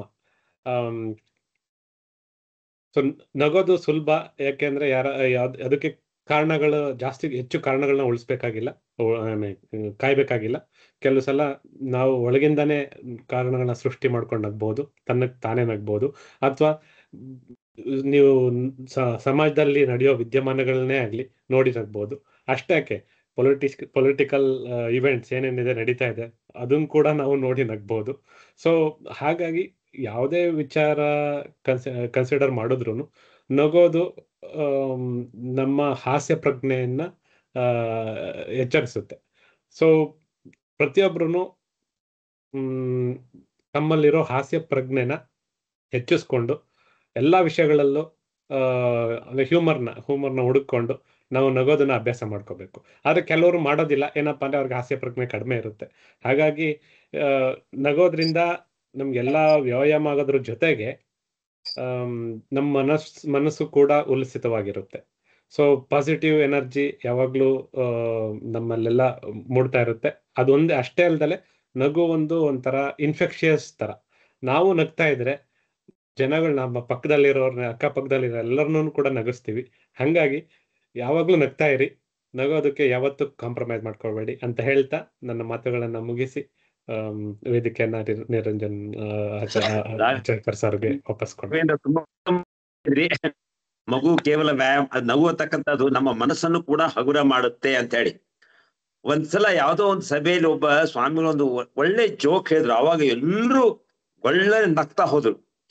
ಅವಾಗ ಅವ್ರು ಹೇಳಿದ್ರು, ಈಗ ಈ ನಕ್ರಲ್ಲ ನೀವೆಲ್ರು, ಆ ಸಮಯದಲ್ಲಿ ನೀವು ಯಾರು ಅಂತ ನಿಮ್ಗೆ ಪ್ರಜ್ಞೆ ಇತ್ತಾ?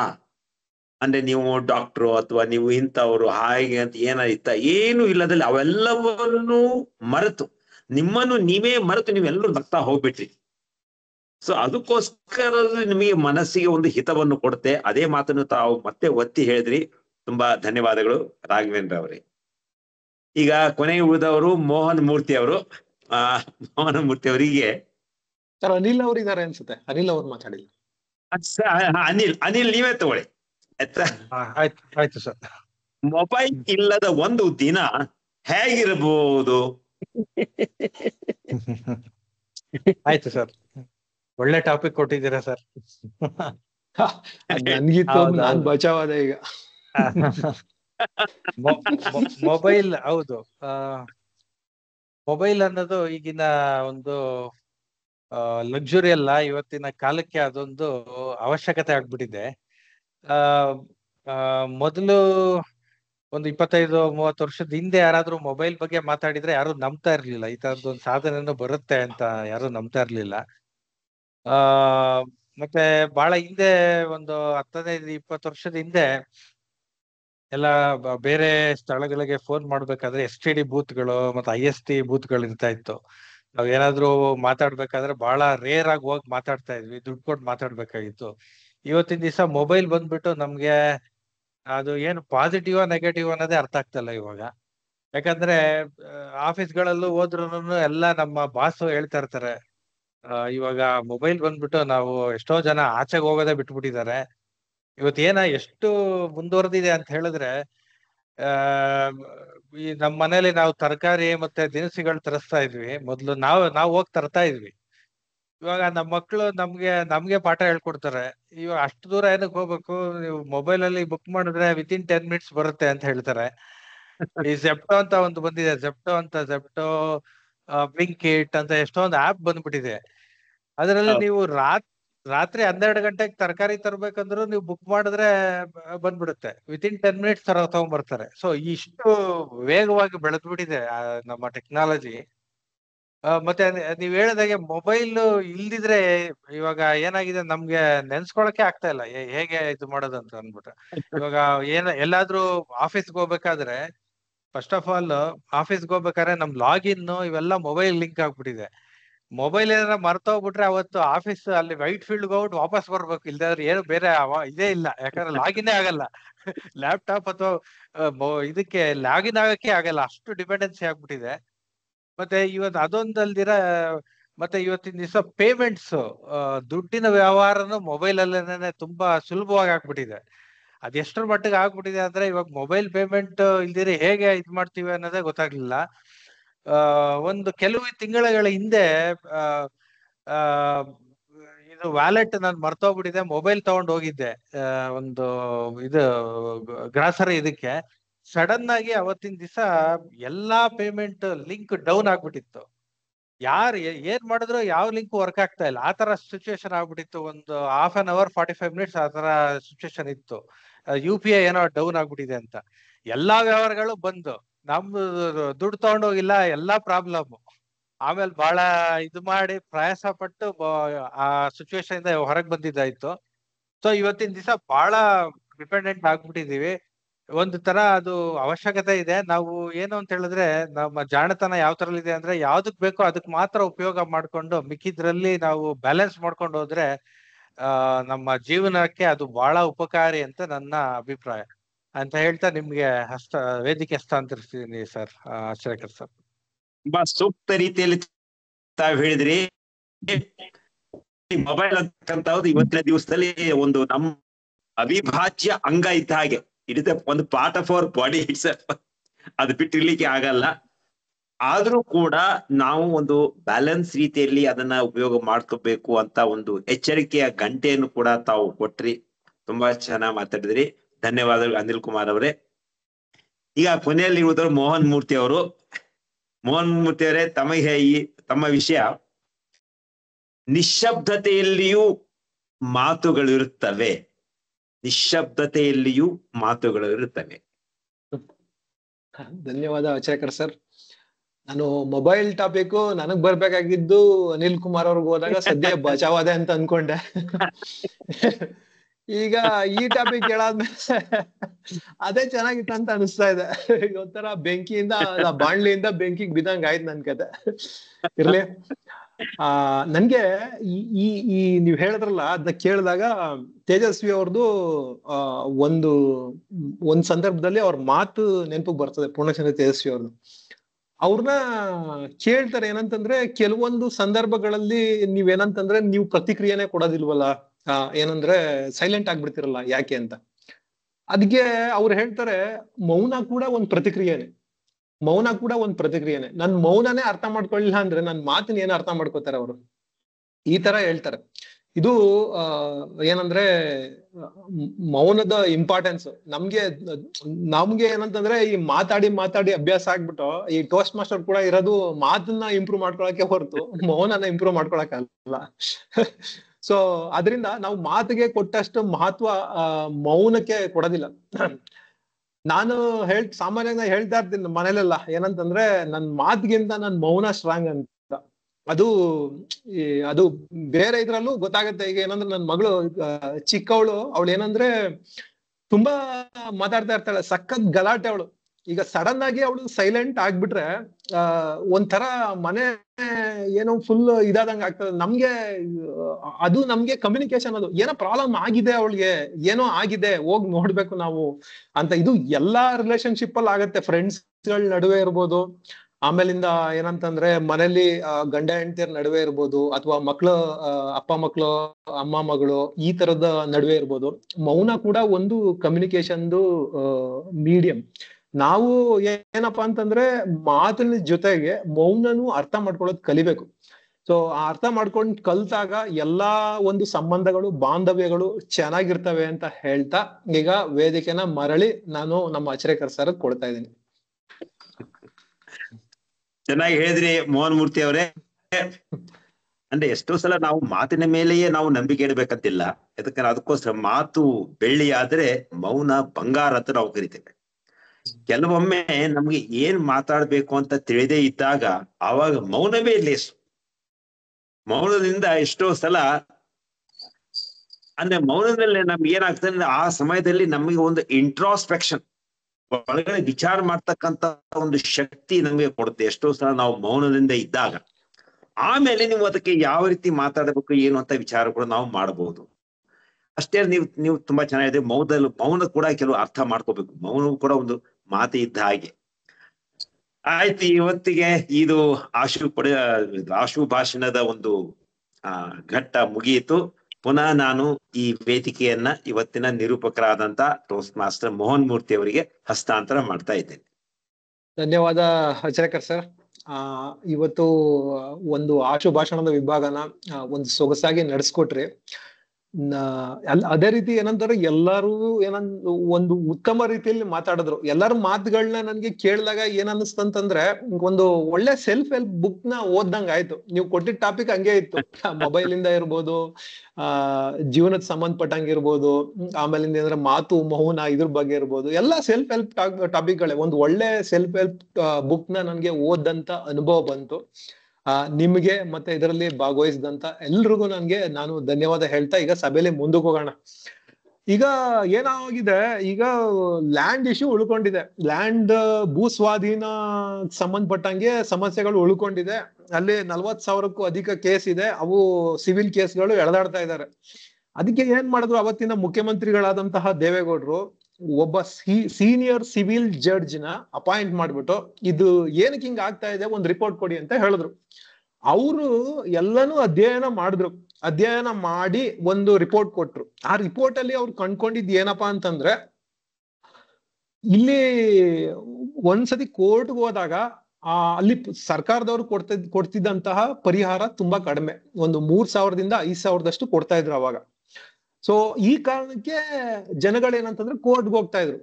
ಕೋರ್ಟ್ಗೆ ಹೋದಾಗ ಏನಾಗ್ತಾ ಇತ್ತು, ಅಲ್ಲಿ 4-5 ವರ್ಷ ಅದು ಕೇಸ್ ಎಳ್ದು 5 ವರ್ಷ ಆದ್ಮೇಲೆ ಆ ಪರಿಹಾರದ 4ರಷ್ಟು ಅಮೌಂಟ್ ದುಡ್ಡು ಬರೋದು. ಈಗ 5,000 ಅಂದ್ರೆ 20,000, ಅದಕ್ಕೆ ಇಂಟ್ರೆಸ್ಟ್ ಅದು ಇದು ಎಲ್ಲ ಸೇರಿಸಿ ಒಂದು 30,000, ಅರೌಂಡ್ 30-35,000 ಇವ್ರಿಗೆ ರೈತರಿಗೆ ಪರಿಹಾರ ಹೋಗೋದು. ಈ 30-35,000ದಲ್ಲಿ ಏನಾಗೋದು, ಆ ವಕೀಲರು ಕೇಸ್ ಮಾಡ್ತಾ ಇರ್ತಾರಲ್ಲ, ಅವ್ರದ್ದು 30% ಅವ್ರಿಗೆ ಒಂದು ಫೀಸ್ ತರ. ಯಾವ್ದೇ ಪರಿಹಾರ ಇದ್ರಲ್ಲಿ ಯೂಶುವಲಿ ಅವ್ರದ್ದು ಒಂದು ಫಿಕ್ಸ್ಡ್ 30% ಇರುತ್ತೆ. ಅದು ಹೋಗಿ ಉಳಿಕೆ ಅಮೌಂಟ್ ಒಂದು 20-25,000 ರೈತರಿಗೆ ಬರೋದು. ಇದು ಏನಂತಂದ್ರೆ ಒಟ್ಟಾರೆ ಅವರ ವರದಿಲಿ ಗಮನಿಸಿದಂತ ಒಂದು ಅಂಶ. ಅದಕ್ಕೆ ದೇವೇಗೌಡರು ಅವರ ಅಧಿಕಾರಿಗಳ ಜೊತೆ ಎಲ್ಲ ಚರ್ಚೆ ಮಾಡ್ತಾರೆ. ಅವಾಗ ಒಂದು ಐಡಿಯಾ ಬರ್ತದೆ, ಏನಂತಂದ್ರೆ ಈಗ 4-5 ವರ್ಷ ಹಿಂಗ್ ಎಳೆಯೋದ್ರ ಬದಲು ನಾವೇ ಒಂದು ಇದನ್ನ ಕಾಂಪನ್ಸೇಷನ್ ಜಾಸ್ತಿ ಮಾಡ್ಬಿಟ್ರೆ, ಈಗ ನಮ್ಗೂ ಈಗ ಅವರು ವಕೀಲರು ಕಟ್ಟಾದ್ಮೇಲೆ ಸರ್ಕಾರದವರು ವಕೀಲರು ಕಟ್ಬೇಕು, ಇವರು ವಿಶೇಷ ನ್ಯಾಯಾಲಯಗಳನ್ನ ಸ್ಥಾಪನೆ ಮಾಡ್ಬೇಕು, ಅಲ್ಲಿ ವಾದ ವಿವಾದಗಳು ಆಗ್ಬೇಕು. ಈಗ ಸರ್ಕಾರಕ್ಕೂ ಖರ್ಚಿದೆ. ಈಗ ಅದನ್ನೆಲ್ಲ ಪರಿಗಣನೆ ಮಾಡಿದಾಗ ಏನಂತಾರೆ, ನಾವೇ ಜಾಸ್ತಿ ಮಾಡ್ಬಿಟ್ರೆ, ಈಗ 4,000 ಇದ್ದಿದ್ನ 40,000 ಕಾಂಪನ್ಸೇಷನ್ ಕೊಟ್ಬಿಟ್ರೆ ಅವಾಗ ಏನಂದ್ರೆ ರೈತರು ಒಪ್ಕೋತಾರಲ್ವಾ ಅಂತ ಒಂದು ಆಲೋಚನೆ ಬಂತು. ಸೊ ಅದು ಒಳ್ಳೆ ಐಡಿಯಾ ಅಂತ ಅನಿಸ್ತು. ಸರಿ, ಇಂಪ್ಲಿಮೆಂಟ್ ಮಾಡೋಣ ಅಂತ ಹೇಳಿದ್ರು. ಅವಾಗ ಕನ್ಸೆಂಟ್ ಅವಾರ್ಡ್ ಅಂತ ಒಂದು ಸ್ಕೀಮ್ ತಗೊಬಂದ್ರು. ಅಂದ್ರೆ ಅವರು ಈಗ ಇವರು ಏನಂತಾರೆ, ಸಮ್ಮತಿ ಕೊಟ್ಟು ಅದನ್ನ ಅವಾರ್ಡ್ ಇದನ್ನ ತಗೊಳ್ಳೋದು, ಪರಿಹಾರ ತಗೊಳ್ಳೋದು, ಸಮ್ಮತಿ ಪರಿಹಾರ ಅಂತ ಆ ಯೋಜನೆ ಹೆಸರು. ಇಲ್ಲಿ ಏನಂತಂದ್ರೆ ಈಗ 4,000 ಇದ್ದಿದ್ ಕಡೆ 40,000 ಪರಿಹಾರ ಕೊಡ್ತಾರೆ. ಆದ್ರೆ ರೈತರು ಒಂದು ಬಾಂಡ್ ಪೇಪರ್ ಮೇಲೆ ಸೈನ್ ಮಾಡಿ ಕೊಡ್ಬೇಕು. ನನ್ಗೆ ಏನಂತಂದ್ರೆ, ನನ್ಗೆ ಯಾವ ಇದರಿಂದನೂ ನಾನು ಇದ್ರ ಮೇಲೆ ಕೇಸ್ ಹಾಕಲ್ಲ, ನನ್ಗೆ ಸಂಪೂರ್ಣ ಸಹಮತಿ ಇದೆ ಅಂತ ಒಂದು ಇದ್ ಮಾಡ್ತಾರೆ. ಸರಿ, ಈ ಸ್ಕೀಮ್ ನ ಇಂಪ್ಲಿಮೆಂಟ್ ಮಾಡ್ತಾರೆ. ಇಂಪ್ಲಿಮೆಂಟ್ ಮಾಡಿದಾಗ ಏನಾಗುತ್ತೆ, ಈ ಕೇಸ್ಗಳೆಲ್ಲ ನಡೀತಾ ಇರ್ತದಲ್ಲ ಮೊದ್ಲು ಸಿವಿಲ್ ಕೇಸಲ್ಲಿ, ಆ ಕೇಸ್ಗಳಿಂದ ಒಂದು ಎಕೋಸಿಸ್ಟಮ್ ಬಿಲ್ಡ್ ಆಗ್ಬಿಟ್ಟಿರ್ತದೆ. ಹೆಂಗೆ ಅಂದ್ರೆ ಮಧ್ಯವರ್ತಿಗಳು, ಲಾಯರ್ಗಳು ಇವ್ರದೆಲ್ಲ ಸೇರ್ಕೊಂಡು ಏನಂತಂದ್ರೆ ಈಗ ರೈತರುಗಳಿಗೆ ಈ ಕಾನೂನಿನ ರೀತಿ ರಿವಾಜ್ಗಳು ಗೊತ್ತಿರಲ್ಲ. ಸೊ ಈಗ ಅದಕ್ಕೆ ಏನಂತಂದ್ರೆ ಅವರು ಮಧ್ಯವರ್ತಿಗಳು ಏನಿರ್ತಾರೆ ಅವ್ರ ಮೇಲೆ ಡಿಪೆಂಡ್ ಆಗಿರ್ತಾರೆ. ಆ ಮಧ್ಯವರ್ತಿಗಳು ಒಬ್ರು ಲಾಯರ್ನ ಇದ್ ಮಾಡ್ಕೊಂಡು ಈ ತರದ ಒಂದು ಎಕೋಸಿಸ್ಟಮ್ ಬಿಲ್ಡ್ ಆಗಿರ್ತದೆ. ಸೊ ಇವರು ಲಾಯರ್ಗಳೇನಿರ್ತಾರೆ ಅವರೆಲ್ಲ ಏನಂತಂದ್ರೆ ಸ್ಟ್ರೈಕ್ ಹೋಗ್ತಾರೆ, ಬೆಂಗಳೂರು ಚಲೋ ಮಾಡ್ತಾರೆ. ಅವಾಗ ನಮ್ಮ ಹೊಟ್ಟೆ ಮೇಲೆ ಹೊಡಿತಾ ಇದ್ದೀರಿ ನೀವು ಈ ಸ್ಕೀಮ್ ತಗೊಬಂದು ಅಂತ. ಆಮೇಲಿಂದ ಆ ಜಾಮದಾರ IAS ಆಫೀಸರ್ಸ್ ಇರ್ತಾರಲ್ಲ, ಅವ್ರ ಮೇಲೆ ಈ ಮಧ್ಯವರ್ತಿಗಳಲ್ಲಿ ಒಂದ್ ಸ್ವಲ್ಪ ಕಿಡಿಗೇಡಿಗಳು ಒಂದಷ್ಟು ಜನ ಇರ್ತಾರಲ್ಲ, ಅವರು ಜೀವ ಬೆದರಿಕೆ ಆಗ್ತಾರೆ ಜಾಮದಾರ್ ಅವ್ರ ಮೇಲೆ, ಇವ್ರಿದ್ರೆ ನಮ್ ಕತೆ ಮುಗಿಸ್ಬಿಡ್ತಾರೆ ಅಂತ. ಸೊ ಅವಾಗ ಏನಾಗುತ್ತೆ, ಸರ್ಕಾರದವರು ಇವ್ರಿಗೆ ಇದು ಕೊಡ್ತಾರೆ, ರಕ್ಷಣೆ ಕೊಡ್ತಾರೆ. ಒಂದ್ 24/7 ಅವ್ರಿಗೆ ಪ್ರೊಟೆಕ್ಷನ್. ಯಾರಿಗೆ? ಜಾಮದಾರ್ IAS ಅಧಿಕಾರಿ ಅವ್ರಿಗೆ. ಆಮೇಲಿಂದ ಈ ಇವರು ಬೆಂಗಳೂರು ಚಲೋ ಮಾಡಿದ್ರು, ಏನೇ ಸ್ಟ್ರೈಕ್ ಮಾಡಿದ್ರು, they will go ahead with the scheme implementation. ಅದನ್ನ ಇಂಪ್ಲಿಮೆಂಟ್ ಮಾಡ್ತಾರೆ. ಅದು ಇಂಪ್ಲಿಮೆಂಟ್ ಮಾಡಿದ ರೀತಿನೂ ಏನಂತಂದ್ರೆ ಬೇಗ ಕೆಲಸ ಆಗ್ಬೇಕು ಅನ್ನೋ ಒಂದು ಕಾರಣಕ್ಕೆ ಹೆಂಗ್ ಮಾಡ್ತಾರೆ ಅಂತಂದ್ರೆ, ಪ್ರತಿಯೊಂದು ಗ್ರಾಮದಲ್ಲೂ ಒಂದು ಗ್ರಾಮ ಸಭೆ ಮಾಡ್ತಾರೆ. ಸೊ ಒಟ್ಟು 179 ಹಳ್ಳಿಗಳು ಏನಂತಂದ್ರೆ ಅಲ್ಲಿ ಮುಳುಗಡೆ ಆಗ್ಬೇಕಾಗಿರೋದು. ಸೊ ಒಂದೊಂದು ಹಳ್ಳಿಗೂ ಏನಂತಂದ್ರೆ ಒಂದೊಂದು ಗ್ರಾಮ ಸಭೆ. ಆ ಗ್ರಾಮ ಸಭೆಗೆ ಹೆಂಗೆ ಅಂತಂದ್ರೆ DC, ತಹಸೀಲ್ದಾರರು, ಆಮೇಲಿಂದ ಯಾರ್ಯಾರು ವಿಶೇಷ ಅಧಿಕಾರಿಗಳಿದ್ದಾರೆ ಅವರು, ಒಬ್ರು ಫೋಟೋಗ್ರಾಫರ್, ಆಮೇಲೆ ಬ್ಯಾಂಕ್ ಅಫಿಷಿಯಲ್ಸ್ ಏನಿದ್ದಾರೆ ಅವರು ಎಲ್ರು ಬರ್ಬೇಕಲ್ಲಿ. ಸೊ ಆ ಗ್ರಾಮ ಸಭೆಲೆ ಏನಂತಂದ್ರೆ ಪರಿಹಾರ ಯಾರ್ಯಾರಿಗೆ ಸಮ್ಮತಿ ಇದೆ ಅವ್ರಿಗೆ ಏನಂತಂದ್ರೆ ವಿತರಣೆ ಮಾಡೋದು. ಅವ್ರಿಗೆ ಅಕಸ್ಮಾತ್ ಬ್ಯಾಂಕ್ ಅಕೌಂಟ್ ಇಲ್ವಾ, ಅಲ್ಲೇ ಬ್ಯಾಂಕ್ ಅಫಿಷಿಯಲ್ಸ್ ಇದಾರೆ, ಬ್ಯಾಂಕ್ ಅಫಿಷಿಯಲ್ಸ್ ಅಲ್ಲೇ ಫಿಲ್ ಮಾಡ್ಬಿಟ್ಟು ಅಪ್ಲಿಕೇಶನ್ ಇದ್ ಮಾಡಿ ಬ್ಯಾಂಕ್ ಅಕೌಂಟ್ ಅಲ್ಲೇ ಓಪನ್ ಮಾಡೋದು, ಅಲ್ಲಿ ಚೆಕ್ ಕೊಡೋದು, ಅಲ್ಲೇ ಏನಂತಂದ್ರೆ ಅವ್ರ ಅಕೌಂಟ್ಗೆ ಆಗೋದು. ಈ ತರ ಇಲ್ಲಿ ಮಧ್ಯವರ್ತಿಗಳ ಕಾಟನೇ ಇಲ್ಲ. ಇಡೀ ಸರ್ಕಾರನೇ ಜನಗಳ ಬಳಿಗೆ ಹೋಗಿ ಏನಂತಂದ್ರೆ ಅವ್ರ ಕೆಲ್ಸನ ಮಾಡ್ಕೊಡುತ್ತೆ. ಸೊ ಈ ಕಾರಣದಿಂದ ಒಂದು 95% ಹೆಚ್ಚು ಜನ ಆ ಸಮ್ಮತಿ ಪರಿಹಾರನ ಪಡೆಯೋದಕ್ಕೆ ಒಪ್ಕೋತಾರೆ. ಸೊ ಅದನ್ನ ಒಪ್ಕೊಂಡು ಈ ಲ್ಯಾಂಡ್ ಅಕ್ವೈಷನ್ ಇಶ್ಯೂ ಕೂಡ ಸಾಲ್ವ್ ಆಗುತ್ತೆ. ಸೊ ಈ ರೀತಿ ಅದಕ್ಕೆ ಇದ್ದಂತ ಅಡೆತಡೆಗಳೆಲ್ಲ ಒಂದು ಏನಂತಂದ್ರೆ ಸಾಲ್ವ್ ಆಗುತ್ತೆ. ಅಷ್ಟರಲ್ಲಿ ದೇವೇಗೌಡರು ಪ್ರಧಾನಿ ಆಗೋಗ್ತಾರೆ. ಇಲ್ಲಿ JH ಪಟೇಲ್ರು ಮುಖ್ಯಮಂತ್ರಿ ಆಗ್ತಾರೆ. ಸೊ JH ಪಟೇಲ್ರು ಕೂಡ ಅದಕ್ಕೆ ಅಷ್ಟೇ ಸಹಕಾರ ಕೊಡ್ತಾರೆ. ಕೇಂದ್ರದಲ್ಲಿ ದೇವೇಗೌಡರ ಇದ್ದಿದ್ರಿಂದ ಅಲ್ಲೂ ಕೂಡ ಸಹಕಾರ ಸಿಗಕ್ ಸ್ಟಾರ್ಟ್ ಆಗುತ್ತೆ. ಅವರ ನಂತರ ಬಂದಂತಹ ಎಲ್ಲಾ ಮುಖ್ಯಮಂತ್ರಿಗಳು, ಈಗ ನೆಕ್ಸ್ಟ್ ಏನಂತಂದ್ರೆ ಎಸ್ ಕೃಷ್ಣ ಅವ್ರು ಬರ್ತಾರೆ, ಅವರು ಸಹಕಾರ ಕೊಡ್ತಾರೆ. ಇವರೆಲ್ಲ ಕೊಟ್ಟಿದ್ರಿಂದ ಏನಾಗತ್ತೆ, 2000ನೇ ಇಸ್ವಿಲಿ 700 TMC ನ ಏನು ಹಿಡಿದಿಡ್ಬೇಕು ಅಷ್ಟನ್ನ ಹಿಡಿದಿಡುವಂತ ಒಂದು ಕೆಪಾಸಿಟಿ ಇರುವಂತ ಡ್ಯಾಮ್ ರೆಡಿ ಆಗತ್ತೆ. ಸೊ ಅಲ್ಲಿಗೆ ಬಚಾವಾತ ಆಯೋಗದ ಒಂದು ತೀರ್ಪಿನಿಂದ ಏನಂತಂದ್ರೆ ಬಚಾವ್ ಆದ್ವಿ. ಸೊ ಆಮೇಲಿಂದ ಒಂದಷ್ಟು ಕೆಲಸಗಳು ಅದು ಎಲ್ಲ ಉಳ್ಕೊಂಡಿರ್ತದೆ. ಈಗ ಕ್ಯಾನಲ್ಗಳ ನಿರ್ಮಾಣ ಇರ್ಬೋದು, ಅಣೆಕಟ್ಟೆನ ಇನ್ನೂ ಒಂದ್ ಸ್ವಲ್ಪ ಇಂಪ್ರೂವ್ ಮಾಡೋದಿರ್ಬೋದು, ಅವೆಲ್ಲ ಉಳ್ಕೊಂಡಿರ್ತದೆ. ಅದನ್ನೆಲ್ಲ ಏನಂತಂದ್ರೆ ಕಂಪ್ಲೀಟ್ ಮಾಡಿ 2005 ಜುಲೈಗೆ ಅದು ಕಂಪ್ಲೀಟ್ ಆಗತ್ತೆ. 2006 ಆಗಸ್ಟ್ ತಿಂಗಳಲ್ಲಿ ನಮ್ಮ ಅವತ್ತಿನ ರಾಷ್ಟ್ರಪತಿಗಳಾದಂತಹ ಅಬ್ದುಲ್ ಕಲಾಂ ಅವರು ಅದನ್ನ ಉದ್ಘಾಟನೆ ಮಾಡ್ತಾರೆ. ಈ ಆಲಮಟ್ಟಿ ಡ್ಯಾಮ್ ನ ಲಾಲ್ ಬಹದ್ದೂರ್ ಶಾಸ್ತ್ರಿ ಡ್ಯಾಮ್ ಅಂತಾನು ಕರೀತಾರೆ. ಯಾಕಂತಂದ್ರೆ ಅವರು ಅದಕ್ಕೆ ಶಂಕುಸ್ಥಾಪನೆ ಮಾಡಿದ್ರು. ಇದಿಷ್ಟು ಏನಂದ್ರೆ ಆಲಮಟ್ಟಿ ಡ್ಯಾಮ್ ಹೆಂಗೆ ಶುರುವಾಯ್ತು, ಯಾವ ತರ ಅದು ಏನಂತಂದ್ರೆ ವಿಘ್ನಗಳು ಬಂತು, ಅದನ್ನ ಯಾವ ತರ ಪರಿಹಾರ ಮಾಡಿದ್ರು ಅನ್ನೋದಕ್ಕೆ ಏನಂತಂದ್ರೆ ಅನ್ನೋದು ಒಂದು ಕತೆ. ಈ ಕಥೆಯಲ್ಲಿ ಹಲವಾರು ಜನ ಮುಖ್ಯಮಂತ್ರಿಗಳು ಬರ್ತಾರೆ, ಪ್ರಧಾನ ಮಂತ್ರಿಗಳು ಬದಲಾಗ್ತಾರೆ. ಇಲ್ಲಿ ಒಂದು ಗಮನಿಸ್ಬೇಕಾಗಿರೋ ಅಂಶ ಏನಪ್ಪಾ ಅಂತಂದ್ರೆ, ಈ ಮುಖ್ಯಮಂತ್ರಿಗಳೆಲ್ಲ ಏನಂತಂದ್ರೆ ಪಕ್ಷಗಳು ಬೇರೆ ಬೇರೆ. ಈ ದೇವರಾಜ ಅರಸು ಅವರು ಕಾಂಗ್ರೆಸ್ ಅಲ್ಲಿ ಇದ್ರು, ದೇವೇಗೌಡರು ಜನತಾದಳ, ಆಮೇಲಿಂದ ಯಡಿಯೂರಪ್ಪ ಅವರು ಒಂದ್ ಸ್ವಲ್ಪ ಪೀರಿಯಡ್ ಬರ್ತಾರೆ, ಎಸ್ ಕೃಷ್ಣ ಅವ್ರು ಬರ್ತಾರೆ, ಯಡಿಯೂರಪ್ಪ ಅವ್ರು ಬಿಜೆಪಿ.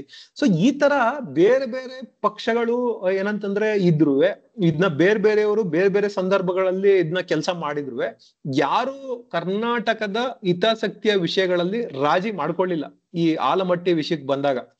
ಸೊ ಆ ಕಾರಣದಿಂದ ಅದನ್ನ ಏನಂತಂದ್ರೆ ನಿಗದಿತ ಸಮಯದೊಳಗೆ ಅದನ್ನ ಕಂಪ್ಲೀಟ್ ಮಾಡಿ ನಮ್ಮ ಕರ್ನಾಟಕಕ್ಕೆ ಅನುಕೂಲ ಆಗೋ ತರ ಆಯ್ತು. ಇವತ್ತು ಆಲಮಟ್ಟಿ ಡ್ಯಾಮ್ 15 ಲಕ್ಷ ಎಕರೆ ನೀರಾವರಿ ಯೋಜನೆ, ಅದು ಅಷ್ಟು ಕೃಷಿ ಭೂಮಿಗೆ ನೀರನ್ನ ಒದಗಿಸ್ತಾ ಇದೆ. ಈ ಆಲಮಟ್ಟಿ ಶುರುವಾಗಕ್ ಮೊದ್ಲು ನಾನು ಆ ಜಿಲ್ಲೆಗಳು ಹೇಳಿದ್ನಲ್ಲ, ಬಾಗಲಕೋಟೆ, ರಾಯಚೂರು, ಬಿಜಾಪುರ, ಇಲ್ಲೆಲ್ಲ ಏನಂತಂದ್ರೆ ಒಂದು ಮಳೆಗಾಲ ಬಿಟ್ಟು ಬೇರೆ ಸಂದರ್ಭದಲ್ಲಿ ಬೇರೆ ಬೇರೆ ಕಡೆಗಳಿಗೆ ವಲಸೆ ಹೋಗ್ತಾ ಇದ್ರು ತಾತ್ಕಾಲಿಕವಾಗಿ. ಯಾಕಂದ್ರೆ ಕೆಲಸ ಇಲ್ಲ, ಬೆಳೆ ಬೆಳೆಯಕ್ಕಾಗಲ್ಲ. ಮಳೆ ಬಂದಾಗ ಒಂಚೂರು ಬೆಳಗೋತಾರೆ, ಆಮೇಲೆ ನಂತರ ಹೋಗ್ಬಿಡ್ತಾರೆ. ಈಗ ಏನಂದ್ರೆ ಈ ಆಲಮಟ್ಟಿ ಡ್ಯಾಮ್ ಕಾರಣದಿಂದ ಆ ವಲಸೆ ಹೋಗೋದು ಏನಂದ್ರೆ ನಿಂತಿದೆ.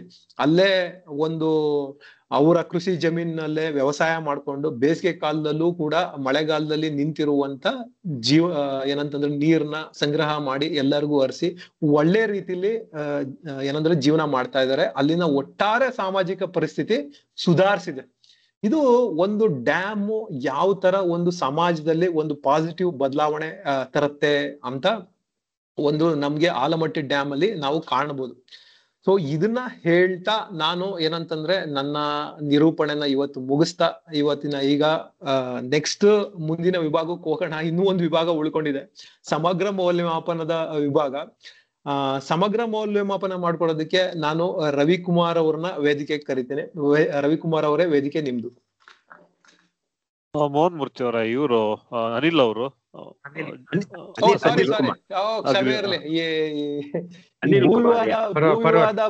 ಪರಿಹಾರ ಮಾಡ್ತಾ ನಾನು ಸ್ವಲ್ಪ ಆ ಕಡೆ ಕನ್ಫ್ಯೂಷನ್ ಆಗೋಯ್ತು. ಕ್ಷಮೆ ಇರ್ಲಿ. ನಮ್ಮ ಅನಿಲ್ ಕುಮಾರ್ ಅವರು ಇವತ್ತಿನ ಸಮಗ್ರ ಮೌಲ್ಯಮಾಪಕರು. ಅವ್ರನ್ನ ಈಗ ಸಮಗ್ರ ಮೌಲ್ಯಮಾಪನ ಮಾಡ್ಬೇಕಂತ ಅಂದ್ಬಿಟ್ಟು ವೇದಿಕೆ ಕರಿತಾ ಇದ್ದೀನಿ. ಅನಿಲ್ ಕುಮಾರ್ ಅವರೇ, ವೇದಿಕೆ ನಿಮ್ದು. ಧನ್ಯವಾದಗಳು ಮೋಹನ್ ಮೂರ್ತಿ ಅವರೇ.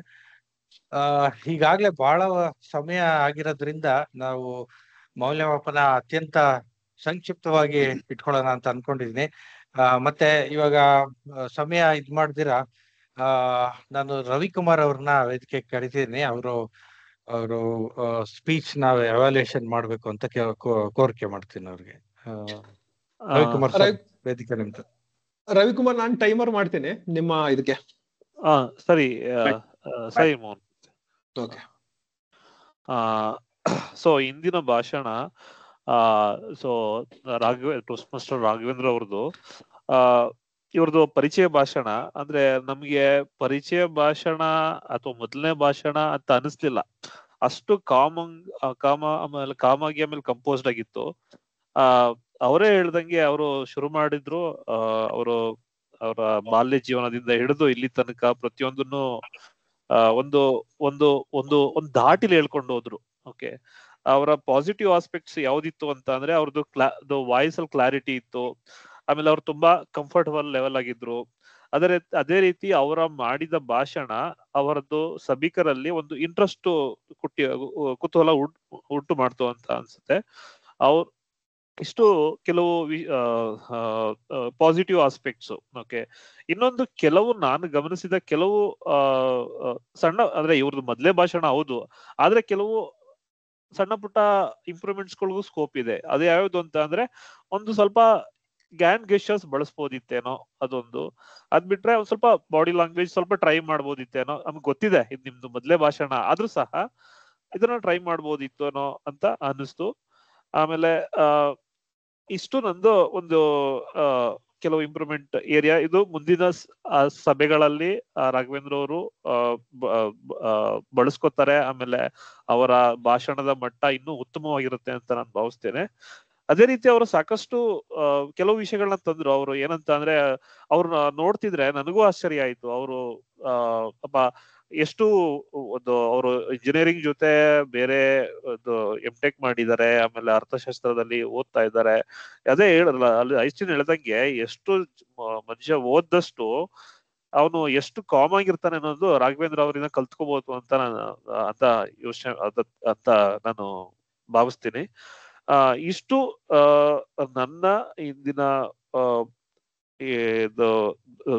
ಸಿದ್ಧಪಡಿಸಿದ ಭಾಷಣದ ಒಂದು ಅವ್ಯಾಲ್ಯೂಯೇಷನ್.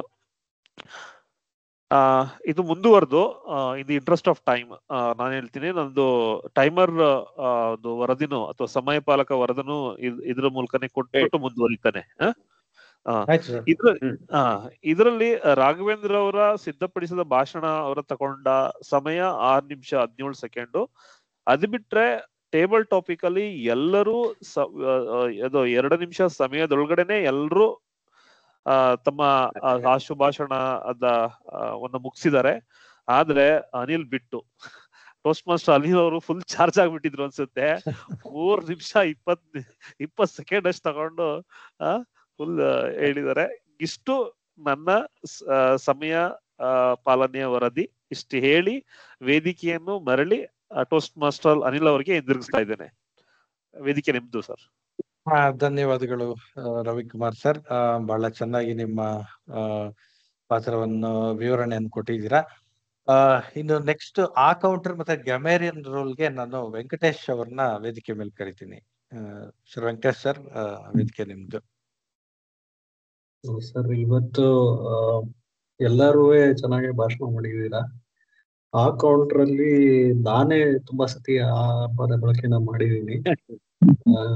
ನನ್ನನ್ನು ಬಿಟ್ಟು ಬೇರೆಯವರೆಲ್ಲ ಸಾಕಷ್ಟು ಕಮ್ಮಿ ಇದ್ರಲ್ಲೇ ಬಳಸಿದೀರಾ. ಇನ್ನು ಒಳ್ಳೆ ಪದಗಳ ಬಳಕೆ ಅಂದ್ರೆ ಗ್ರಾಮೇರಿಯನ್ ಇದ್ರಲ್ಲಿ ರವಿಕುಮಾರ್ ಹಾಗೂ ಮೋಹನ್ ಮೂರ್ತಿ ಅವರು ಸಾಂಘಿಕ ಅನ್ನೋ ಪದಗಳನ್ನ ಸುಮಾರು ಸತಿ ಬಳಸಿದ್ರು. ಆಮೇಲಿಂದ ಸಂಕ್ಷಿಪ್ತ ಅನ್ನೋ ಪದನ ಮೋಹನ್ ಮೂರ್ತಿ ಅವರು ಬಳಸಿದ್ರು. ಆಮೇಲೆ ಮೇಡಮ್ ಒಳಗಿನ ಶತ್ರು ಹೊರಗಿನ ಶತ್ರು ಸ್ಮಿತಾ ಮೇಡಮ್ ಅವ್ರು ಮಾತಾಡ್ಬೇಕಾದ್ರೆ ಅರಿಷಡ್ ವರ್ಗಗಳ ಬಗ್ಗೆ ಪ್ರಸ್ತಾಪ ಮಾಡಿದ್ರು. ಹೀಗೆ ಅಂದ್ರೆ ಒಳ್ಳೆ ಪದಗಳ ಬಳಕೆ. ಆಮೇಲೆ ಅಚ್ರೇಕರ್ ಸರ್ ಅವರು ಅವರ ಭಾಷಣ ಶುರು ಮಾಡಿದಾಗ ಬಸವಣ್ಣ ಮತ್ತೆ ಇವ್ರ ಇನ್ನೊಬ್ರ ಹೆಸರು ಜ್ಞಾಪಕ ಬರ್ತಾರೆ, ಸರ್ವಜ್ಞ ಗಾದೆಗಳನ್ನ ಕೋಟ್ ಮಾಡಿದ್ರು. ಅದು ನಾನು ಮರ್ತ್ಬಿಟ್ಟಿದ್ದೀನಿ. ನನ್ಗೆ ಅಷ್ಟು ಗಮನ ಇಟ್ಕೊಂಡಿಲ್ಲ.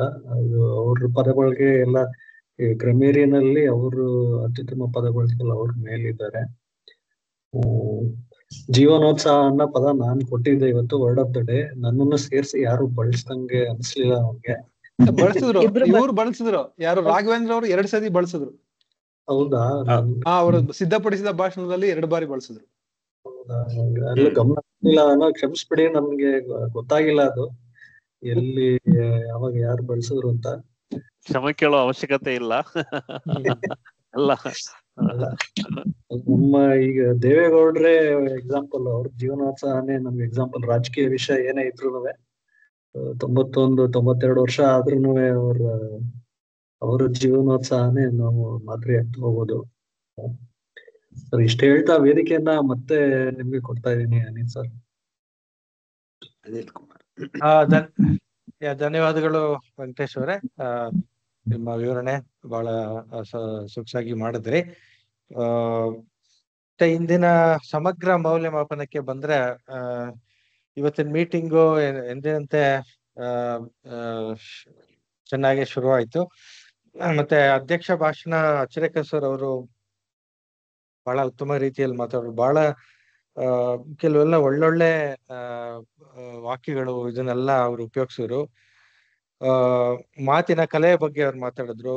ಮತ್ತೆ ಸರ್ವಜ್ಞನ ವಚನ, ಮಾತಿನಿಮ್ ಹಾಗೆತನ, ಮಾತಿನಿಮ್ ಸಂಪತ್ತು, ಈ ತರದ್ದು ಇದು ಮಾಡಿದ್ರು. ಮತ್ತೆ ಬಸವಣ್ಣನವರ ನುಡಿದರೆ ಮುತ್ತಿನಂತೆ ಆಹಾರದಂತಿರಬೇಕು, ನುಡಿದರೆ ಸಲಾಕೆ ಸ್ಫಟಿಕದ ಸಲಾಕೆ ಅಂತಿರಬೇಕು ಅಂತ ಕೆಲವು ಬಹಳ ಒಳ್ಳೊಳ್ಳೆ ಇದು ವಾಕ್ಯಗಳನ್ನ ನಮ್ಗೆ ಅವರು ಇದು ಮಾಡಿದ್ರು. ಬಹಳ ಉತ್ತಮ ರೀತಿಯಲ್ಲಿ ಅವರ ಅಧ್ಯಕ್ಷೀಯ ಭಾಷಣವನ್ನು ಮಾಡಿದ್ರು. ತದನಂತರ TM OD ಆದ ನಮ್ಮ ಮೋಹನ್ ಮೂರ್ತಿ ಅವರು ಅವ್ರ ಎಂದಿನಂತೆ ಅವರ ಇವತ್ತಿನ ಟಾಪಿಕ್ ಆಲಮಟ್ಟಿ ಡ್ಯಾಮ್. ನಾವು ಬಹಳ ಪೇಪರ್ ಅಲ್ಲಿ ಬರ್ತಾ ಇತ್ತು ಆಲಮಟ್ಟಿ ವಿವಾದ ಅದು ಇದು ಅಂತ, ನಾವೇನು ಅಷ್ಟು ಡೀಟೇಲ್ ಆಗಿ ನೋಡ್ತಾ ಇರ್ಲಿಲ್ಲ. ಬಟ್ ಅವ್ರು ಬಹಳ ಡೀಟೇಲ್ ಆಗಿ ಇದ್ ಮಾಡ್ಬಿಟ್ಟಿದ್ದಾರೆ. ಅದನ್ನ ನಾನು ರಿಪೀಟ್ ಮಾಡಕ್ ಹೋಗಲ್ಲ. ಬಟ್ ಅವ್ರು ತುಂಬಾ ಡೀಟೇಲ್, ರಾಜಕೀಯವಾಗಿ ಏನೇನಾಯ್ತು, ಆಯೋಗಗಳು ಏನೇನ್ ಮಾಡುದು, ಎಲ್ಲಾ ಡೀಟೇಲ್ಸ್ ಅವರು ಪತ್ರಿಕಾ ವರದಿನೇ ಕೊಟ್ಬಿಟ್ಟಿದ್ದಾರೆ ಅನ್ಸುತ್ತೆ ಇಲ್ಲಿ. ಅದನ್ನೇ ಒಂದು ಪೇಪರ್ ಪಬ್ಲಿಷ್ ಮಾಡ್ಬೋದು ಅನ್ಸುತ್ತೆ, ಅಷ್ಟು ಡೀಟೇಲ್ಸ್ ಅವ್ರು ಕೊಟ್ಬಿಟ್ಟಿದ್ದಾರೆ. ಅತ್ಯಂತ ಸೊಗಸಾಗಿ ನೀವು ಮಾತಾಡಿದ್ದೀರಾ ಮೋಹನ್ ಮೂರ್ತಿಗಳು, ನಿಮ್ಗೆ ಧನ್ಯವಾದಗಳು. ಅದಲ್ದಿರ ನಮ್ಮ ಟೇಬಲ್ ಟಾಪಿಕ್ ಕೂಡ ಮೋಹನ್ ಮೂರ್ತಿ ಅವರು ಹೇಳಿದಾಗೆ ಅಚ್ಚರೇಕರ್ ಸರ್ ಅವರು ಒಂಥರ ಅದು ಸೆಲ್ಫ್ ಹೆಲ್ಪ್ ಬುಕ್ ಇಂದ ಒಂದು ಸಾರಾಂಶ ಇದ್ದಂಗಿತ್ತು ಅವರ ಒಂದು ಟಾಪಿಕ್ಗಳು.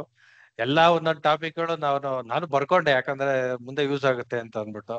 ಬಹಳ ಚೆನ್ನಾಗಿ ಮೂಡುವಂತು ಸರ್. ಮತ್ತೆ ಅದರಿಂದ ನಮಗೂ ಒಂಥರ ಥಾಟ್ ಪ್ರೊವೋಕಿಂಗ್ ಆಗಿತ್ತು ಅದು ಒಂದೊಂದು ಟಾಪಿಕ್. ಬಹಳ ಸೊಗಸಾಗಿ ಮೂಡುವಂತು. ಮತ್ತೆ ನೀವು ಎಲ್ಲರಿಗೂ ಅವಕಾಶ ಕೊಟ್ರಿ, ಎಲ್ಲರೂ ಚೆನ್ನಾಗಿ ಮಾತಾಡಿದ್ರು. ನಿಮ್ಗೆ ಧನ್ಯವಾದಗಳು. ಇಷ್ಟ ಹೇಳ್ತಾ ನನ್ನ ಸಮಗ್ರ ಮೌಲ್ಯಮಾಪನ ಇಲ್ಲಿಗೆ ಮುಕ್ತಾಯ ಮಾಡ್ತೀನಿ. ವೇದಿಕೆ ಮೋಹನ್ ಮೂರ್ತಿ ಅವ್ರಿಗೆ ಹಸ್ತಾಂತರಿಸ್ತೀನಿ. ಧನ್ಯವಾದಗಳು. ಧನ್ಯವಾದ ಅನಿಲ್ ಕುಮಾರ್ ಅವರೇ. ಇವತ್ತಿನ ಸಮಯ ಆಲ್ರೆಡಿ ಆಗೋಗಿರೋದ್ರಿಂದ ನೀವು ಅದನ್ನ ಪರಿಗಣಿಸಿ ಸಂಕ್ಷಿಪ್ತವಾಗಿ ಮಾತಾಡಿದ್ರು ಎಲ್ಲಾ ಆಯಾಮಗಳಲ್ಲೂ ನೀವು ಏನಂತಂದ್ರೆ ಕವರ್ ಮಾಡಿ ಸಭೆ ಬಗ್ಗೆ ಒಂದು ಒಳ್ಳೆ ರೀತಿಯಲ್ಲಿ ಮೌಲ್ಯಮಾಪನ ಮಾಡಿದಿರಿ. ಈಗ ನಾನು ಸಭೆನ ನಮ್ಮ ಅಧ್ಯಕ್ಷರಿಗೆ ಹಸ್ತಾಂತರಿಸೋದಕ್ ಮೊದಲು ನಮ್ಮ ಸ್ಮಿತಾ ಮೇಡಮ್ ಇದ್ದಾರೆ, ಅವರು ಏನಂದ್ರೆ ಈ ಸಭೆ ಬಗ್ಗೆ ಏನ್ ಅನ್ನಿಸ್ತು ಅಂತಹ ಅವ್ರ ಒಂದು ಅಭಿಪ್ರಾಯನ ಕೇಳೋದಕ್ಕೆ ನಾನು ಸ್ಮಿತಾ ಮೇಡಮ್ ನ ವೇದಿಕೆ ಕರಿತೀನಿ. ಸ್ಮಿತಾ ಮೇಡಮ್, ವೇದಿಕೆ ನಿಮ್ದು. ನಮಸ್ಕಾರ. ತುಂಬಾ ಚೆನ್ನಾಗಿ ನಡೀತು. ಅಧ್ಯಕ್ಷರು ತುಂಬಾ ಚೆನ್ನಾಗಿ ಅವರು ಇದನ್ನ ಹೇಳಿದ್ರು, ಬೇರೆ ಬೇರೆ ಉದಾಹರಣೆ ಎಲ್ಲ ಕೊಟ್ಟು.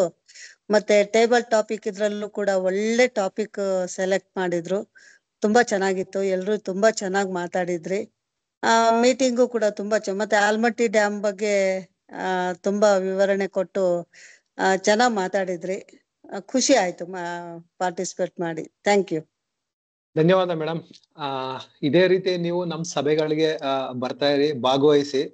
ಅದ್ರ ಜೊತೆಗೆ ನಮ್ಮ KBT ಕ್ಲಬ್ದು ಸದಸ್ಯತ್ವ ತಗೊಳೋದ್ರ ಕಡೆನೂ ಒಂದ್ ಸ್ವಲ್ಪ ಯೋಚನೆ ಮಾಡಿ.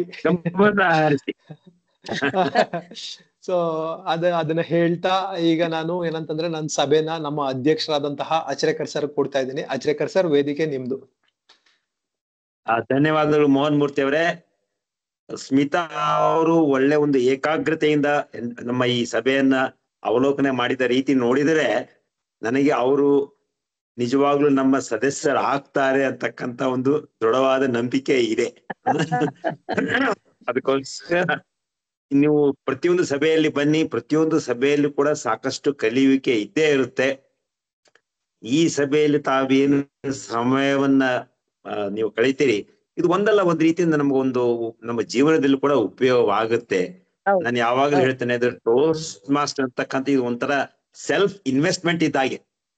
ನಮ್ಮ ಸಮಯದಲ್ಲಿ ನಾವು ಇನ್ವೆಸ್ಟ್ಮೆಂಟ್ ಮಾಡಿದಾಗೆ ಅದ್ರದ್ದು ರಿಟರ್ನ್ಸ್ ನಿಮ್ಗೆ ಇವತ್ತನ್ನು ಮುಂದೆ ಯಾವಾಗಲೂ ಬರ್ತಾ ಇರುತ್ತೆ. ಯಾವಾಗ್ಲೂ ಹೌದು. ಅದಕ್ಕೋಸ್ಕರ ತಮ್ಮಂತಹ ಈ ಸದಸ್ಯರು ನಮ್ಮ ಈ ಕ್ಲಬ್ಗೆ ಬೇಕು ಅಂತ ನಿಮಗೆ ಮತ್ತೊಮ್ಮೆ ನಮ್ಮ ಸಭೆಗೆ ಬನ್ನಿ ಅಂತೇಳಿ ನಿಮ್ಗೆ ಆಹ್ವಾನ ಕೊಡ್ತಾ ಇದ್ದೀನಿ.